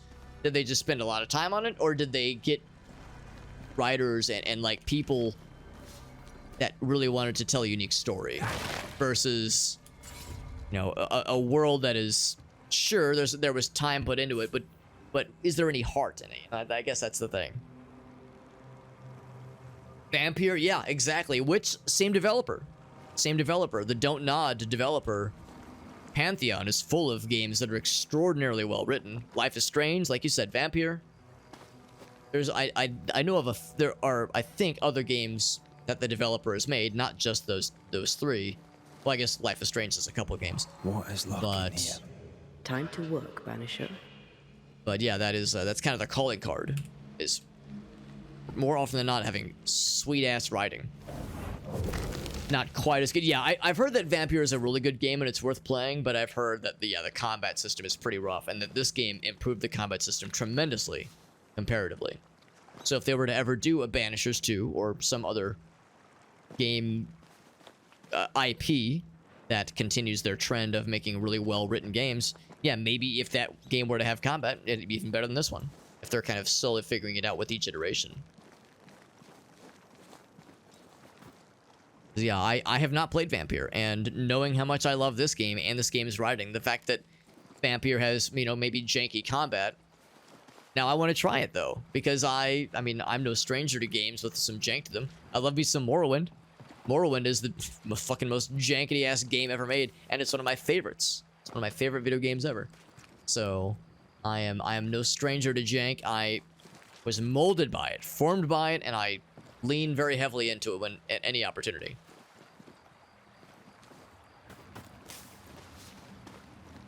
Looks like this is the place, by the way. As far as,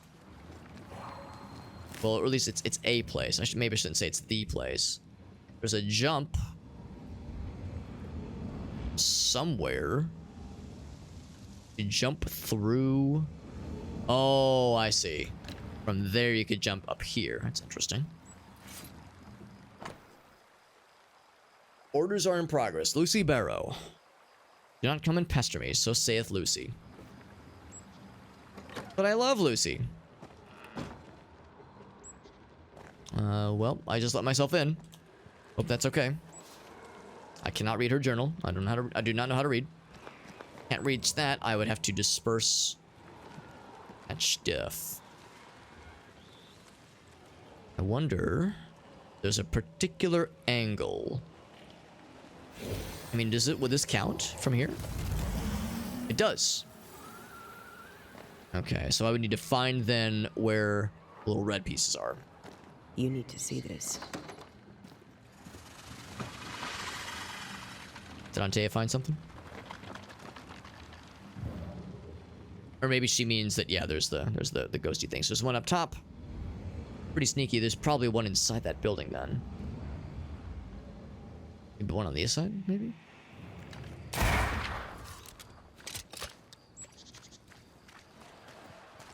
See in the window. Doesn't do me much good there. Ah, one back here. Sneaky. Probably just those two then.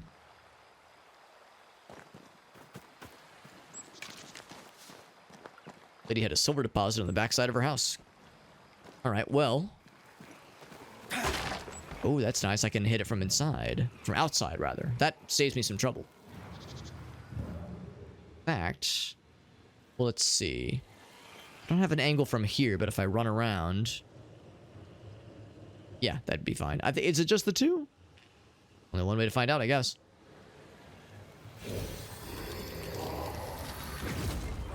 I'm not sure what I was doing there. Got too excited.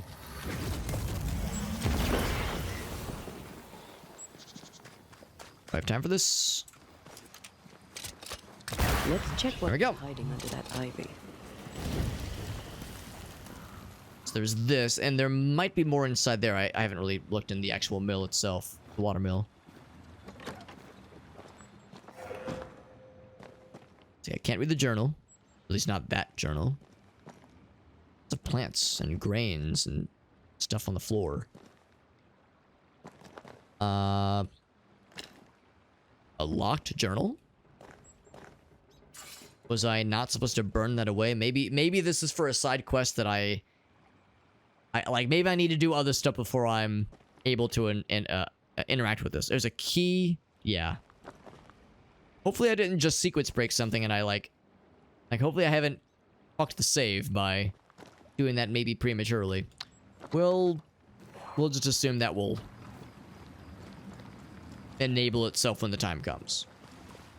A little bit worrisome that I might have screwed myself, but I don't know. We haven't had any problems of like corrupted quest progress or anything like that. We haven't screwed ourselves yet. So I would imagine this game has been fairly comprehensive in that sense. The only downside is that the game does crash sometimes, obviously, but so yeah, that's not the worst thing ever. Ouch. Punch! Someone behind me. Oh, this guy. You shouldn't stay in there. He's mad. Good, stay mad. Ask for help if you need it. Here comes the gut punch. Oof. Go for it. Punch! That was extremely satisfying. I can help. Alright.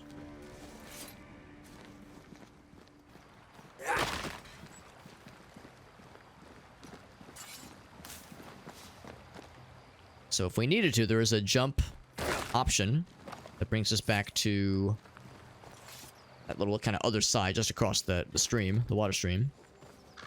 It's a shortcut up top. I just go in? Oh, you cannot. I just assumed that was the preferred way in. Maybe the jump is all you have then. There's no way to even open that door, to activate the door.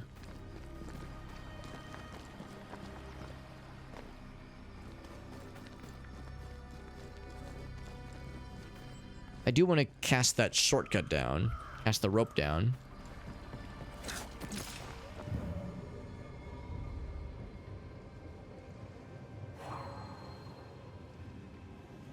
This is a weird angle. It makes me wonder if I'm doing it wrong. Maybe what this is getting at. Oh, look, there's even like the spectral stains inside. Maybe this is ultimately getting at I'm not supposed to be here just yet. Maybe we got to come back here later. It wouldn't shock me.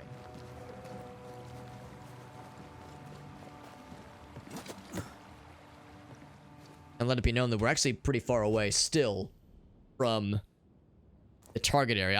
I kind of fucked off the wrong direction. I took the wrong bridge is the issue. Yeah, I took the wrong bridge. No wonder. No wonder I'm like getting further and further away from my original destination.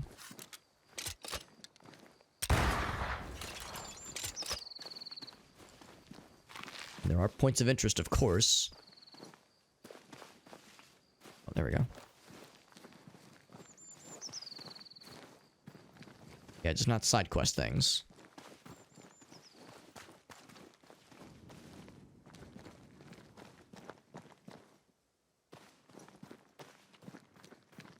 This surely will be another combat zone, right?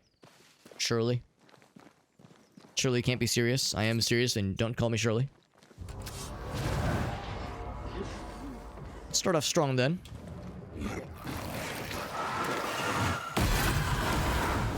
Beat the shit out of both of them.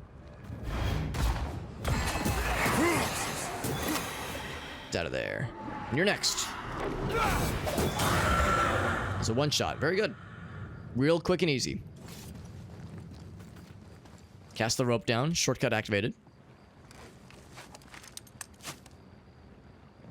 And I'm not sure if we'd really need to come back to this top area all that often, but it's there, I suppose.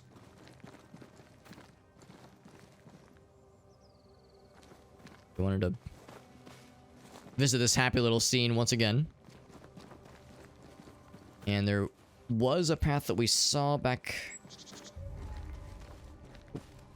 What that noise meant, more combat. There was a path that we saw back this way. Yeah, this right here. Oh, no, it was on the other side of the water. Yes, this is kind of a dead end then. Well, no, there is a path. There is a path leading out. Oh, Sophie! Sophie, thank you, my friend. That's so nice. Freaking Sophie, that's so freaking generous. Elgaso beat me to the points once again. Sophie, thank you, my friend. So freaking nice. Hitting us with that raid.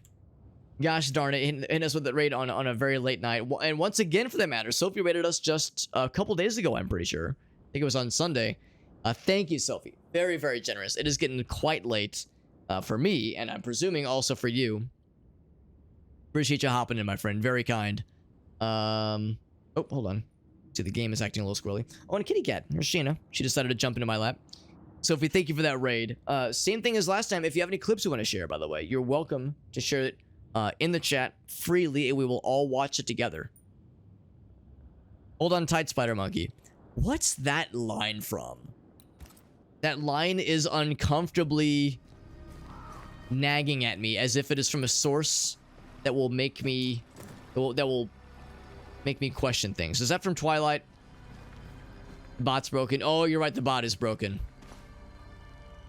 You know what? I'm gonna see if I can just reset the bot. Sometimes that makes it less sad if I just kill it and reset it. We had some internet problems earlier, so as a result of some internet shenaniganry, the stream bot the chat bot decided to shit the bed a little bit.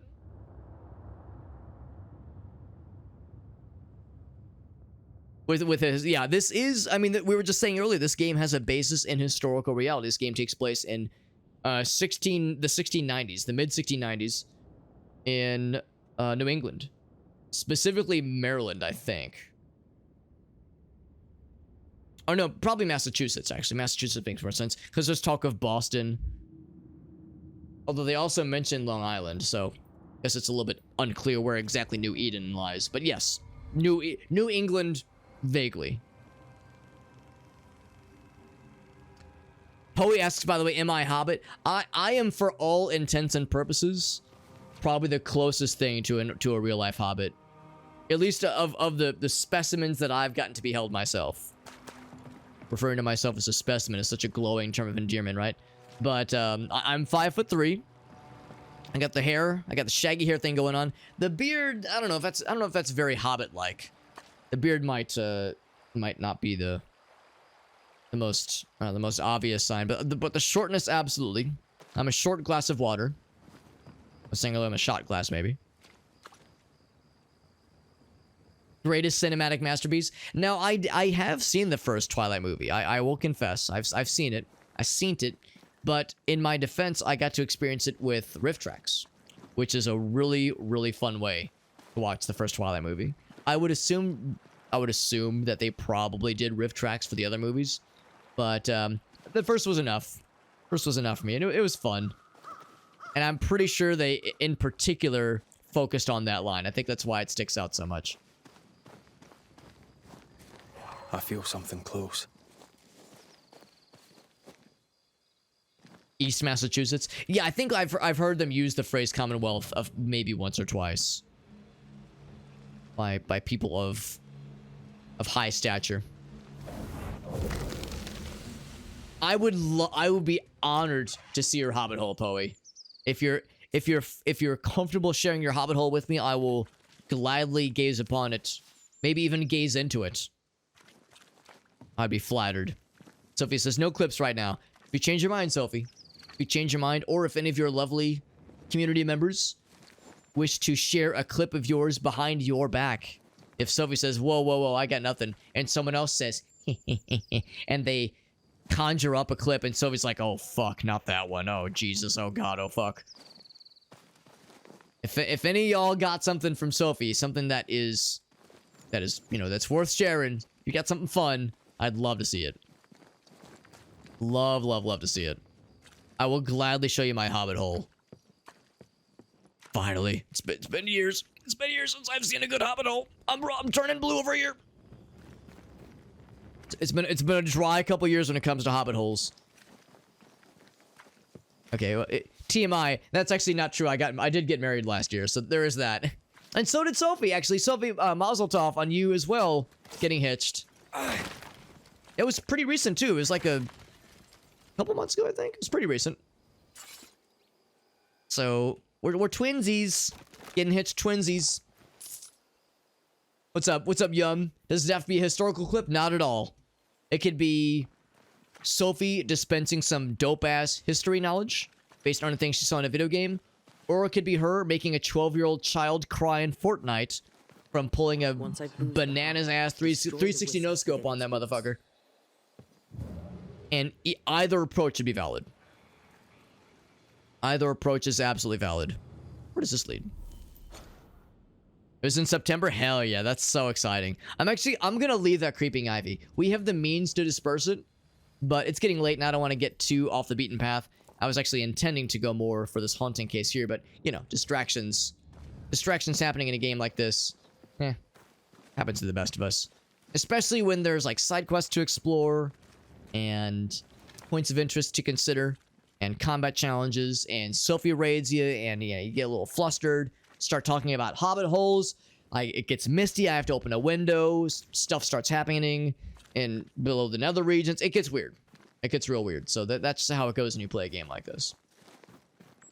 How can I send you the Hobbit hole? So if it's like a video or a clip or a YouTube video or something, you're welcome to post a link to it in the chat. Otherwise, if it's like an image, like a Twitter post or something like that, actually, same answer, you could post it there. Or if it's images that you like have on your hard drive, I guess the easiest way would probably be either Discord DMs or I'm trying to think if Twitter, if Twitch DMs would allow it. Or Instagram. I guess a number of DM options, I suppose, would maybe be the easiest. We're playing, by the way, I should mention, we're playing Banishers, Ghost of New Eden. My name's Alex. We play a variety of games here, and I'm a big fan of Sophie. She's cool as fuck. She is delightful.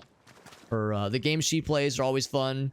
The clip she shared with us last time where she was playing the newest Prince of Persia, and did a really cool deep dive on TikTok that kind of delved into the etymology, kind of the nomenclature of how some of the weapons were named, was fascinating. She wove an interesting tale of mythology and storytelling, and interspersed a fucked up Saltburn reference that, like, 4 people in the world would well, I mean, I guess, in all fairness, a few people have watched that movie, but still, that's a deep cut. And I felt honored I was able to acknowledge the deep cut and react accordingly with a combination of bemusement and a little bit of disgust. And just a 3% level of horniness. I mean, if you watch Saltburn and you don't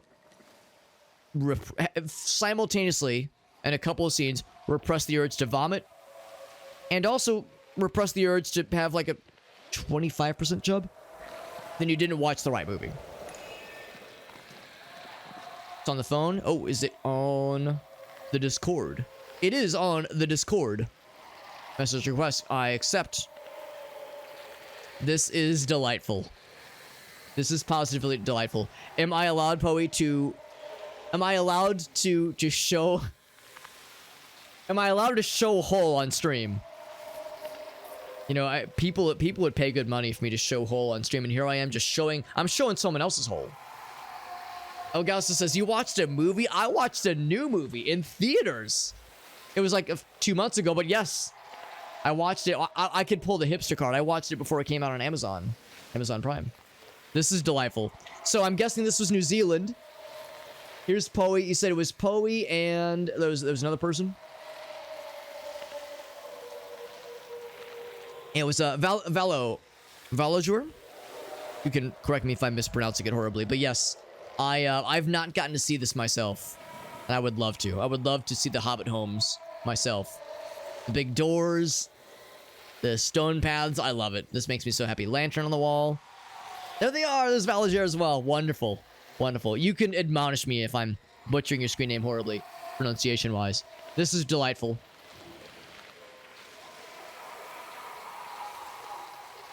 Zoe's the American.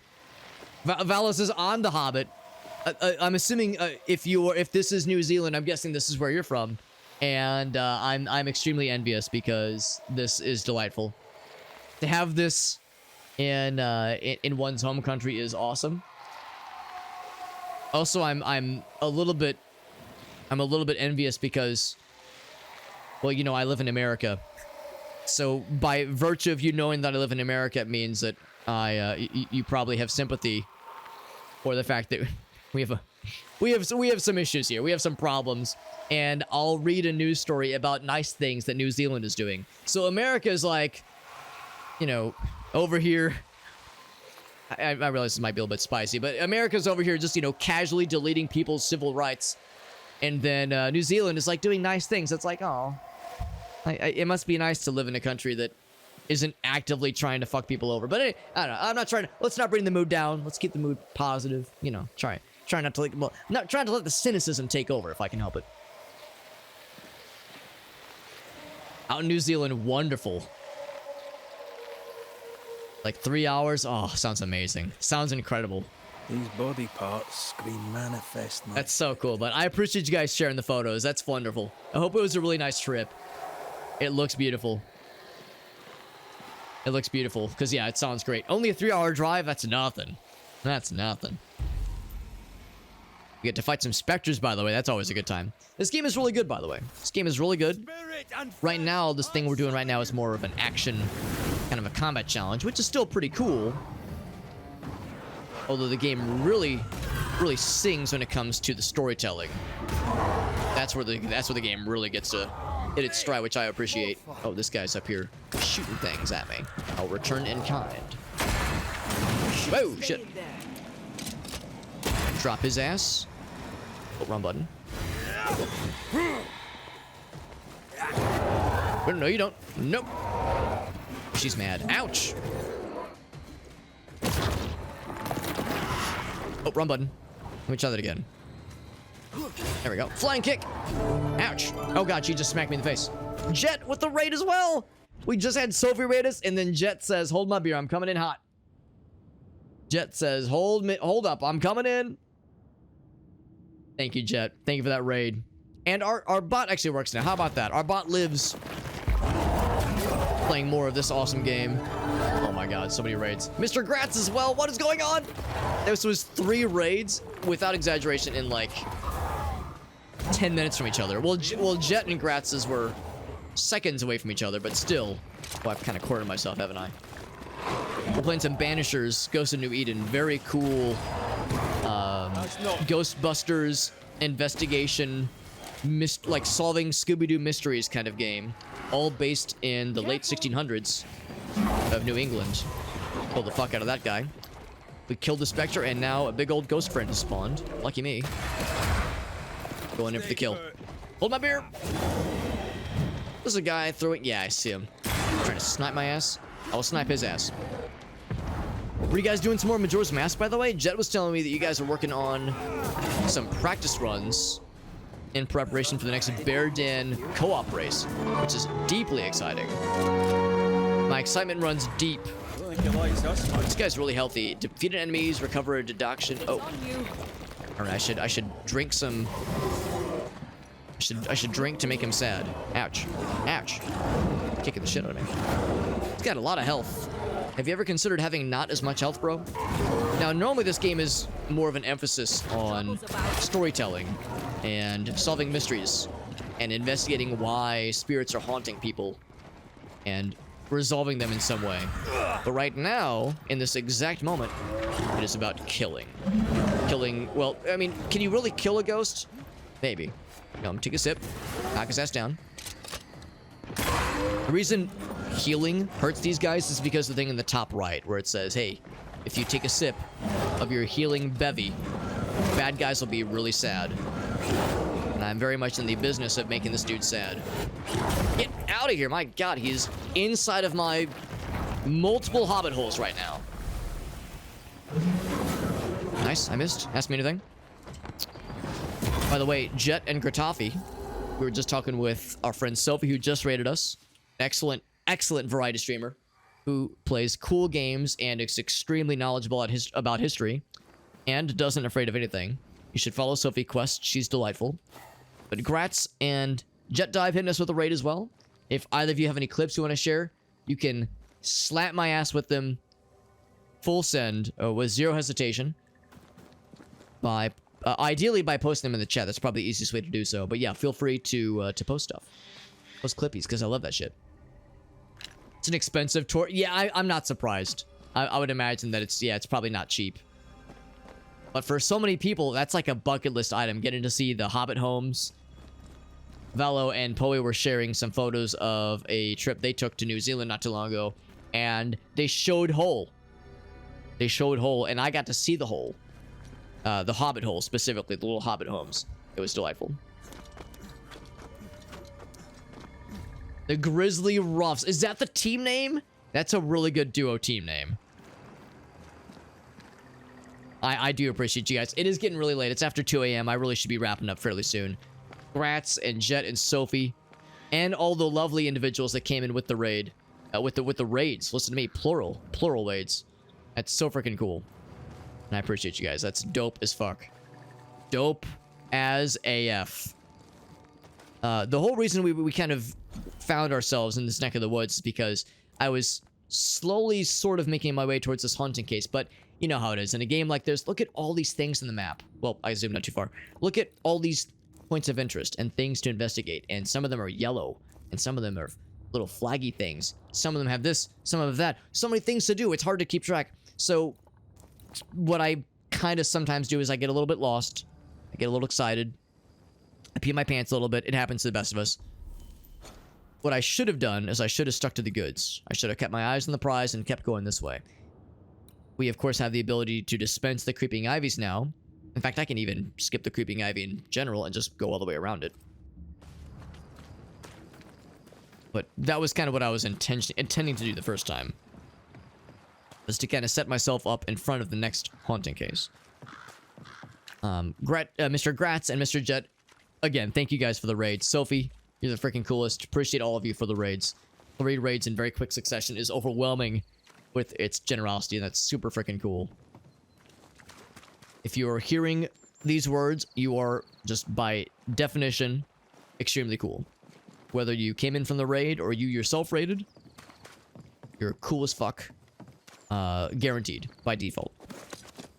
And like I said, yeah, Gratz and Jet, if there were any fun moments, or if any screenshots you wanted to share, if there are any extremely silly stories of a really weird quest holding something like the Zora's mask, or getting bamboozled by magic, or fire arrows, ruining everyone's night once again.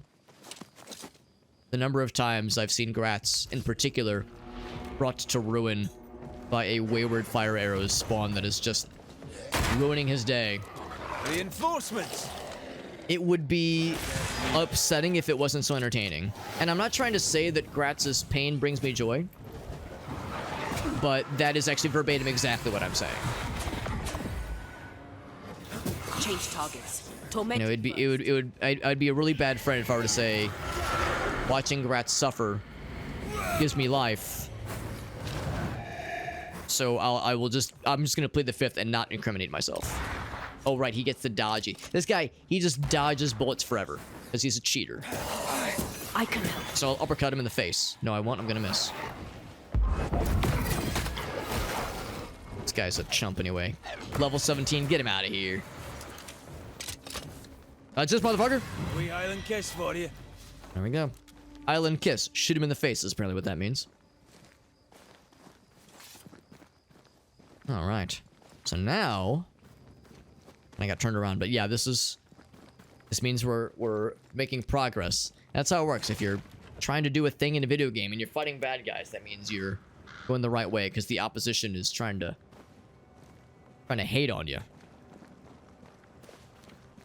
Also, I'm keeping an eye out for item caches that we could potentially drop from tree branches. I'm also trying to keep an eye out for those caged wisps, where if you shoot them, you can get you get to kill them. You get the satisfaction of taking a life, or taking a spirit at least, and you also get some resources from them. So it's a win-win. We're definitely getting close, though. Is it another shipwreck? Also some houses, but yeah, I was not expecting to see yet another shipwreck. This place is dense with shipwreck tragedy cases. But it's not terribly surprising. I mean, by the time... let's be honest, by the time we're going to be done with this game, we'll probably have vanquished just about every damn near NPC. Like, in this area. There will be no one left to save, because we'll have executed everybody. Based on the resurrection run. Based on the resurrection timeline we've set ourselves down.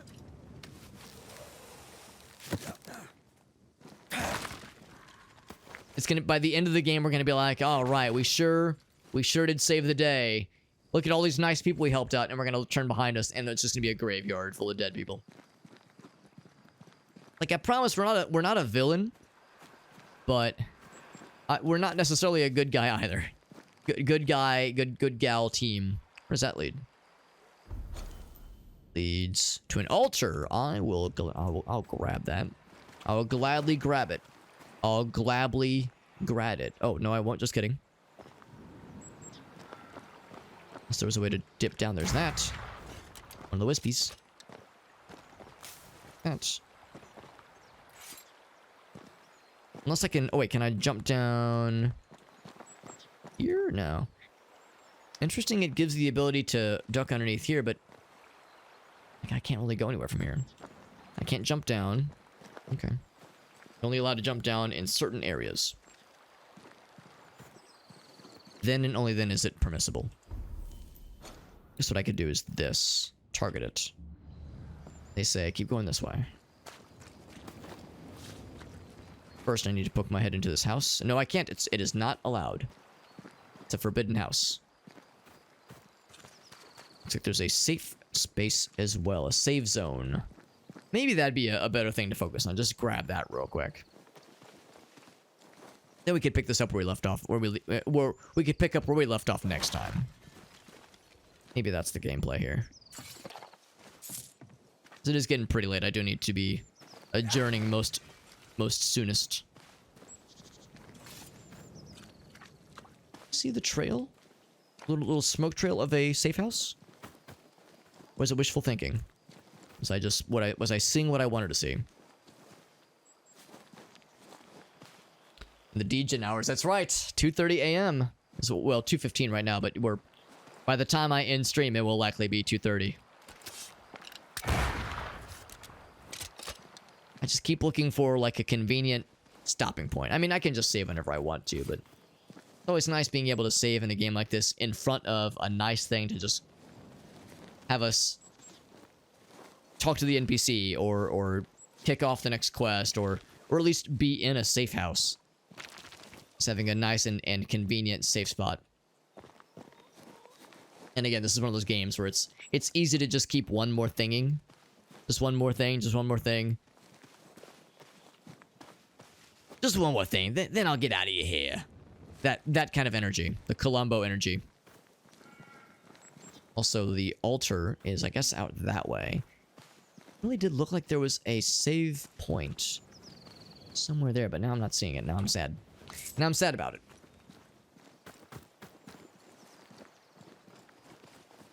Because, yeah, we realized we couldn't go in there. Did I... Yeah, we kind of poked around that area. And I turned around. I saw it from afar, and I got very excited. I don't see it. Maybe I'm just a doofus. It wouldn't be the first time. So instead... let's cross this very safe... not at all rickety bridge with a giant hole in it that clearly had partially collapsed. I suppose just work towards getting to the altar. But yeah, the shipwreck in the distance... Something's noteworthy. Something is concealed, we're saying. There's a haunting of some variety happening there, but we can't get in there just yet. There's definitely some shenanigans happening.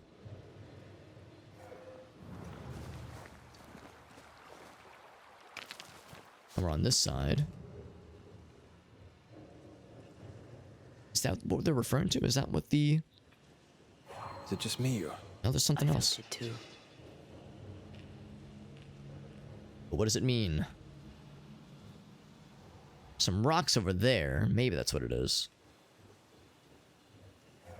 Ghost wards cannot manifest. A ghost ward. One there. Probably another one. Oh, no, it wasn't. No, that was the only one. Alrighty. So this will bring us to the altar, which will increase our maximum health, which is pretty useful. Now, granted, we haven't really been struggling too much when it comes to health and hit points and that kind of thing. We've been doing pretty alright. We haven't died in a while. But, I mean, free health. Far be it for me to turn that kind of thing down. You kidding me? It's gonna be for red. Antea's... I guess it's less of an issue with Antea, because if she runs out of spirit juice, ghost juice, we just switch to red and fight as him for a bit, and she replenishes over time. Whereas if red runs out of health, he's dead, and then the game's over. Don't want that.